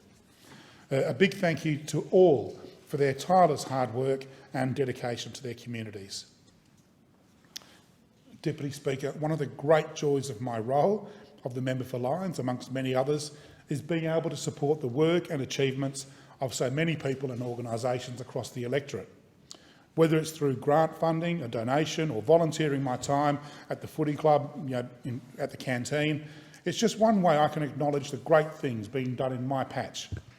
For example, I recently had a great visit to Swansea RSL, who received a veteran and community grant through the Department of Veterans Affairs to upgrade their kitchen at the RSL. A big thank you to Gary and Julie for the invitation, to Gwyneth, Iris, Judy and Rhonda from the Women's Auxiliary, who gave me a tour of the new facilities, and to RSL members for the very warm welcome that I received. And it was an absolutely really busy day. The Swansea RSL is just absolutely pumping, Deputy Speaker. The new kitchen and accessibility upgrades will ensure the sustainability of the club for years to come, as well as contributing to the health and well-being of club members and community more broadly. So well done to Gary and Peter, the RSL members who spent about 1,200 volunteer hours on the project, really hard yakka, actually doing the work, mammoth effort. I'd also need to give a shout out to the volunteers at Wildcare Cradle Mountain and the work they do with Parks and Wildlife to help protect and conserve the iconic Cradle Mountain Lake St Clair Park in Tasmania's northwest. Recently, Wildcare Cradle Mountain received a volunteer grant, which was used to purchase safety gear and high-vis vests for its members. I know this equipment's been put to good use, and the team certainly did look the part at their recent training and information day. I was very pleased, Deputy Speaker, also to be able to support Brighton Food Hub with a donation of a prize towards its upcoming raffle.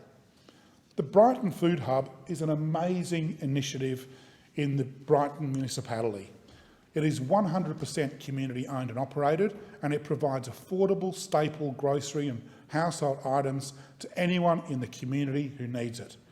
Sadly, that need has grown over recent years and frankly shows little sign of slowing while we battle global inflation and cost of living pressures. Christine, the president of the Brighton Food Hub, cares deeply about her local community, as do all of her volunteers, and she has long been an advocate for the northern suburbs of Hobart. I commend Christine, Vice President Jeff and the entire team at Brighton Food Hub for their incredible commitment and care towards the Brighton community. And I look forward to my upcoming volunteer shift at the Food Hub in a few weeks' time. I'll tell you, the days that on Food Hub days down there at the Civic Centre, you wouldn't believe it. It's like an army mess hall, an amazing job that they do. Deputy Speaker, recently I had the pleasure of being on the barbecue alongside Alan Briggs, his family and volunteers at the Tassie Cure Brain Cancer Golf Day at the Baghdad Golf Club. This is an annual event in memory of Alan's son Ricky and to raise funds to support the Cure Brain Cancer Foundation and its mission to rapidly improve brain cancer survival and vision to ultimately find a cure. Once again, Alan, Justin and the volunteers behind Tassie CBC put on a thoroughly enjoyable event with a fantastic amount of support from the local community. I'm never failed to be amazed by the generosity, perseverance and dedication of organisations like Swansea RSL, Wildcare Cradle Mountain, Brighton Food Hub, Tassie CBC and so many more across Lyons, Deputy Speaker. Congratulations to them all. Deputy Speaker, the young people of Lyons are truly a talented bunch, and I would like to take this opportunity to highlight some of their recent sporting achievements from across the electorate. Axel from Penna, who plays Strike Soccer School and has represented Tasmania at the National Club Futsal Championships, which was held in Sydney in January. Luca from Deloraine, who won silver in the double mini trampoline event at the World Gymnastics Cup in Portugal in June 2022, and represented Australia in November at the World Age Gymnasts Championships in Bulgaria. Hayley from Dromedary competed at the Australian Gymnastic Champions in May last year, coming 10th in her age group for Level 8 Women's Artistic Gymnastics in Australia. An awesome achievement for her first Australian Championships. There's Hudson from Lower Barrington, who represented Tasmania on the state team at the National Cross Country Championships held in Adelaide in August 2022.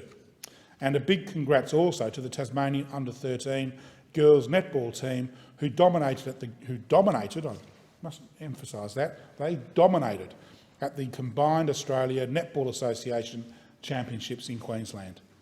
3 team members were from my electorate: Molly from Sorell, Shakota from Oriolton and Millie from Dodgers Ferry. The team won 8 out of their 9 games and went on to win their grand final, making history as the first under-13 Tassie team to do so. Well done, girls. Thank you, Member for Bratton. I'll take that interjection.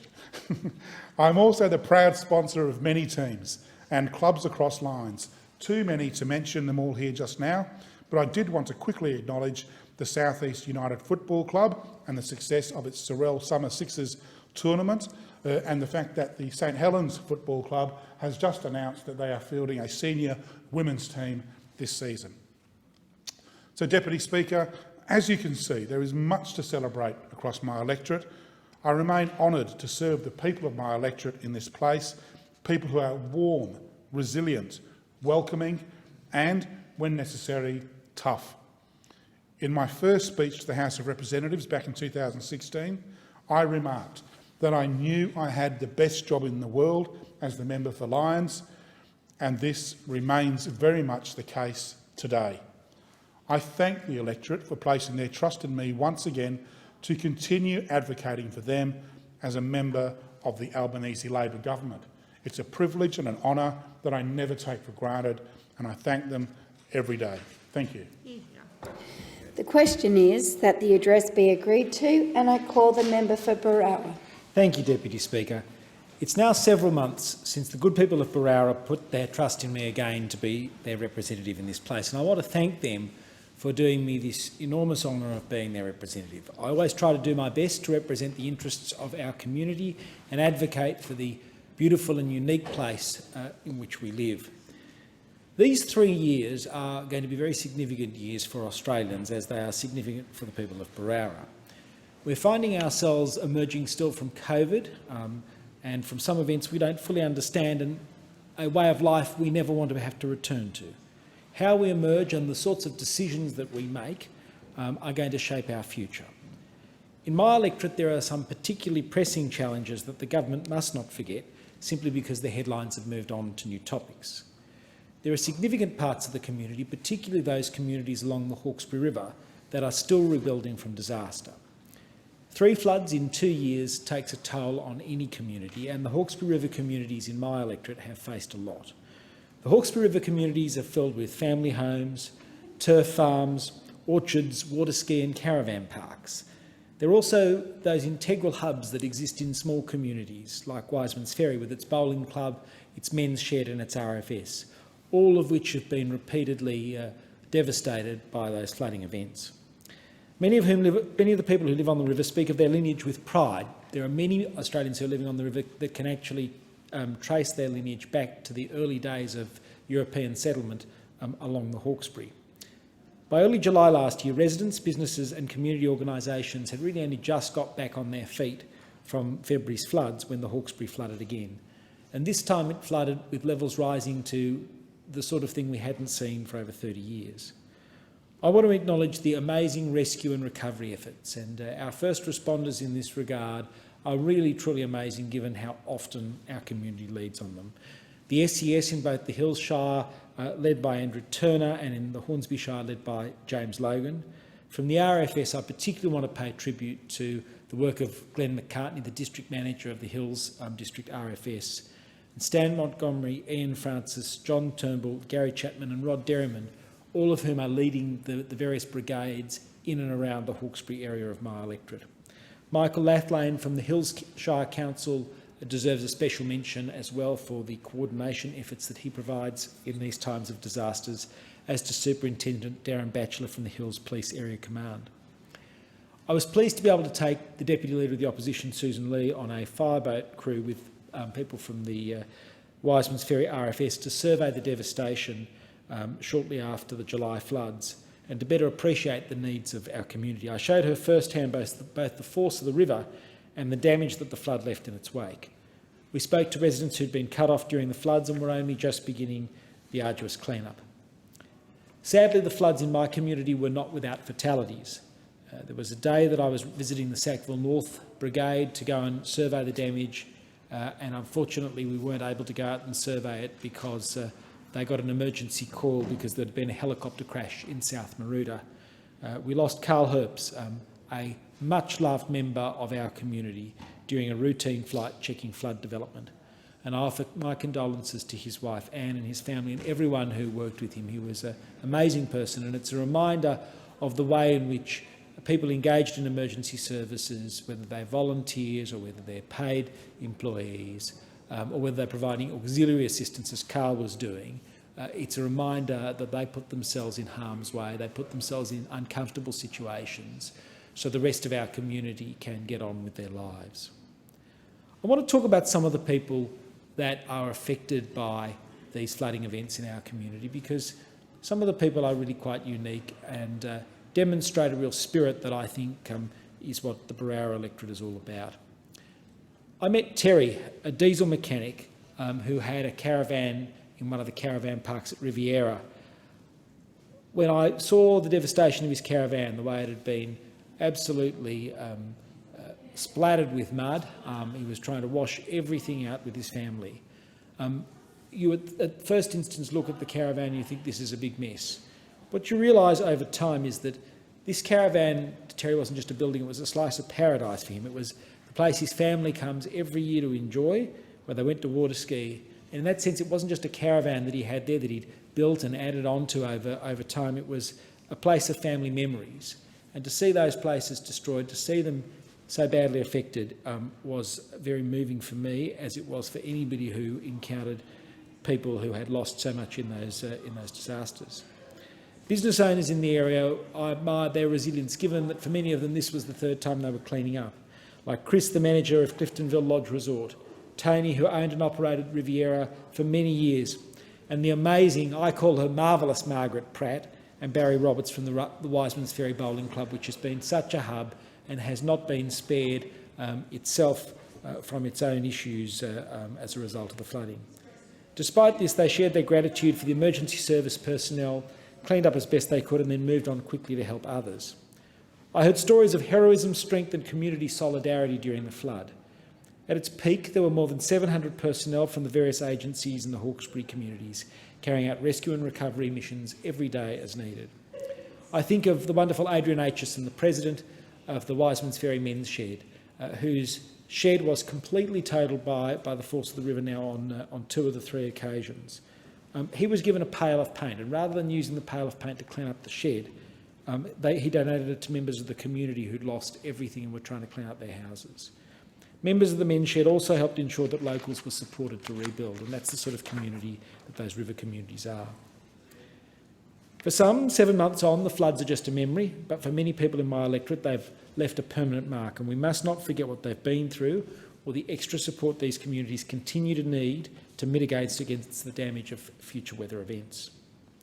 Another challenge in my electorate, which I've spoken about many times in this place, which became particularly difficult in recent years, is the need for much better telecommunications infrastructure in the Berowra electorate. In good times, telecommunications connect us with our work, our studies, our family and our friends. In bad times, telecommunications are a matter of life and death. And we especially depend on good telecommunications connections when they're related to health or during emergencies and disasters. Any failure of connection increases the level of distress exponentially and increases the possibility of fatality. In Berowra, Australia's telco companies have a history of grossly failing our community. Members of my community too often find their phones completely ineffective in the many dead spots across the Berowra electorate, but particularly in the Hawkesbury River area. Some of the low-lying communities I visited experienced poor connection on good days and no connection at all during last year's floods. It was many days before telco companies restored their connections. In the meantime, houses were submerged, cars were swept away and people need rescuing. In emergencies, as in everyday life, Australians deserve proper connection that the telcos promise and residents pay for. Last year, under the Coalition Government's Peri-Urban Mobile Program, a program that I advocated for to try and help communities like mine deal with the appalling state of telecommunications. I secured federal funding for improved telecommunications with 3 new towers serving the areas of Annangrove, Hornsby Heights, Mount Colah and Galston. And this is an important step forward, but it has to be only the beginning. The investment is a step in the right direction, though. Last year I wrote to and met with the incoming Minister for Communications, Michelle Rowland, bringing to her attention the poor state of communications in our electorate, so that we might ensure our community acquires the level of telco coverage we need. I was also pleased to host the then Shadow Minister for Communications, Sarah Henderson, to the electorate. She had a chance to meet with a number of residents whose lives are impacted daily by inadequate telecommunications. We met with Blake Buchanan from Kenthurst, who's unable to get NBN cable or fixed wireless and struggles with kids at home, especially during lockdown and homeschooling. We met Peter Payton from Annangrove. The internet issues he had affected the whole street, and several neighbours came to Mr Payton's house to meet with us.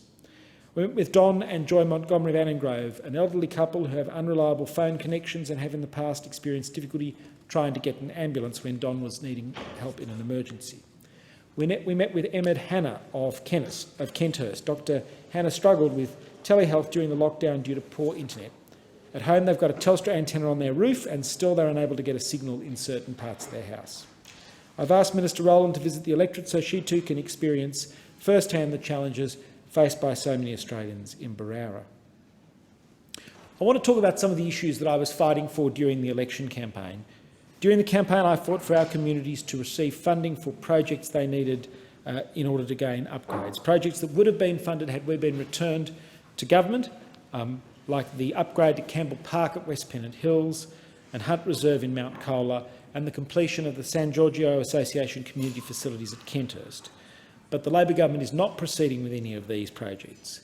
Despite this, I will keep fighting for the delivery of these and other community projects because the Berowra community deserves no less.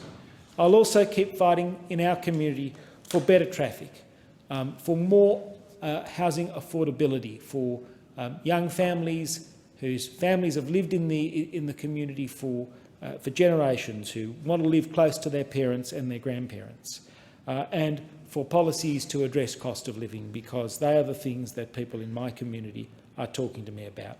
I want to take a moment to thank those people who played a role in the election campaign in Berowra at the last election. As a Member of Parliament, you can't do this alone. You are only here because of the wonderful support, in my case, of the Berowra FEC, the Berowra Liberal Party, and I particularly want to thank Peter Reid, my campaign manager, Warren Waddell, who was the assistant campaign manager, Warwick Poulden, who ran the volunteer effort, and the various people who ran different parts of the campaign: Graham Bateman, Daryl Beach, Sally Ann McClellan, Phil Hare, Berenice Walker, Srini Pillamari, David Williams and Helen McNamee. Their work was absolutely fantastic. I'm supported in Berowra by a terrific Berowra Federal Conference, firstly over the course of the last term by Maria Kovacic, and I'm delighted that Maria has gone on to bigger and better things and is now the State President of the New South Wales Division of the Liberal Party, bringing the same sense that she brought to the role in Berowra and the same strong leadership in preparing our state division for hopefully a successful result in the coming state election. I want to thank our new President, Michael McCauley, Tom Green, my Secretary, Peter Reid, the Treasurer, Helen McNamee and Warren Waddell, our Vice Presidents. I also want to acknowledge the people who have worked with me and helped me serve our community over the course of the last term. My office has been led by Annette McHugh and Sarah Greenbaum, and other people who have made a huge effort in my office include over that period Tonia Watson, Jack Aberdee, Carolina Palczynski, Annie Phillips, Tracy Barracliff, Mike Morrow, Carmen Matuk, Charlene Comparat, Kimberly Lai, Jasper McCrindle, and the amazing volunteers Penny Becchio, Daryl Beach, and the man I call our young Liberal, Ed Glasby, who in a month turns 90, showing that you're never too old to get involved, and they are really a magnificent team. Unfortunately, over the course of the period since the election, I've lost some people that are very dear to me and without whose support I wouldn't be here. And I wanted to take a moment to reflect on them and their contributions to the community. On the 23rd of May last year, we lost Valerie Smith. To anyone who knew her, Valerie was the epitome of stoicism. After having had 3 children, Valerie lost her husband, but Val was determined to provide her young children with the best life she could. Caroline Miller, her best mate, said that Val's guiding philosophy was don't be a victim, be a solution. And so she was. As a single parent who worked hard to put her kids through school and university, her caring instincts didn't wane when her children left the nest. She was an active member of the Annan Grove Progress Association and a major figure in the Sydney Society for Scottish History. She was a mother figure in many respects to much of the Annan Grove community. She had a property on Annan Grove Road with orange trees and vegetables and a horse paddock, and when she got too old to work on the farm, she turned to a new project. She would buy hundreds of mason jars, and members of the community would donate fruit and veggies, and Val would process it into marmalade, jam and relish that she'd then donate to the local school, the Kenthurst Rotary Club, the Annan Grove Progress Association, Dural Progress, and indeed anyone in the community Val knew was struggling. Her Scottish roots made her whisky marmalade a particularly community favourite, and I want to acknowledge that Val was a pillar of the community of Scottish Australians and was very proud of that and often talked about Scottish history. In fact, today I am wearing a tie that she bought me and she wanted me to wear in this place, which is the official Australian tartan, and I'm wearing it in memory of Valerie. She was a stalwart of the Kenthurst Annan Grove branch of the Liberal Party. She was never short of good advice and wise counsel, and to her family and friends, may her memory be a blessing. In 2022, we also lost Jack Oliver. After working as a mechanical engineer in England in his early years, Jack and his wife Irene moved to Australia to start their life together. They worked hard and bought a small house and a little land in Maroota where they settled into the community. When they outgrew the Maroota property, they moved to Annan Grove when they became long-standing members of the Annan Grove Progress Association. Now, Jack could fix practically anything. He was the go-to Mr. Fix-It of the community, with a smile and a good chat at every time. He was a great volunteer in our community too, and whether it was setting up for community events, Easter celebrations, Anzac Day or Christmas, no job was ever too demanding. Like Valerie, Jack was also a stalwart of the Kenthurst Annan Grove branch of the Liberal Party, and my condolences particularly to his lovely wife Irene. 2 very special people, a couple, were lost within a few weeks of each other, and they had a particular impact on my life and the lives of the broader community, and I speak of Paddy and David Barnett.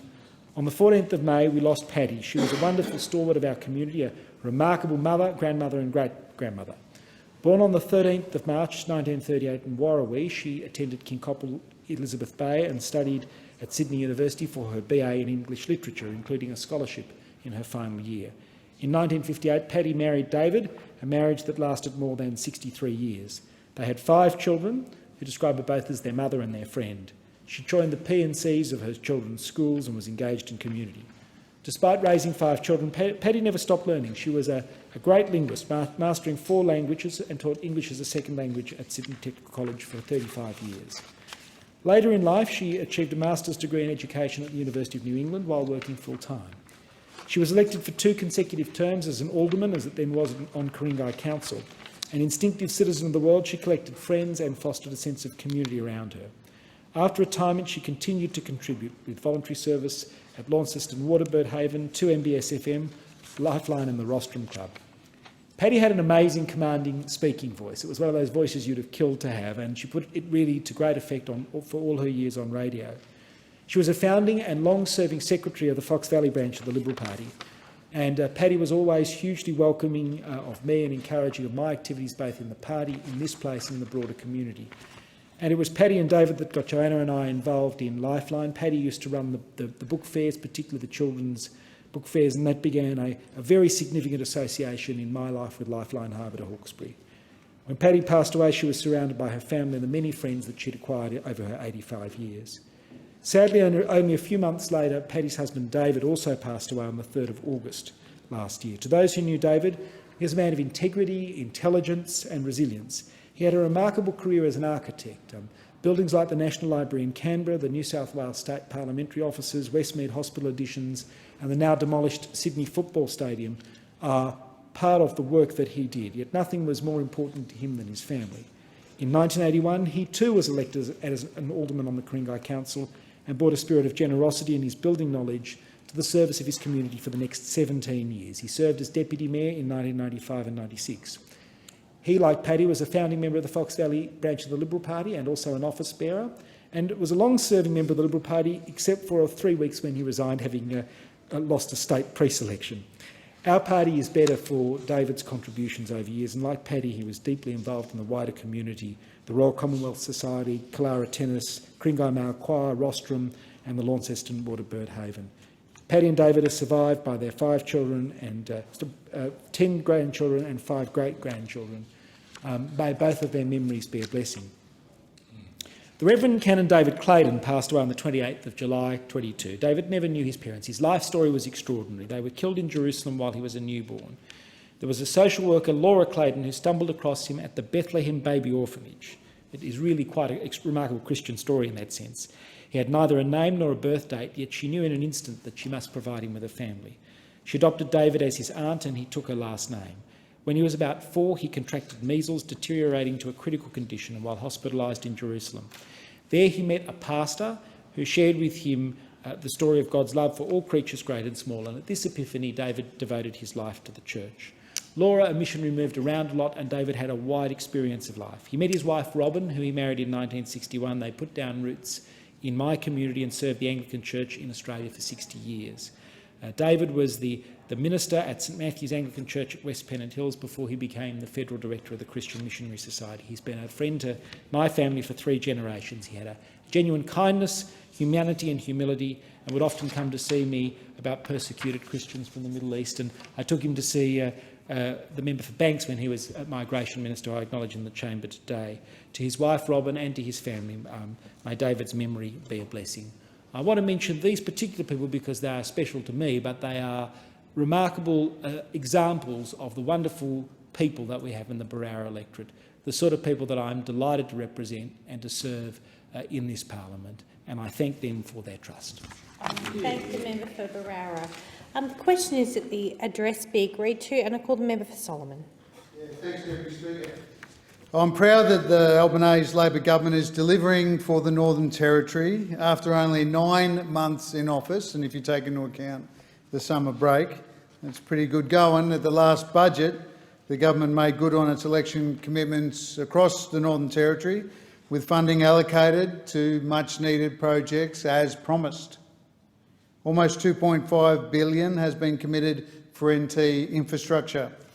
$740 million will be invested in sealing more of the Tanami and Central Arnhem roads to improve safety, travel times, freight efficiency, connectivity for those communities, flood immunity, safety and, of course, social and economic development.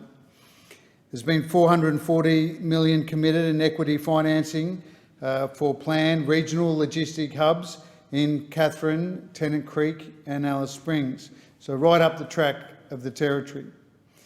Territorians will also see $332 million go to a strategic roads package to bring better economic and social opportunities to remote and regional communities right across the Northern Territory. In my electorate of Solomon, we have of course announced $1.5 billion in federal equity financing for the Middle Arm Sustainable Development Precinct near Darwin. This project, which is focused on assisting emerging clean energy industries, will also help our nation find new export opportunities for green hydrogen and critical minerals and environmentally sustainable jobs. In Palmerston, $11.6 million will fund an Indigenous health facility for the Danila Dilba Aboriginal Health Service. Now, this was one of my key priorities. If we're serious about closing the gap, we need to have culturally appropriate health services that we know that are proven to make a difference. Another big priority for me was a youth engagement hub. We no longer have the Youth Shack in the northern suburbs of my electorate, and $5 million will fund a brand new co-design with young people fit-for-purpose youth engagement hub. But I didn't forget about senior Territorians, with $1 million allocated to a men's shed, which will be very centrally placed in the Marara precinct. Joining with a $3.6 million commitment to the Scott Palmer Services Centre that I've spoken about many times in this place, that will support veterans and first responders that are either homeless or at risk of homelessness. And there is much, much more by way of us fulfilling our promises to my community, Territorians, and to those around the country where those promises were made. Whether it be for our businesses, our students, our young people, our fishers, our veterans, our first responders, our multicultural communities, the Albanese government is delivering for Darwin, for Palmerston, my electorate, and for the rest of the Northern Territory. Deputy Speaker, I am so proud of Labor's big vision for our nation in this budget because, like those commitments that I just articulated, they are good for our nation. A stronger Northern Australia means a more secure Australia. I want to spend some time talking about a vital social and economic priority, and that is early childhood care and education. Labor's plan for cheaper childcare is a good example among many others of our Territorians benefit from the budget. The government is investing $4.7 billion over 4 years from 22-23 to make early childhood education and care more affordable for Australian families. The government's reforms will mean that 96% of Australian families with children in care will be better off, and that other 4% will be no worse off.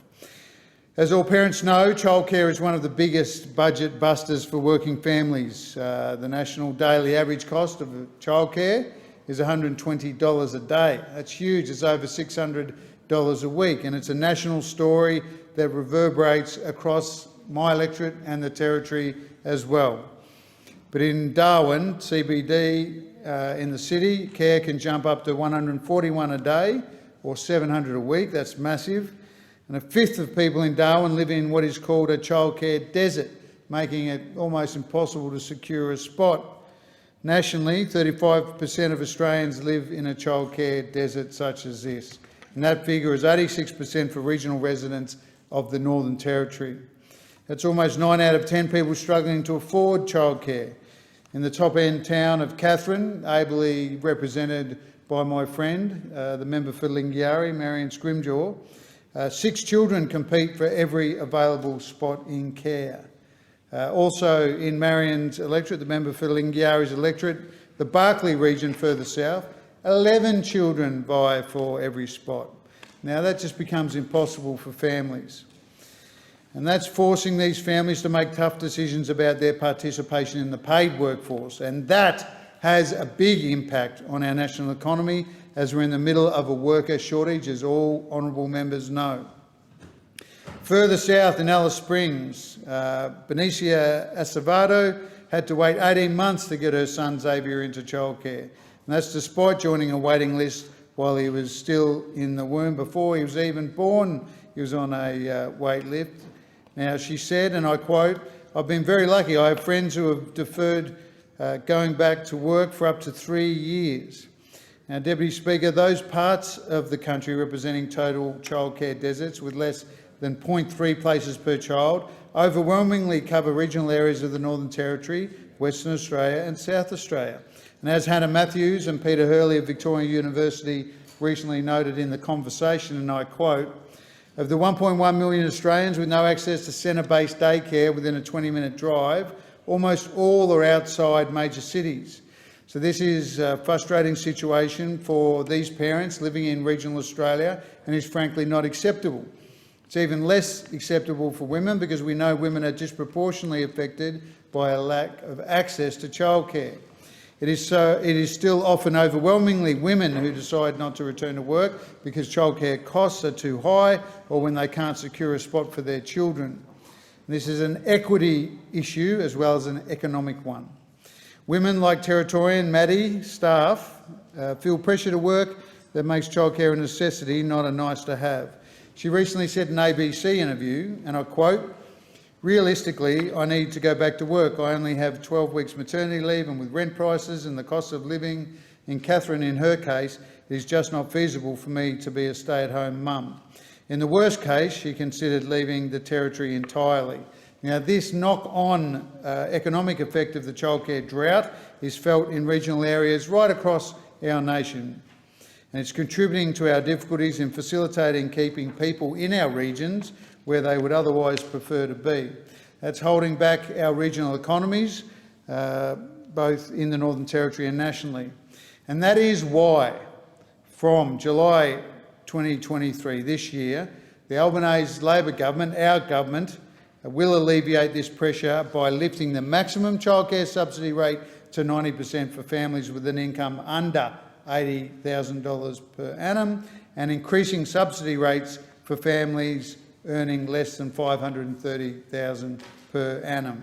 People might say that is a high figure, but just like publicly available healthcare, publicly available schools, early childhood education is a part of what we should be providing to Australians. The government will keep the higher subsidy rate for families with multiple children aged 5 and under. Our plan for cheaper childcare will make childcare more affordable to around 1.26 million Australian families.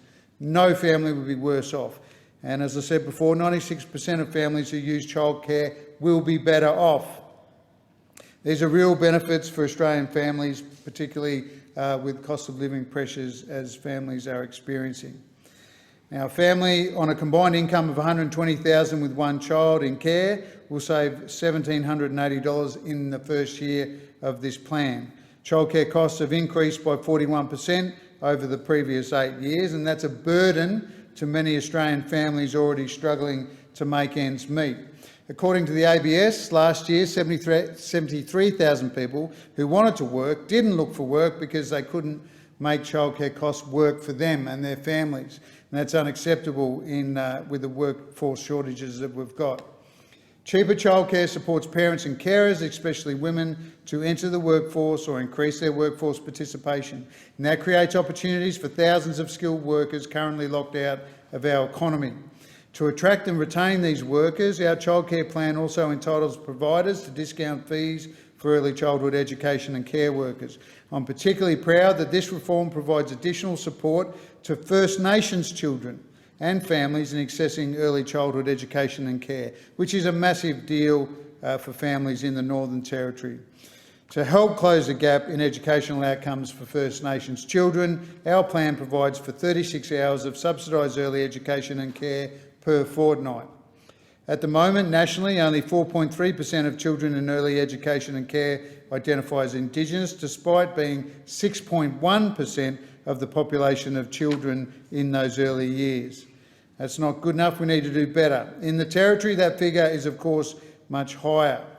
These simple changes will benefit around 6,600 First Nations families, boosting the hours Indigenous children are eligible to access for subsidised care. Now, this is important. If we are going to close the gap, this is vital.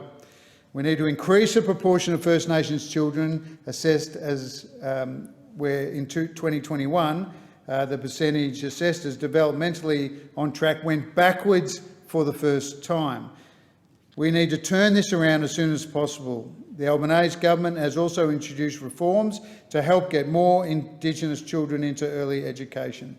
We know that access to high-quality early education and care can massively impact a child's readiness for school, and that's why our policy is good social policy and good economic policy. It's good for addressing youth unemployment, which is such a big issue across many parts of Northern Australia.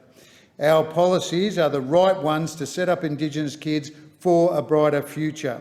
And as the Minister for Indigenous Australians, the member for Barton, said, and I quote, "Getting Indigenous children into early education will benefit them for the rest of their lives.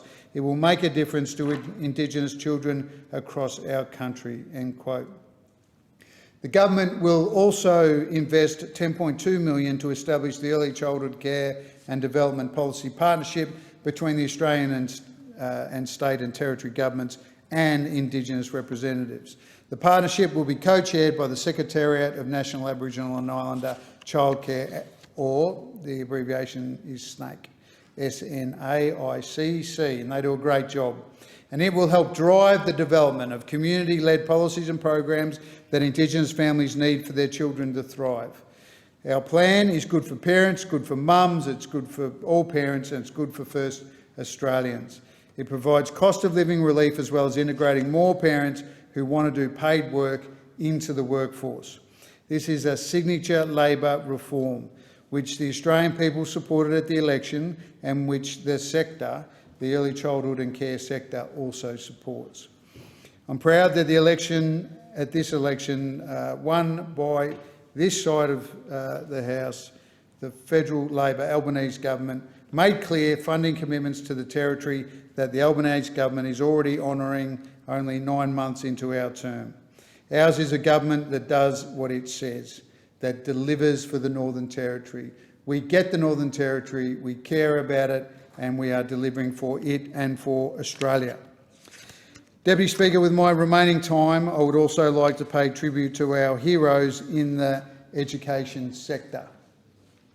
Last Friday, on the 10th of February, I attended a Mass to open the school year at the Sacred Heart Primary School in Palmerston.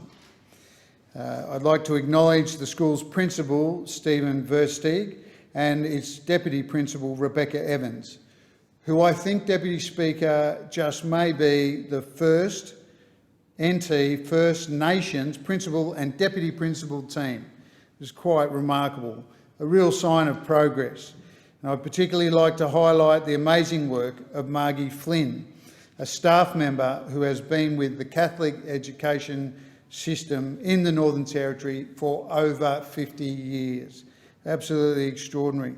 She's very active in the parishes and regularly visits the women's prison.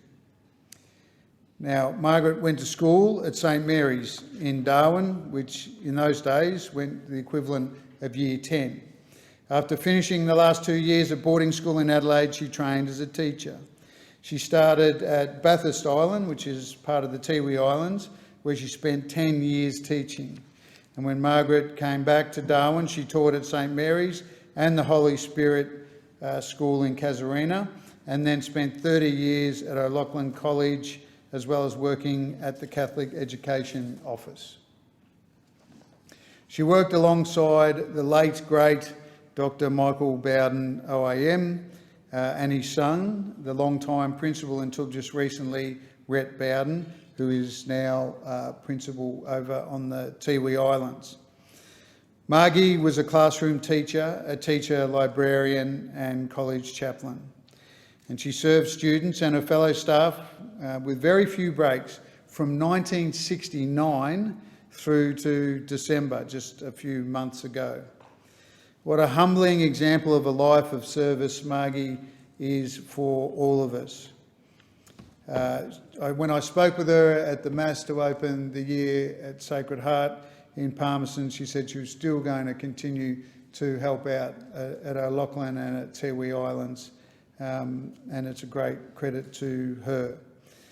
Now, I've always respected teachers and have reflected on one this week, one of our best teachers from Darwin, and that was Henry Gray, who was awarded an Order of Australia Medal in the Australia Day Honours list.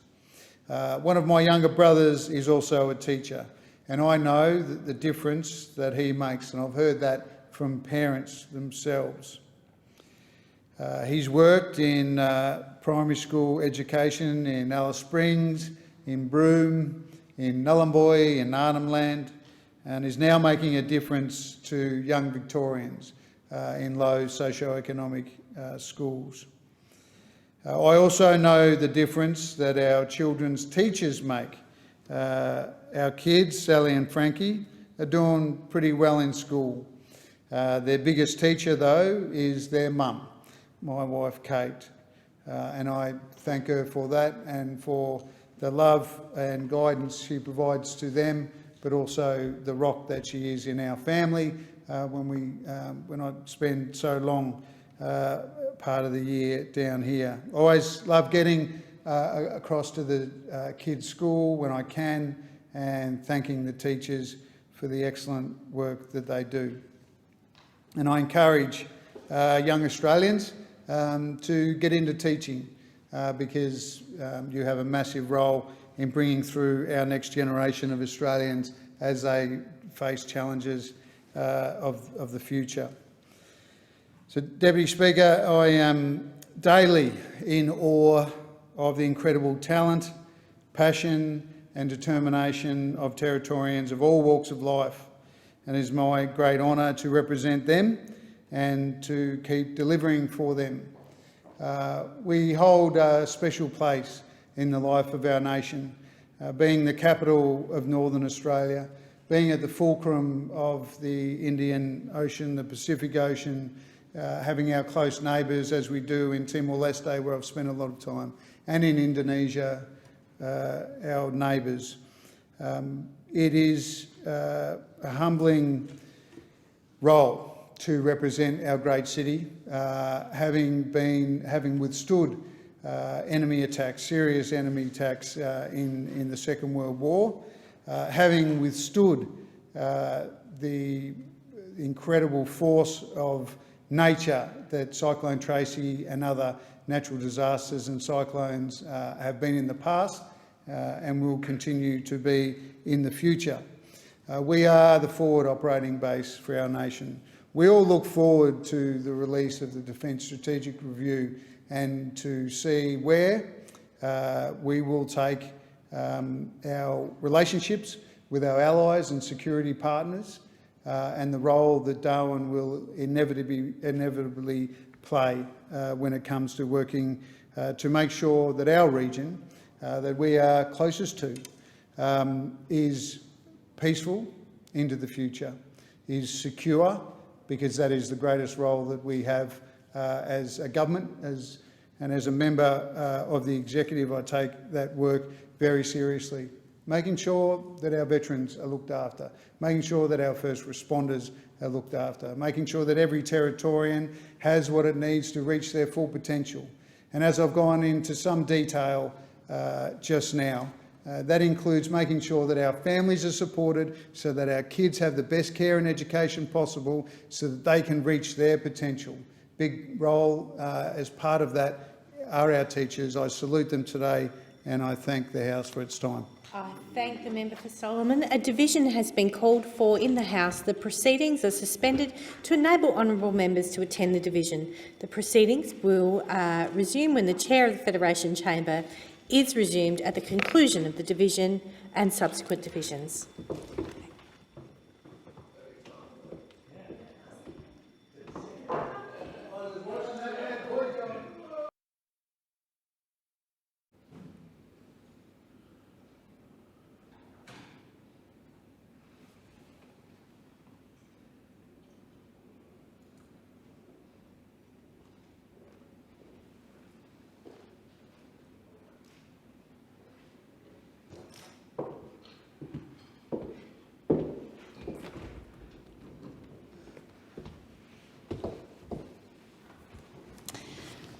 Call the clerk and we'll continue on. Certainly. The question is that the address be agreed to, and I call the member for Banks. Well, thank you very much, Deputy Speaker, and it's great to have this opportunity in the address in reply to focus on a number of tremendous community organisations in the Banks electorate, and also to reflect on not only the responsibility we have as local members, but also the opportunity we have to help people who are the very best of us. And I want to start out with a project that's gone over many years, and it really genuinely has been a privilege to be able to be involved in this project and hopefully play a role in its ultimate success. And it's a very serious story and it's a very sad story, but it is something from which something positive has ultimately come in the, which I'll come to in a moment. Deputy Speaker, about nearly 7 years ago now, I met the Cusimano family. The Cusimano family experienced the most immense tragedy In 1995, Angelo Cusimano was working at his video game store, The Gamesman, located in Penshurst in my electorate. And whilst working in his store, he was murdered. His son, Angelo Jr., was 13. Was 13 at the time, and he witnessed his father's murder. One can not possibly imagine the trauma that Angelo has been through. So in 2016, I became aware of an organisation called Grace's Place. And Angelo, along with a number of other people who as children, their families were victims of homicide, had an idea, and a very, very big idea. And the idea was that children whose families had been the victims of homicide should have somewhere to go, someone to talk to, someone to support them, and somewhere to stay and get support and counselling. Never been done anywhere in the world. Over time, I met a number of other people who were involved in the organisation, including Catherine Siska, who is the sister of Anita Cobby.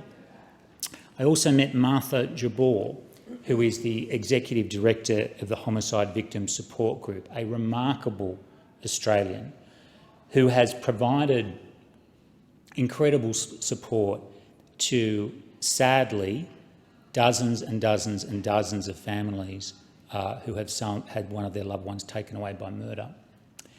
And so when we met back in 2016, Angelo and his mother Mary, Catherine, Martha and a number of others outlined what they wanted to do, and that was to build a residential facility where kids could go when they had been, their families had been victims of homicide. It's a very big idea, never been done anywhere in the world. To its great credit, Blacktown Council in Sydney donated some land. So that was the first step. But in order to build this facility, we needed about $10 million, which is a lot of money.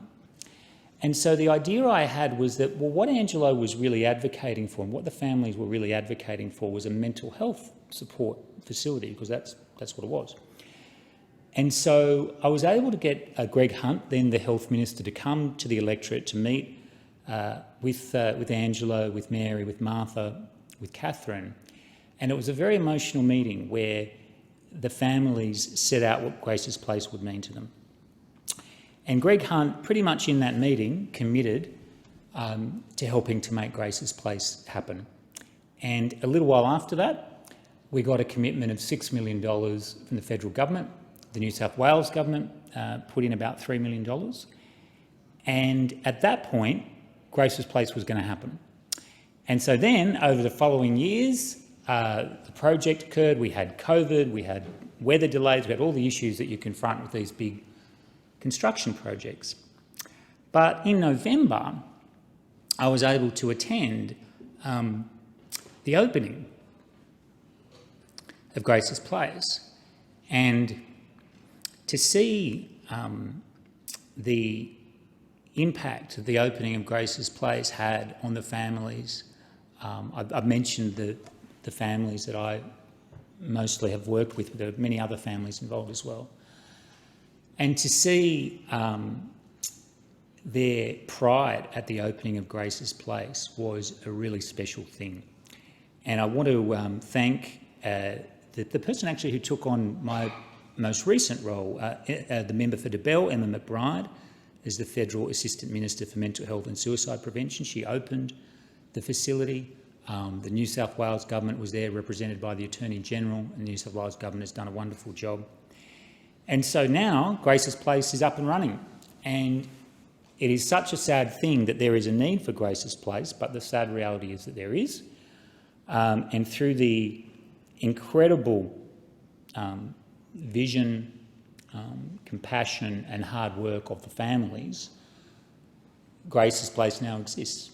And what we hope is that in time, this idea will be put in place in other places, potentially in other countries as well. This is a world-first facility, and it's going to provide a lot of support to a lot of children. And the person who's going to be most responsible for the leadership of Grace's Place is Martha Jabor, who for decades has been an absolute rock for families, particularly in New South Wales, who have been through this most awful circumstance. So to Martha, to Angelo, to Mary, to Catherine, to all of the families who've been involved, it's a wonderful thing that you've done.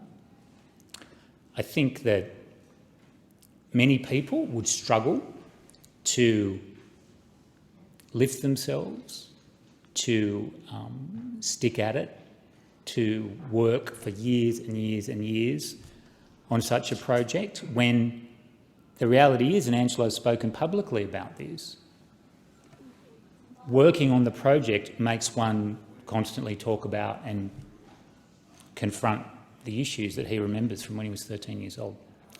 So to have the strength to do that is just unbelievable, and I'm very pleased to have played a small part, and long may Grace's Place help young people in our nation. Deputy Speaker, I want to highlight a number of community organisations in the Banks electorate who in the past 12 months have been doing wonderful, wonderful things. I'm fortunate to have a tremendously diverse electorate. We're one of the most multicultural electorates in Australia. We have people from all backgrounds, walks of life, all faiths, all sexualities, all walks of life, Deputy Speaker, and it's wonderful to be able to acknowledge some of them today. Deputy Speaker, Tony Lee runs a great organisation called Elite Table Tennis. My electorate has one of the biggest table tennis communities in Australia. Some years ago we hosted the national tournament at Hurstville, and Tony does a terrific job with Elite Table Tennis. And it was great before Christmas to go down to Blakehurst High and present awards to some of the kids that have excelled at Elite Table Tennis this year. And so thank you to Tony for everything you do at Elite Table Tennis. We have a very artistic electorate, Deputy Speaker, and there's a great number of groups that celebrate the arts, be it painting or music or dance or a range of different things. And one of the great organisations is called Creative Arts Education, based in Hurstville. And Rhonda Yao runs Creative Arts and does a terrific job, and the quality of some of the artworks there is incredible. I have zero artistic capacity, Deputy Speaker, and so when I see the work that some of these kids are doing, as young as 5 or 6, quite remarkable, and right up to the HSC students who produce some really thought-provoking and beautiful work. So it was terrific to get down there in November to see Rhonda and to acknowledge the success of Creative Arts. Tough time for small businesses in the arts sector over the last couple of years, Deputy Speaker, with COVID, and it was good to see that so many of the kids were back on the premises. Deputy Speaker, community radio is a very important part of our community, and indeed in my new role as Shadow Minister for Communications, I look forward to working with the community radio sector.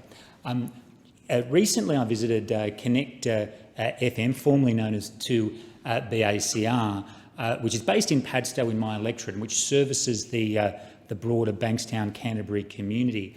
Connect FM is absolutely central to so many people in our community. There are multicultural programming, some great music programs, even shows that specialise in things like motorsport and various other sporting activities. I want to thank Julianne Munns and George Sinners for their hospitality on the day. It was terrific to visit Connect FM, and I want to thank them for all their terrific work. Deputy Speaker, we are in the Banks electorate very fortunate to have our own writers group in Oatley. Oatley has a proud history actually in Australian literature, and a number of prominent Australian writers have been from Oatley. And so it's fitting that that Oatley has its own writers group. And this year they published, or late last year rather, they published an anthology of short stories, generally with a theme around crime and mystery, so to speak. And it was terrific to attend the launch event for the publication.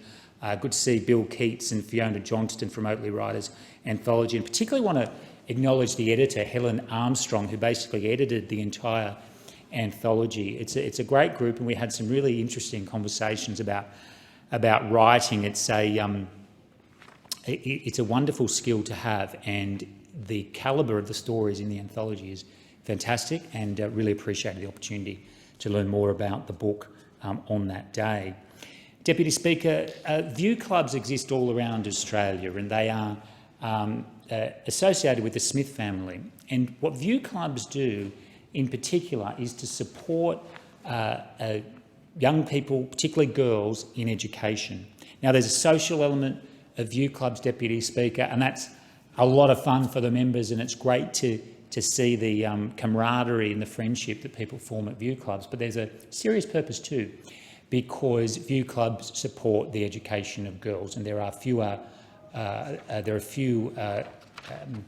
activities that are more noble than that.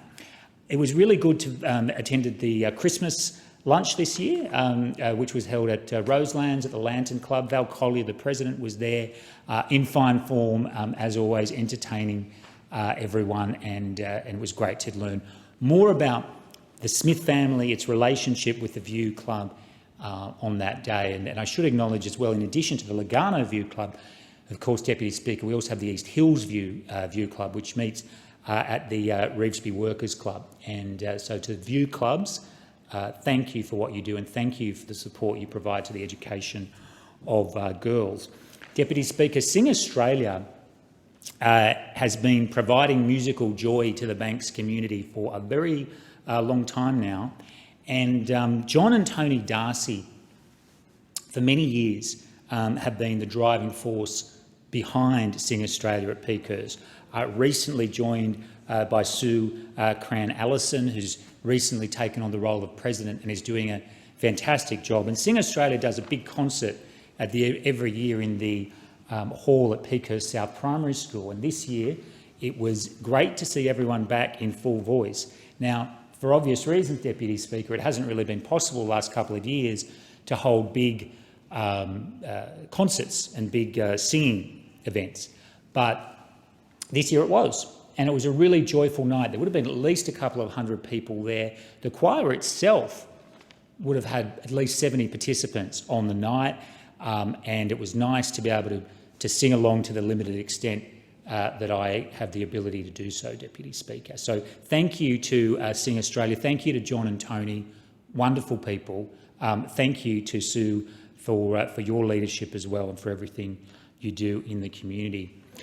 Deputy Speaker, the Men's Shed movement has made a lot of difference to the lives of many men around Australia, but it's also made a big difference to the people they help. And I'm very fortunate to have a number of men's sheds in my electorate, and none is more active than the East Hills Men's Shed. Now, I have to say they've got one of the best locations you could possibly get for a men's shed. It's in the National Park down at the bottom of the River Road in Revesby, in the Georges River National Park. And it's a former Parks and Wildlife shed in which heavy equipment and other things were stored. And what that means is, Deputy Speaker, it's a really big shed. And the equipment that the gentlemen from East Hills Men's Shed have in there is fantastic, and it allows them to do so many good things, helping schools, creating different things to support people around their homes. They recently did some work for a family with a child with special needs to create some ramps near their house. They've done iPad holders for the schools. They've built community gardens at our schools. They just do so many great things. And Brian Barrett, who's been the president for a number of years, is doing a fantastic job. And the Christmas party was a typically enjoyable and relaxed function. And I do want to thank Brian and everyone involved in the East Hills Men's Shed. Deputy Speaker, the abacus is a very ancient piece of technology. We're fortunate in the Banks electorate to have one of Australia's, and I suspect it may be Australia's, leading exponent of the craft of the abacus.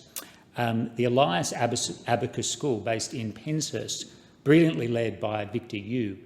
And every year, the kids from Elias Abacus compete in international competitions. These have been based all around the world. Now, the last couple of years, of course, with COVID again, Deputy Speaker, those have been virtual, and Victor and the team are really looking forward to those happening on-premise, so to speak, in the future, where hundreds, thousands of kids from around the world gather and show their skills in the abacus. And the kids from Elias Abacus School have won gold medal after gold medal after gold medal at these international competitions. It's a wonderful thing, not only because of the arithmetic skills that one learns from the abacus, but also because of the great cultural resonance of the abacus, an ancient device and something that helps many of the kids at Elias Abacus to learn more about their cultural heritage and to have fun at the same time. So to Victor and everyone at Elias Abacus, thanks so much for what you do.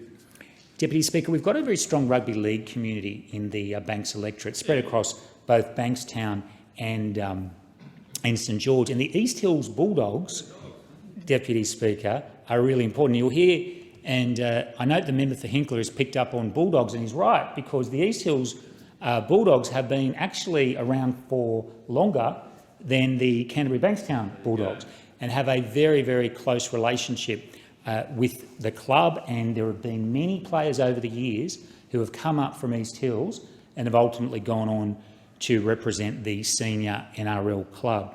Now, East Hills Rugby League is very fortunate to have Rowan Brown as its president. Rowan's very passionate about league, and he's, at the risk of embarrassing Deputy Speaker, he runs a very substantial and successful business. And for someone of his skills and capacity, and frankly someone who is as busy as he is, to take the time out in a volunteer capacity to run the East Hills Bulldogs Rugby League is a great testament to Rowan.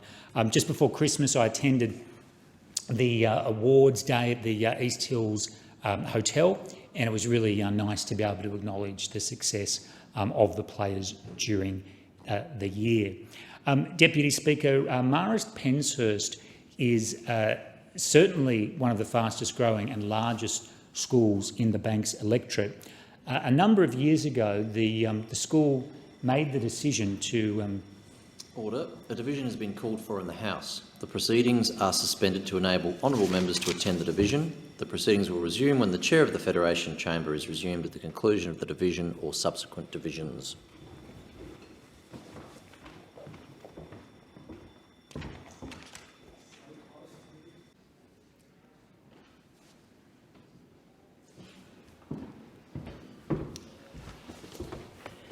I call the member for Banks. Well, thank you, Deputy Speaker. And Marist Penshurst is one of the fastest growing and largest schools anywhere in the Banks electorate. And some years ago, the school made a couple of big decisions. One was to become a co-ed school, and previously was a boys-only school. And secondly was to go from a school that stopped at year 10 to going up to year 11 and 12. And then on top of that, opened a brand new campus at South Hurstville. So as you can see, there's been a lot happening at Marist Penshurst, which for many years has been led by Principal Ray Martin. Mr Martin has recently moved to another school, and Connie Freno, who has been at the school for many years, has now taken on the role of principal. So I want to acknowledge their great contribution, and also Robert Shashati from the PNF, who very graciously hosted me when I visited back in November. And to everyone at Marist Penshurst, thanks for your great contribution to our community. The question is that the address be agreed to, and I call the member for Fraser. Thank you, Deputy Speaker. I'd like to begin by making some observations about some community groups in Fraser that are led by youth and that are producing great benefits for other youth who are often in a very vulnerable situation.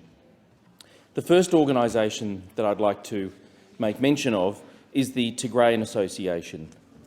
There are approximately 5,000 members of the Tigrayan community in Victoria, and many of those individuals live in Fraser. The last November, I attended the Tigrayan exhibition at Parliament House in Canberra.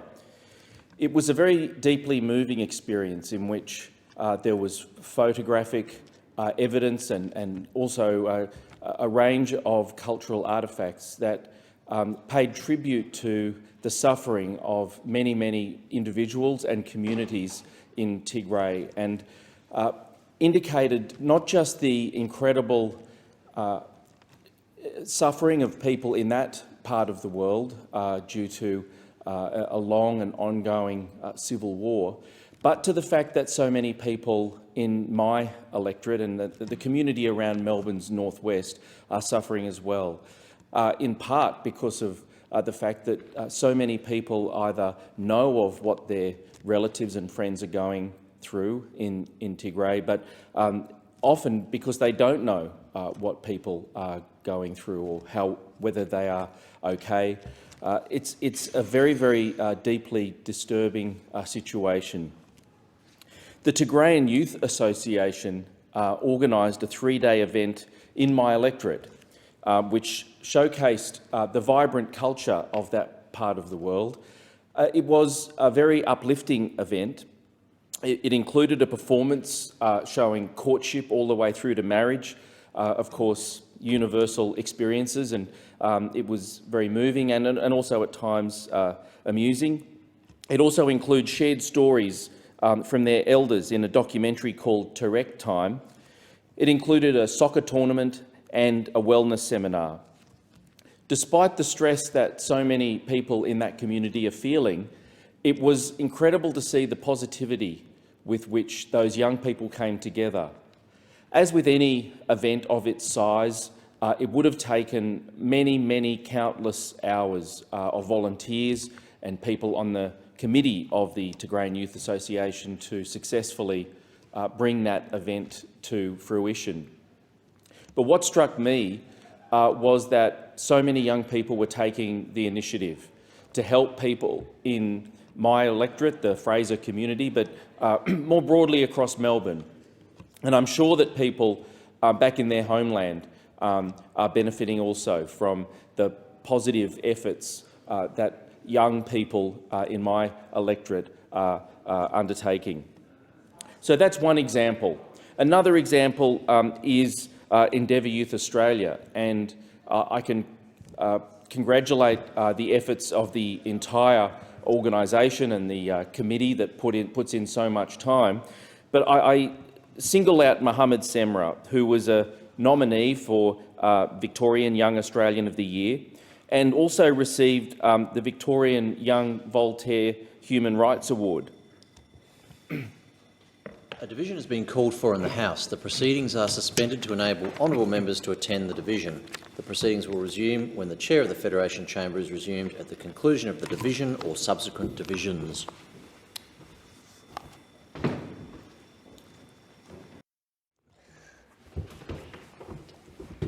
I call the member for Fraser.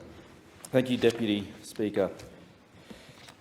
So I was speaking about Mohammed Semra and his role in Endeavour Youth Australia. Mohammed Semra is somebody who became famous in 2015 when a video that he had created went viral. A video of himself and a number of his friends, I might say all of African descent, who were denied entry into an Apple store, presumably because they were under suspicion, notwithstanding the fact that there was no evidence. The video went viral. The video, in fact, went so viral that Apple's CEO Tim Cook apologised and called it unacceptable. And stores around the world, starting in Australia, engaged in retraining as a result of the consciousness-raising exercise that Mohammed had led. This was, according to Mohammed, an everyday experience. But he used his initiative to make it a positive and created a network where a lot of his friends and people that he then became associated with became advocates against racism, particularly against young African Australians. And the organisation that he then helped to create and put so much energy into now undertakes so many positive activities. Activities in schools to help young people deal with the unconscious biases that so often affect them, to create sporting events, and indeed I was recently at a futsal tournament which Endeavour Youth Australia had helped to organise, which was a wonderful event, an incredibly vibrant event. I said to those in attendance as I was presenting the winning women's team with a trophy that it felt like it was the final of the World Cup, given that it had gone into extra time and a very, very exciting overtime led to a deserving winner, but both teams certainly deserved a trophy. It was a remarkable feat of athleticism and fair play and competitiveness. But it was a really positive day where a couple of dozen teams, young girls and boys, from right around Melbourne's west competed, and it was an example to me of, again, young people taking the initiative and creating something very positive. And I know from having talked to people at that event and other events that the organisation has organised that it has provided a lot of support for kids that often find themselves very isolated. Deputy Speaker, I also wanted to talk about the National Reconstruction Fund, and to talk about it in particular in the ways in which it's going to affect and benefit the communities of Melbourne's west and north, communities that have historically relied so much on manufacturing. I think it's worth noting the broader context which motivated the creation of the National Reconstruction Fund, one of the principal election commitments in the economic space that we took to the last election and which was so resoundingly supported by the community. If you look at Australia's economic history over recent decades, there has been a long-term decline in manufacturing as a share of GDP. This is something which a number of advanced economies have experienced, but it's certainly one of the important pieces of context.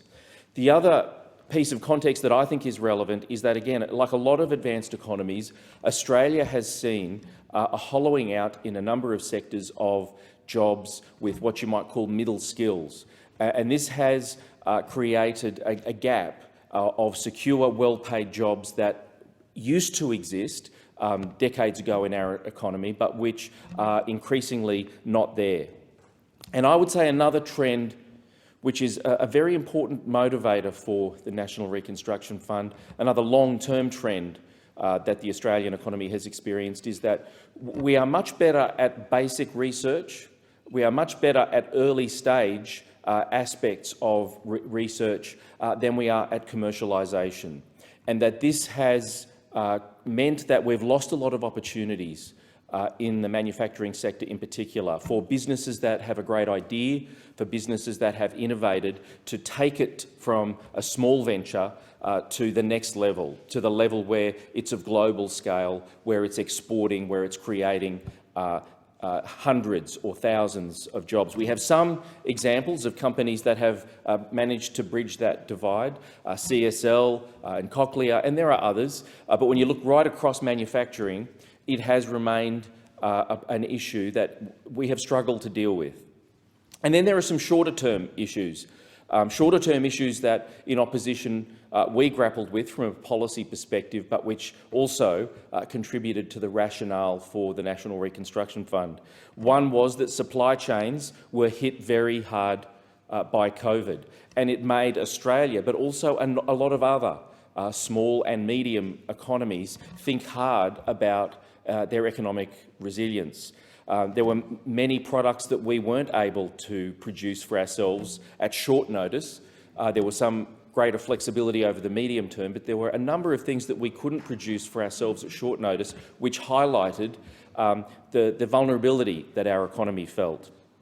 And also related to COVID, but probably also a trend that has accelerated after COVID, is what you might call the decoupling or the de-risking of supply chains around the world, where different kinds of products with particularly complicated supply chains are now seeing different supply chains exist so that, or emerge rather, so that there isn't a single supply chain and risk factor there, particularly, I might say, with some products in light of global international relations concerns or security concerns. So that's another trend which has made it even more imperative for Australia to think about the resilience of our supply chains and why the National Reconstruction Fund is so important. And then the other issue that I think is critical is that we are at a junction as an economy where it is critical that we do better when it comes to value add. And some people talk about this in terms of the complexity of our economy and in particular our manufacturing sector, whether we're a manufacturing sector or an advanced manufacturing sector. I think about it also in terms of productivity growth. And what I would like to see is the National Reconstruction Fund to help to drive productivity growth in the manufacturing sector in particular, but more broadly. Paul Krugman once said that productivity growth isn't everything, but in the long run, it's almost everything. And so I look at the National Reconstruction Fund in that context as well. So there are a range of rationales and policy underpinnings of the National Reconstruction Fund. We have manufacturing in need of more support. We have manufacturing not doing as much as it could, both for our economy and our society when it comes to commercialisation. And then post-COVID, we have a real need to boost the resilience of our economy, both from an economic perspective but also from a national security perspective. And this will both add to our resilience, but I'm confident it will also add to our productivity growth over the long run, which is so important to our wages growth, so important to our standard of living. And so when I look at the National Reconstruction Fund, which is being debated in this building right at this moment, and we have a situation where the opposition and the Greens are threatening to not support this, I wanted to speak about the importance of this for Fraser. And indeed, there are a number of businesses in Fraser that to me highlight the importance of this and highlight why it's important for everyday workers and why it's so important for giving them greater opportunities in the workplace. One example is Luz Industries, which I visited in June 2022, shortly after the election, with Senator Tim Ayres, the Assistant Minister for Manufacturing. This is a company that's been around for around 25 years. I think this year might be their 25th anniversary. It employs 65 people in my electorate. It manufactures professional industrial kitchen equipment for restaurants and hotels right around the country and has gone through significant growth in recent years. It uses very innovative manufacturing and design and is an example of a company that does make very high-end and high-quality industrial kitchen equipment, but is also involved in the design. So it's that end-to-end manufacturing that it embodies. I might say that when I did visit that company, celebrity chef Adam Lior was there as part of the Australian Made campaign and managed to cook something at very short notice, which was very dramatic and made it onto television. But Luz Industries is an example of a company that has done so well. But it is an example of a company where one wonders how much blue sky there is, and if it was to be given assistance through the National Reconstruction Fund, how much more could be achieved. Another one in the advanced manufacturing space is Bell Environmental, which I visited in February 2021 with the now Minister for Industry and Manufacturing. This is a company based in North Sunshine, originally started as a small pump service business in 1964. So it's been around for a long time and has a very, very strong, proven track record, obviously about to celebrate its 60th anniversary next year. So it's a designer and manufacturer of emergency response vehicles, such as SES vehicles and fire trucks. With the closure of manufacturing plants like Ford, Bell Environmental has taken on many manufacturing workers across Melbourne's West, and is an example of how companies like Bell Manufacturing and in the advanced manufacturing space can give people the opportunity as Australia moves up the value chain. These are two examples of companies that fit within the remit of the National Reconstruction Fund.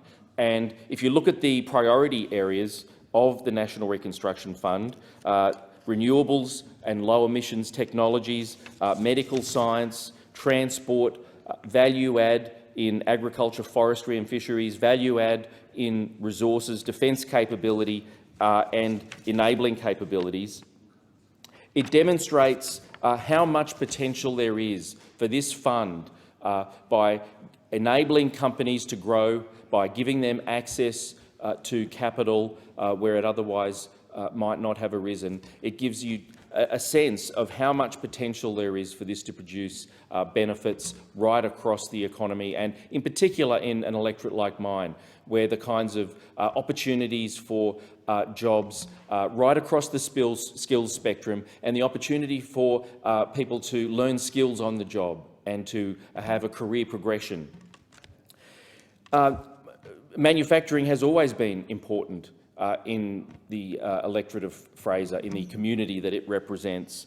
Indeed, my electorate office is located in the historic suburb of Sunshine, where the key Harvester decision, the High Court decision on a living wage, was prompted by the Sunshine Harvester Works in 1906.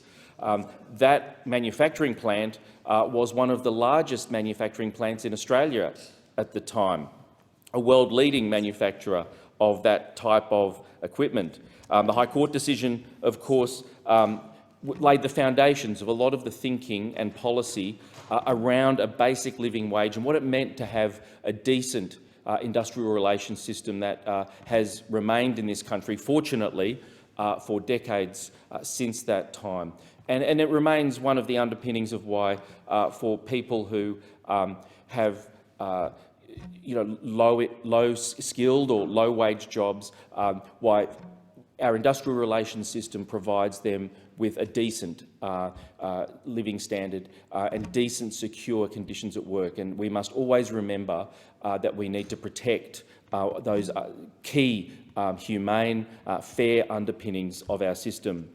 I might say that a harvester oration occurs every year. It was actually started by my colleague, Tim Watts, member for Gellibrand, when the harvester site was in his seat. Boundary changes have since meant that it's now in Fraser, but we jointly host that each year. And I was very pleased that Senator Katie Gallagher was able to deliver the harvester oration this year, and she gave an absolutely wonderful speech about gender inequality, and also spoke about some of the key priorities this government has in the industrial relations speech, of course harking back to the harvester decision and how some of its key tenets of fairness remain so important today. The harvester decision has been around for a few years now, and I might just note that earlier deliverers of the oration include Anthony Albanese, now the Prime Minister, of course, and Bill Kelty and Wayne Swan. So it has a storied past, but we were very lucky to have Katie Gallagher deliver that this year. And of course, it's been an 8 months of this government where we have prioritised much-needed industrial relations reforms, which have delivered really important protections for people in terms of giving them more secure work. So the National Reconstruction Fund, as I said, is something that I think is timely. The manufacturing sector and all of the related areas that the National Reconstruction Fund will touch, so manufacturing, but also our defence industry, our clean tech industry. All of these different parts of our economy will benefit from this fund, and it is very timely, both in terms of the long-term trends that our economy is experiencing, in terms of the need for us to do better at commercialisation, to do better at offering people opportunities right up and down the skills profile, but also to build a more resilient post-COVID economy. So I'll be very glad to see that initiative pass both chambers, hopefully this week. The question is that the address be agreed to, and I call the member for New England. Well, thank you very much, Mr Deputy Speaker. And it gives me great pleasure to rise tonight to give our 20-minute oration about a whole range of issues that apparently is the address and reply. The first thing I'd like to say, Mr Speaker, just being here, something I brought up in my maiden speech back in the Senate, back in 2005, a long time ago. Why on earth don't we have electronic voting in this parliament? Why are we still in the dark age? But they're talking about changing the constitution, but they won't change the most basic thing. Like if we walk into the chamber, we should be able to electronically vote, whether you do it on your phone, look up at the screen and go, oh yeah, that's me, member for New England, Barnaby Joyce, I'm with the ayes, I'm with the nays, that's where I'm supposed to be, thank you very much, out I go.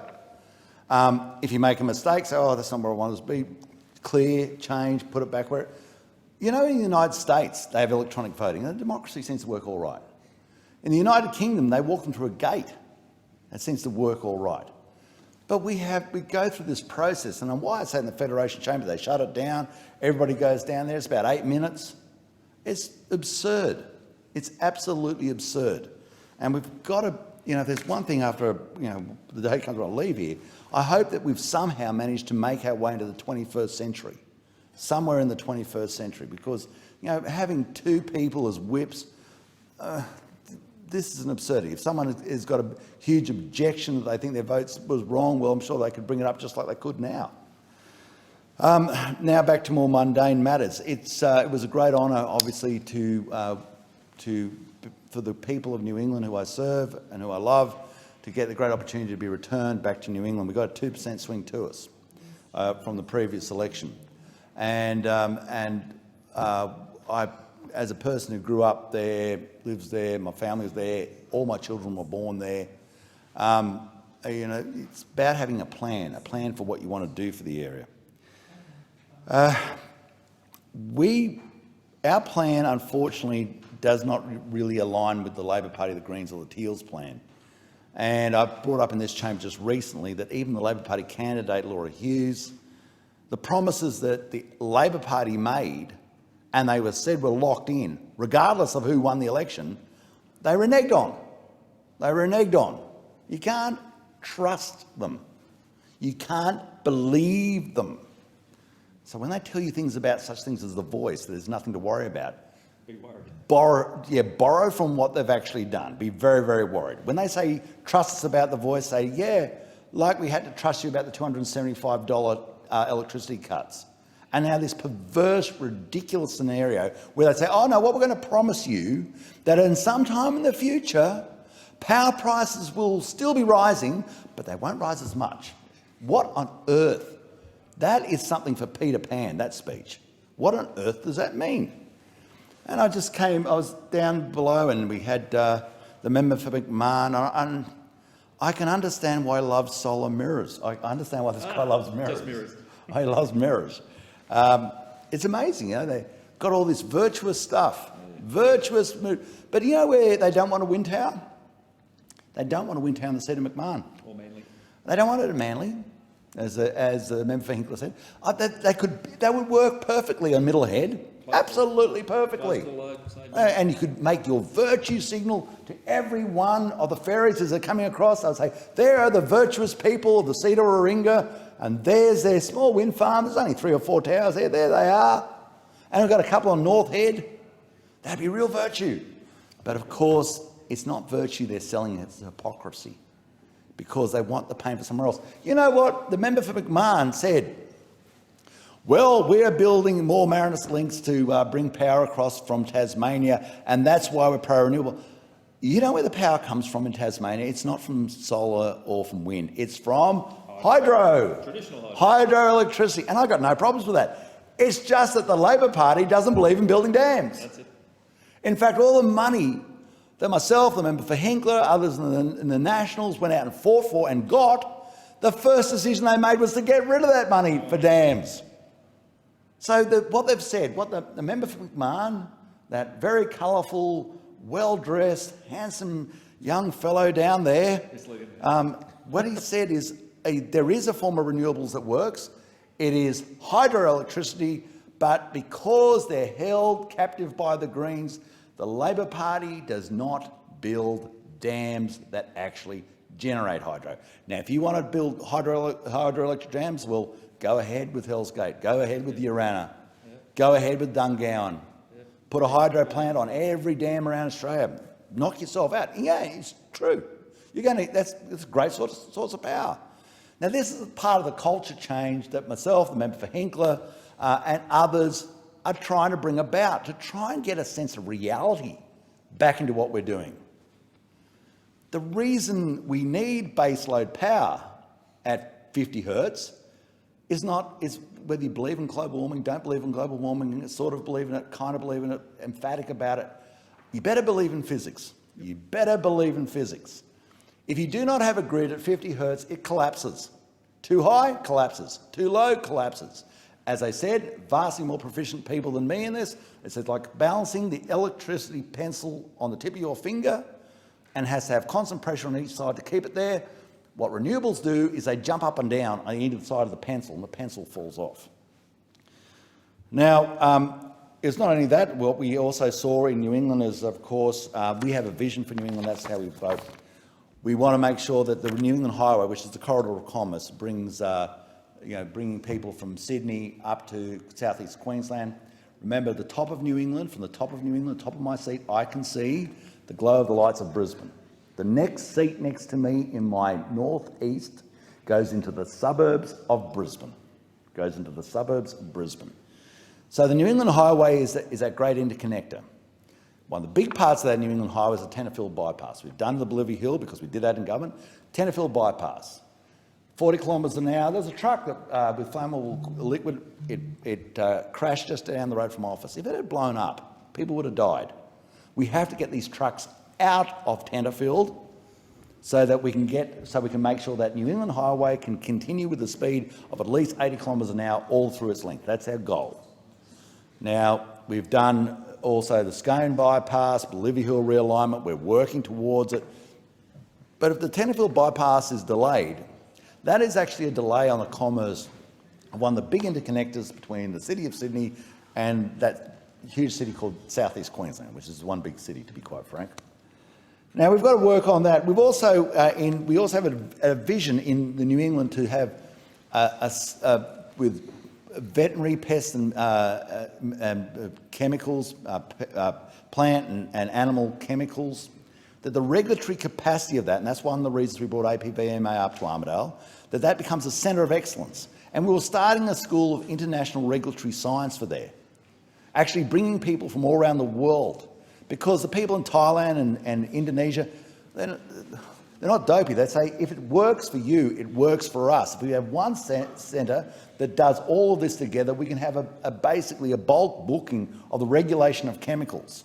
And Armidale was a perfect place to do it because you've got the University of New England, you've got the rural science students, you've got, they do all the monitoring for the sugarcane in Queensland, a lot of that. You've got sugarcane to the north, up in the northern rivers. You've got the cattle industry, you've got the wool industry, you've got the cotton industry out at Narrabri, you've got the wheat industry and the grain industry. You've got all the industries there, so that people who actually regulate these chemicals don't live in a silo in Canberra, but they actually live where the farmers live, which is very, very important to get that proper cross-fertilisation of ideas. Now, we were going down a process of doing something that was going to be really substantial for the city of Armidale and also incredibly good for Australia. The Labor Party knocked that on the head. I don't believe in that. I don't know where their vision is. They don't believe in that vision. The Labor Party also, they talk about they want high-paying manufacturing jobs. High-paying jobs. And that's a great idea. Don't we all? One of the great opportunities for high-paying jobs is for us to go into the small modular reactor industry where all the other parts of the globe are going, except us. Except us. Argentina, Canada, United States, China, Japan, Scandinavia, Czechoslovakia, United Kingdom, France, United Arab Emirates, South Africa, but not us. not us. So these jobs that really will pay well, we're going to get left behind. People always say, you know, oh, well, you know, then they try this sort of puerile debate. Do you want a nuclear reactor in your area? Well, a small modular reactor, yeah, I do. Honestly, 16 metres high, 4 metres wide, you can have them on a plate. You've got to have it on the family's plates. Tell you what, it'd be a lot better than the wind towers they're putting up. Tell you about the wind tower. We're going to have more structures, over 230 metres high around the town of Walker, 2,000 people, than the Sydney CBD. How popular do you think that idea is? From every one of those, even if you go to an environmental thing, one wind tower, one raptor death per year. 520 wind towers around Walker, 520 eagle deaths a year. That's on the environmental path. If that's just where you want to look. It is a ridiculous form of technology that is going to be so soon outdated. And you know who's responsible for pulling those wind towers down? It ain't the state government. It's not the federal government. It's not the people who put them up. It's the person who owns the land, the farmer. The cost of pulling down one wind tower, quoted to me, between $500,000 and $700,000 per tower. It's much cheaper to put them up than to pull them down. Specialised cranes, specialised outcomes. But that's not something that we hear from the member for McMahon, for the Minister for Environment. We don't hear him talking about this problem. We don't hear him talking about the fact that this is creating so much friction in regional areas. And this is why he is such a great asset for us. Because I can tell you the member for McMahon is hellishly unpopular by the way he sort of seems egotistical, by the way he sort of seems not to have a discerning understanding of the other side of the argument. It's also, we've also managed to, under a new Labor government, to lose so many other things that were great for New England. Vital projects applied for under round 6 of the Building Better Regions Fund, which have been scrapped altogether. An aquatic centre for Inverell. Funding for the New England Regional Art Museums, Howard Hinton display. Oxley Lookout, Oxley Skywalk, Tamworth Town Pool. All these things that are lost. Apparently, when you get something in a regional area, it's pork barreling. When you get something, I just listened to television then. They're talking about $750 million or something in Sydney for a new fish market. Good luck, God bless them. That's a lot of money. That is a lot of money for a building that sells fish. And what we do in regional areas, we say, listen, we turn on the news every night because it always comes out of Brisbane or Sydney or Melbourne. And we see all the things that Brisbane, Sydney, Melbourne, Perth get. But we don't see the things that Tamworth, that Armidale, that Orange, and many times Newcastle, we don't see the things that they get. And then when we go into bat for them, rather than the only thing they come back to us is the delivery for a regional city or regional area is pork barreling. No, that's us trying to get a fair share. Because if you take the capital infrastructure per square kilometre in an urban environment such as Sydney and compare it to the public capital infrastructure in an environment such as, Tennant Creek, Sydney wins. Sydney wins. Stand on a big building, multiple public hospitals, multiple high schools. They got it all. Public trains, a whole lot. And that's why, like in the past, and it's great to see the member for Lingiara here, we go and fight for things for Tennant Creek, for Katherine, for Alice Springs. And you know what they said? Pork barreling. Pork barreling. Well, it's not. It's trying to bring fairness. It's trying to bring equivalence. And yeah, you ruffle feathers. You ruffle feathers when you do it because you got to, because otherwise you just don't get anything. You don't get anything.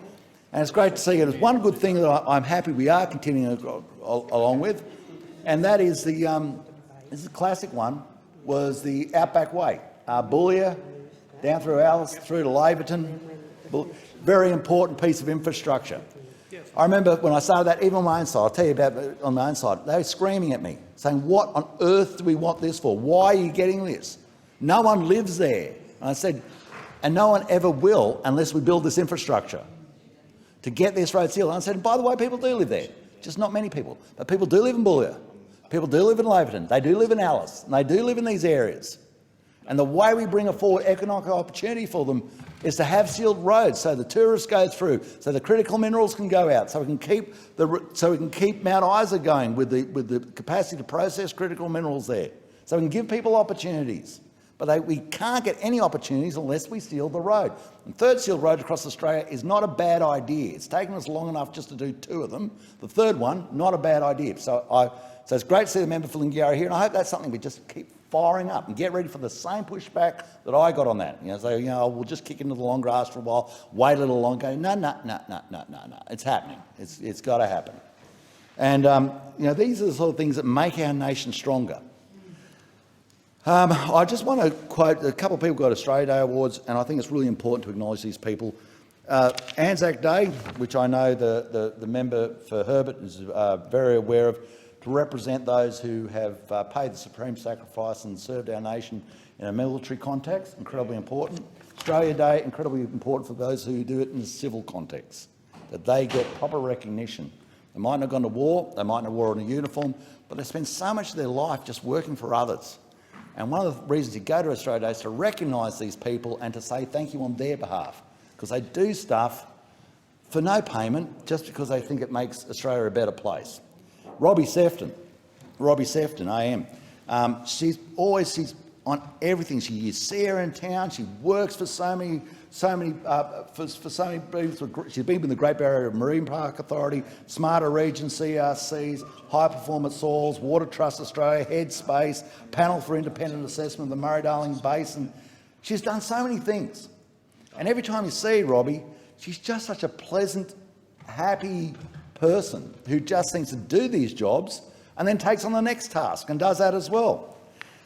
Kevin Clifton, he's done a lot of work. He's a strong Rotary member, Kevin, and his work around Tamworth has been a person, whether it's a Tamworth South Public School, he's just a person who's always there. He's a former principal, Kevin, and he's done so much sort of strong work for his local area. Dr. Philip Hungerford, emergency medicine, a great doctor and well respected and well earned in his award. William Macbeth down at Crindai for the work that he's done in so much community music activities, entertainment. Laura Retirement Village in Crindai, planted over 3,000 trees for wildlife corridors. Now I'm not saying for a section they'll go through all these people, they don't all vote for me, but I'll tell you what, they've done so much for their community and they need to be recognised. Jeanette Berman, she was in education, University of Melbourne, University of New England. Danny McKenzie for services around, especially Uralla, Moore Gardens, hostels, Age Armidale Care for seniors, Climate Action Armidale, Progressive Cinema, McCrosson's Mill. All these things, these people have done. They just work for their community. They all have their belief in where Australia's supposed to go, and they put their shoulder to their wheel, and they work for us. Rosemary Curtis, for her work with the Indigenous community in Glennis. Had a yarn to Rosemary. She's been so good. Pathfinders, National Parks, NAIDOC Week Committee, Aboriginal Lands Council, Glen Innes Local Aboriginal Lands Council, Aboriginal Community Liaison Officer. She worked at Glen Innes High School. Rosemary is once more, she's one of these people in the community of Glen Innes where they see their job as not just when they're as advancing the prospects and the future of the Aboriginal people in our area. In our area, they refer to themselves as Aboriginal. So they always pull me up. They say, mate, it's A Day, not I Day. So then we've got Judith Ward, who also has done so much work in, especially in education, and Preston Campbell. Actually, Preston Campbell and I went up to the Territory for a bit to, we were tied up with the King Browns, and he's a good fella, Tinga boy, and he's the work he's doing with Aboriginal communities. He's never forgotten where he came from, Tinga, and he's just a good bloke, and to recognise the work that he's done is so important. That's, for me, why we have Australia Day, to say to these people, okay, thank you, and you should do that, because You know, in life, there are some people who just chuck papers out the window of the car. I don't know why they do it, they do it. You've got some people who just complain about people who chuck papers out the window of a car, and they don't really help much. And then you've got the marvellous people that make Australia strong, the ones that stop the car, get out, pick the papers up, make the place look better. And that is what we recognise in these awards. Yeah. Thank you. So the question is that the address be agreed to, and I give the call to the member for Canberra. Thank you, Deputy Speaker.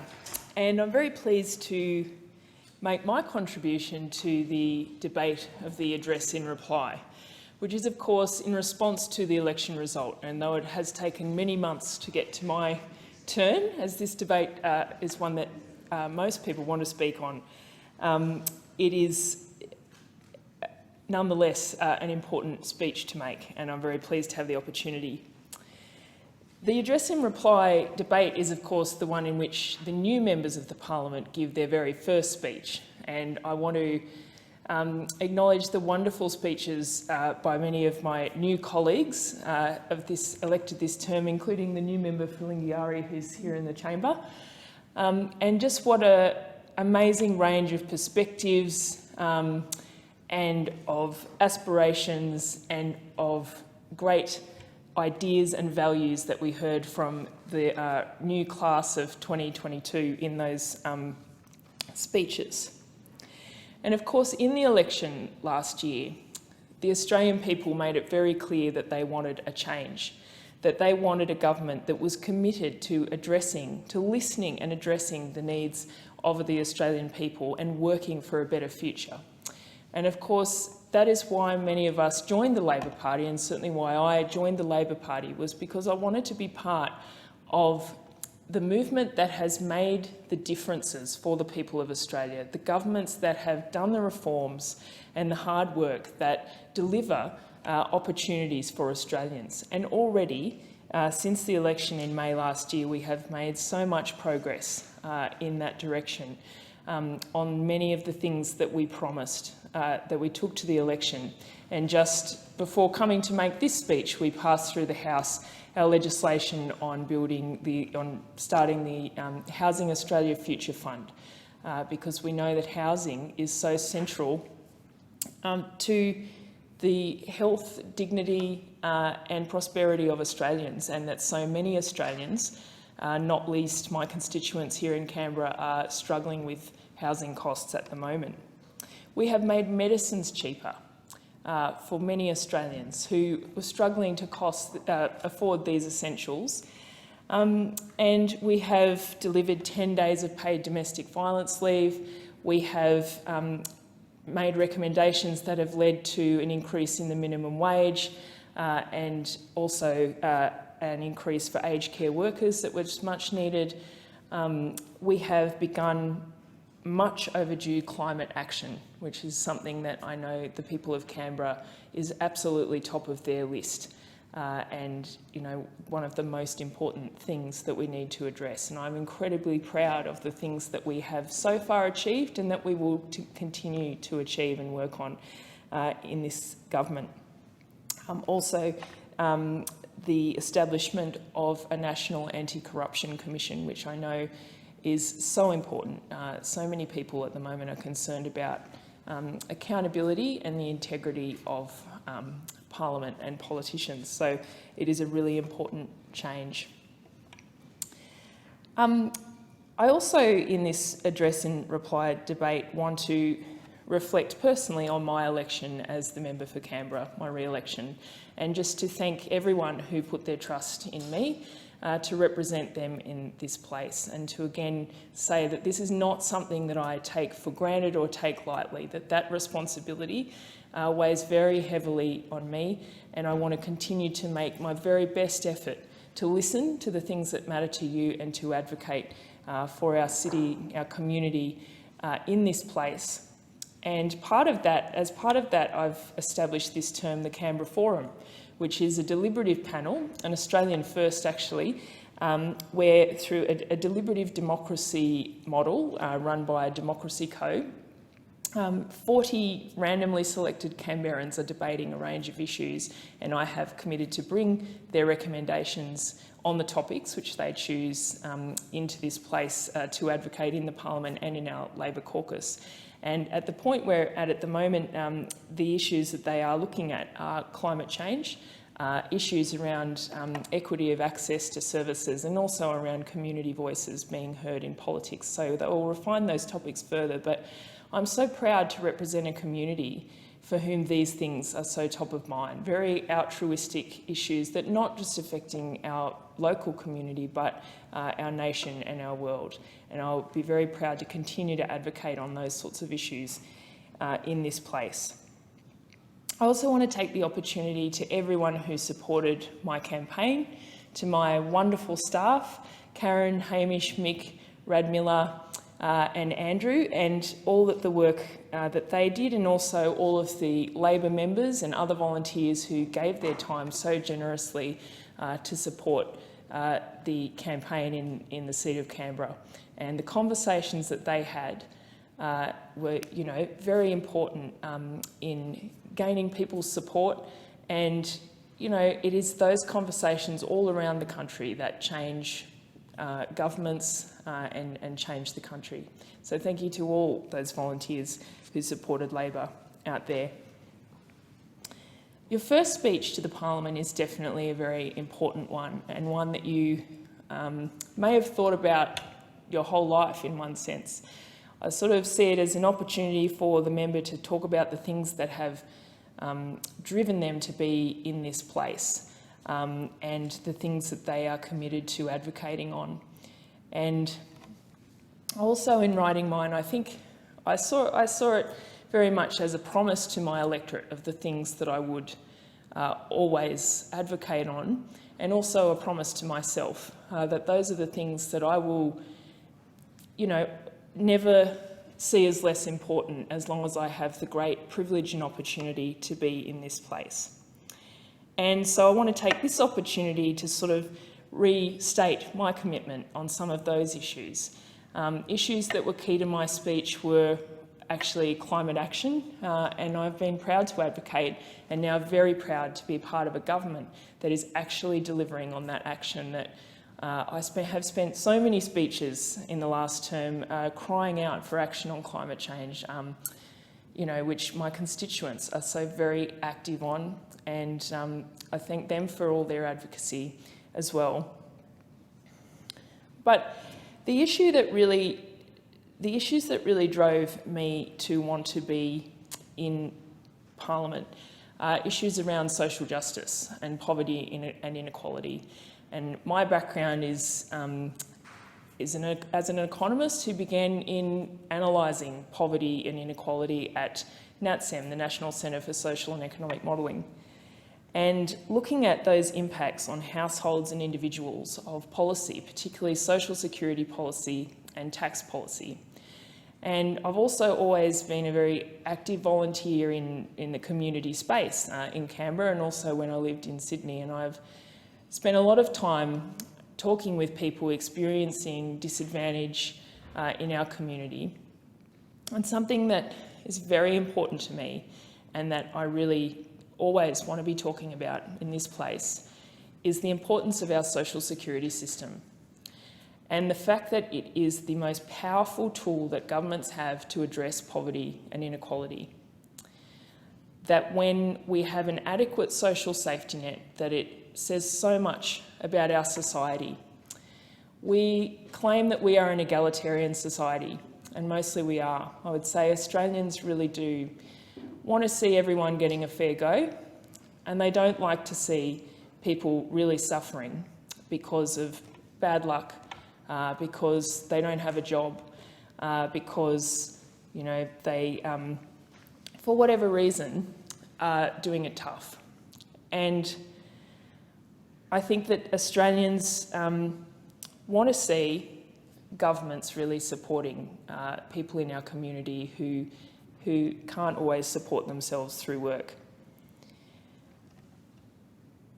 When the COVID pandemic began, we saw a very powerful example of this, where through the coronavirus supplement, income support payments, including JobSeeker, were increased, and we saw poverty actually go down in that time. As we entered our first recession in decades, where we would have expected poverty to explode as a result, we actually saw poverty go down. And anecdotally, we saw the difference that it made to people's lives as they could do things that they hadn't been able to do for a very long time, like buy healthy foods, like go and get a haircut or new clothes or whatever it was. But, you know, since then, we have not seen a significant permanent increase to that payment. And poverty persists in Australia at significant levels. Around 1 in 8 people in Australia are in poverty, and around 1 in 6 children. And I think as a nation, this is something that we can do more to address. And I think this is something that Australians want to get behind. But it has taken many, many years, and we've not seen the action we need to increase the unemployment benefit. I think it's safe to say that various campaigns have been going on to increase the unemployment benefit, formerly Newstart, now JobSeeker, for at least 20 years, or certainly as long as I have been in the social policy space. And we know, as I say, that this is one of the most powerful things that a government can do to get people out of poverty. And I talked in my first speech about former Prime Minister Bob Hawke, and he did many, many wonderful things for this country that are celebrated. But his commitment that by 1990 no Australian child would live in poverty is something that is often ridiculed. But what is less known is that a bunch of changes that he then made to the social security system and to child support actually reduced child poverty by around 80%. Such is the power of the social security system. Also, Labor very proudly, under the Gillard government, increased the age pension and lifted around 1 million pensioners out of poverty. This is a wonderful thing. And I think it's important to note as well that when, you know, people on low incomes actually spend the greatest proportion of their incomes. So when we invest in giving these people on income support payments an increase, such as with the coronavirus supplement, that money goes straight back into the economy because they are buying the essentials that they need. I want to note as well, as someone who does have a background in poverty analysis, that there's a lot of discussion about poverty, and poverty essentially has 2 meanings. In the sense that of the lived experience of poverty, poverty is going without. Poverty is being failed by our system. Poverty, as one person put it to me, is choosing between baby food and tampons. But often what we're talking about with poverty is about poverty lines and rates that are decided based on the distribution of income more broadly. And I think the meaning of that can be lost a little bit in that it's not actually necessarily the best measure of what people need to have a decent standard of living. It is a reflection of the broader distribution of incomes, and normally half of the median income or the average for a particular type of household, such as a single person or a couple with children. And so it's not as simple as saying, well, frankly, I feel it is as simple as to say that we don't want Australians to be living in poverty, and I think that is something that most in the community would agree with. It's not as simple as to say that the rate should be at the poverty line, because the poverty line is a somewhat arbitrary measure. And these are things that really need to be looked at with regard to a range of things, such as the minimum wage, such as other social security payments. For example, there's long been, you know, the fact that a pension, which is for someone who, like for example, the age pension is for someone who is likely to be on that payment for life, whereas an unemployment benefit is essentially meant to be for people in between jobs. And so there is a rationale for why that might be a higher payment than a shorter term payment. But also we have a problem if people are spending many, many years on the job seeker payment. It is supposed to be a payment to cover a gap in between jobs, and we do have relatively low unemployment at the moment, and therefore, people who might be on there might have particular barriers as to why they're finding it very, very hard to find a job. And based on that, I feel that we should probably look at whether that is in fact the best payment for them, or perhaps they should be on a more permanent or different type of payment.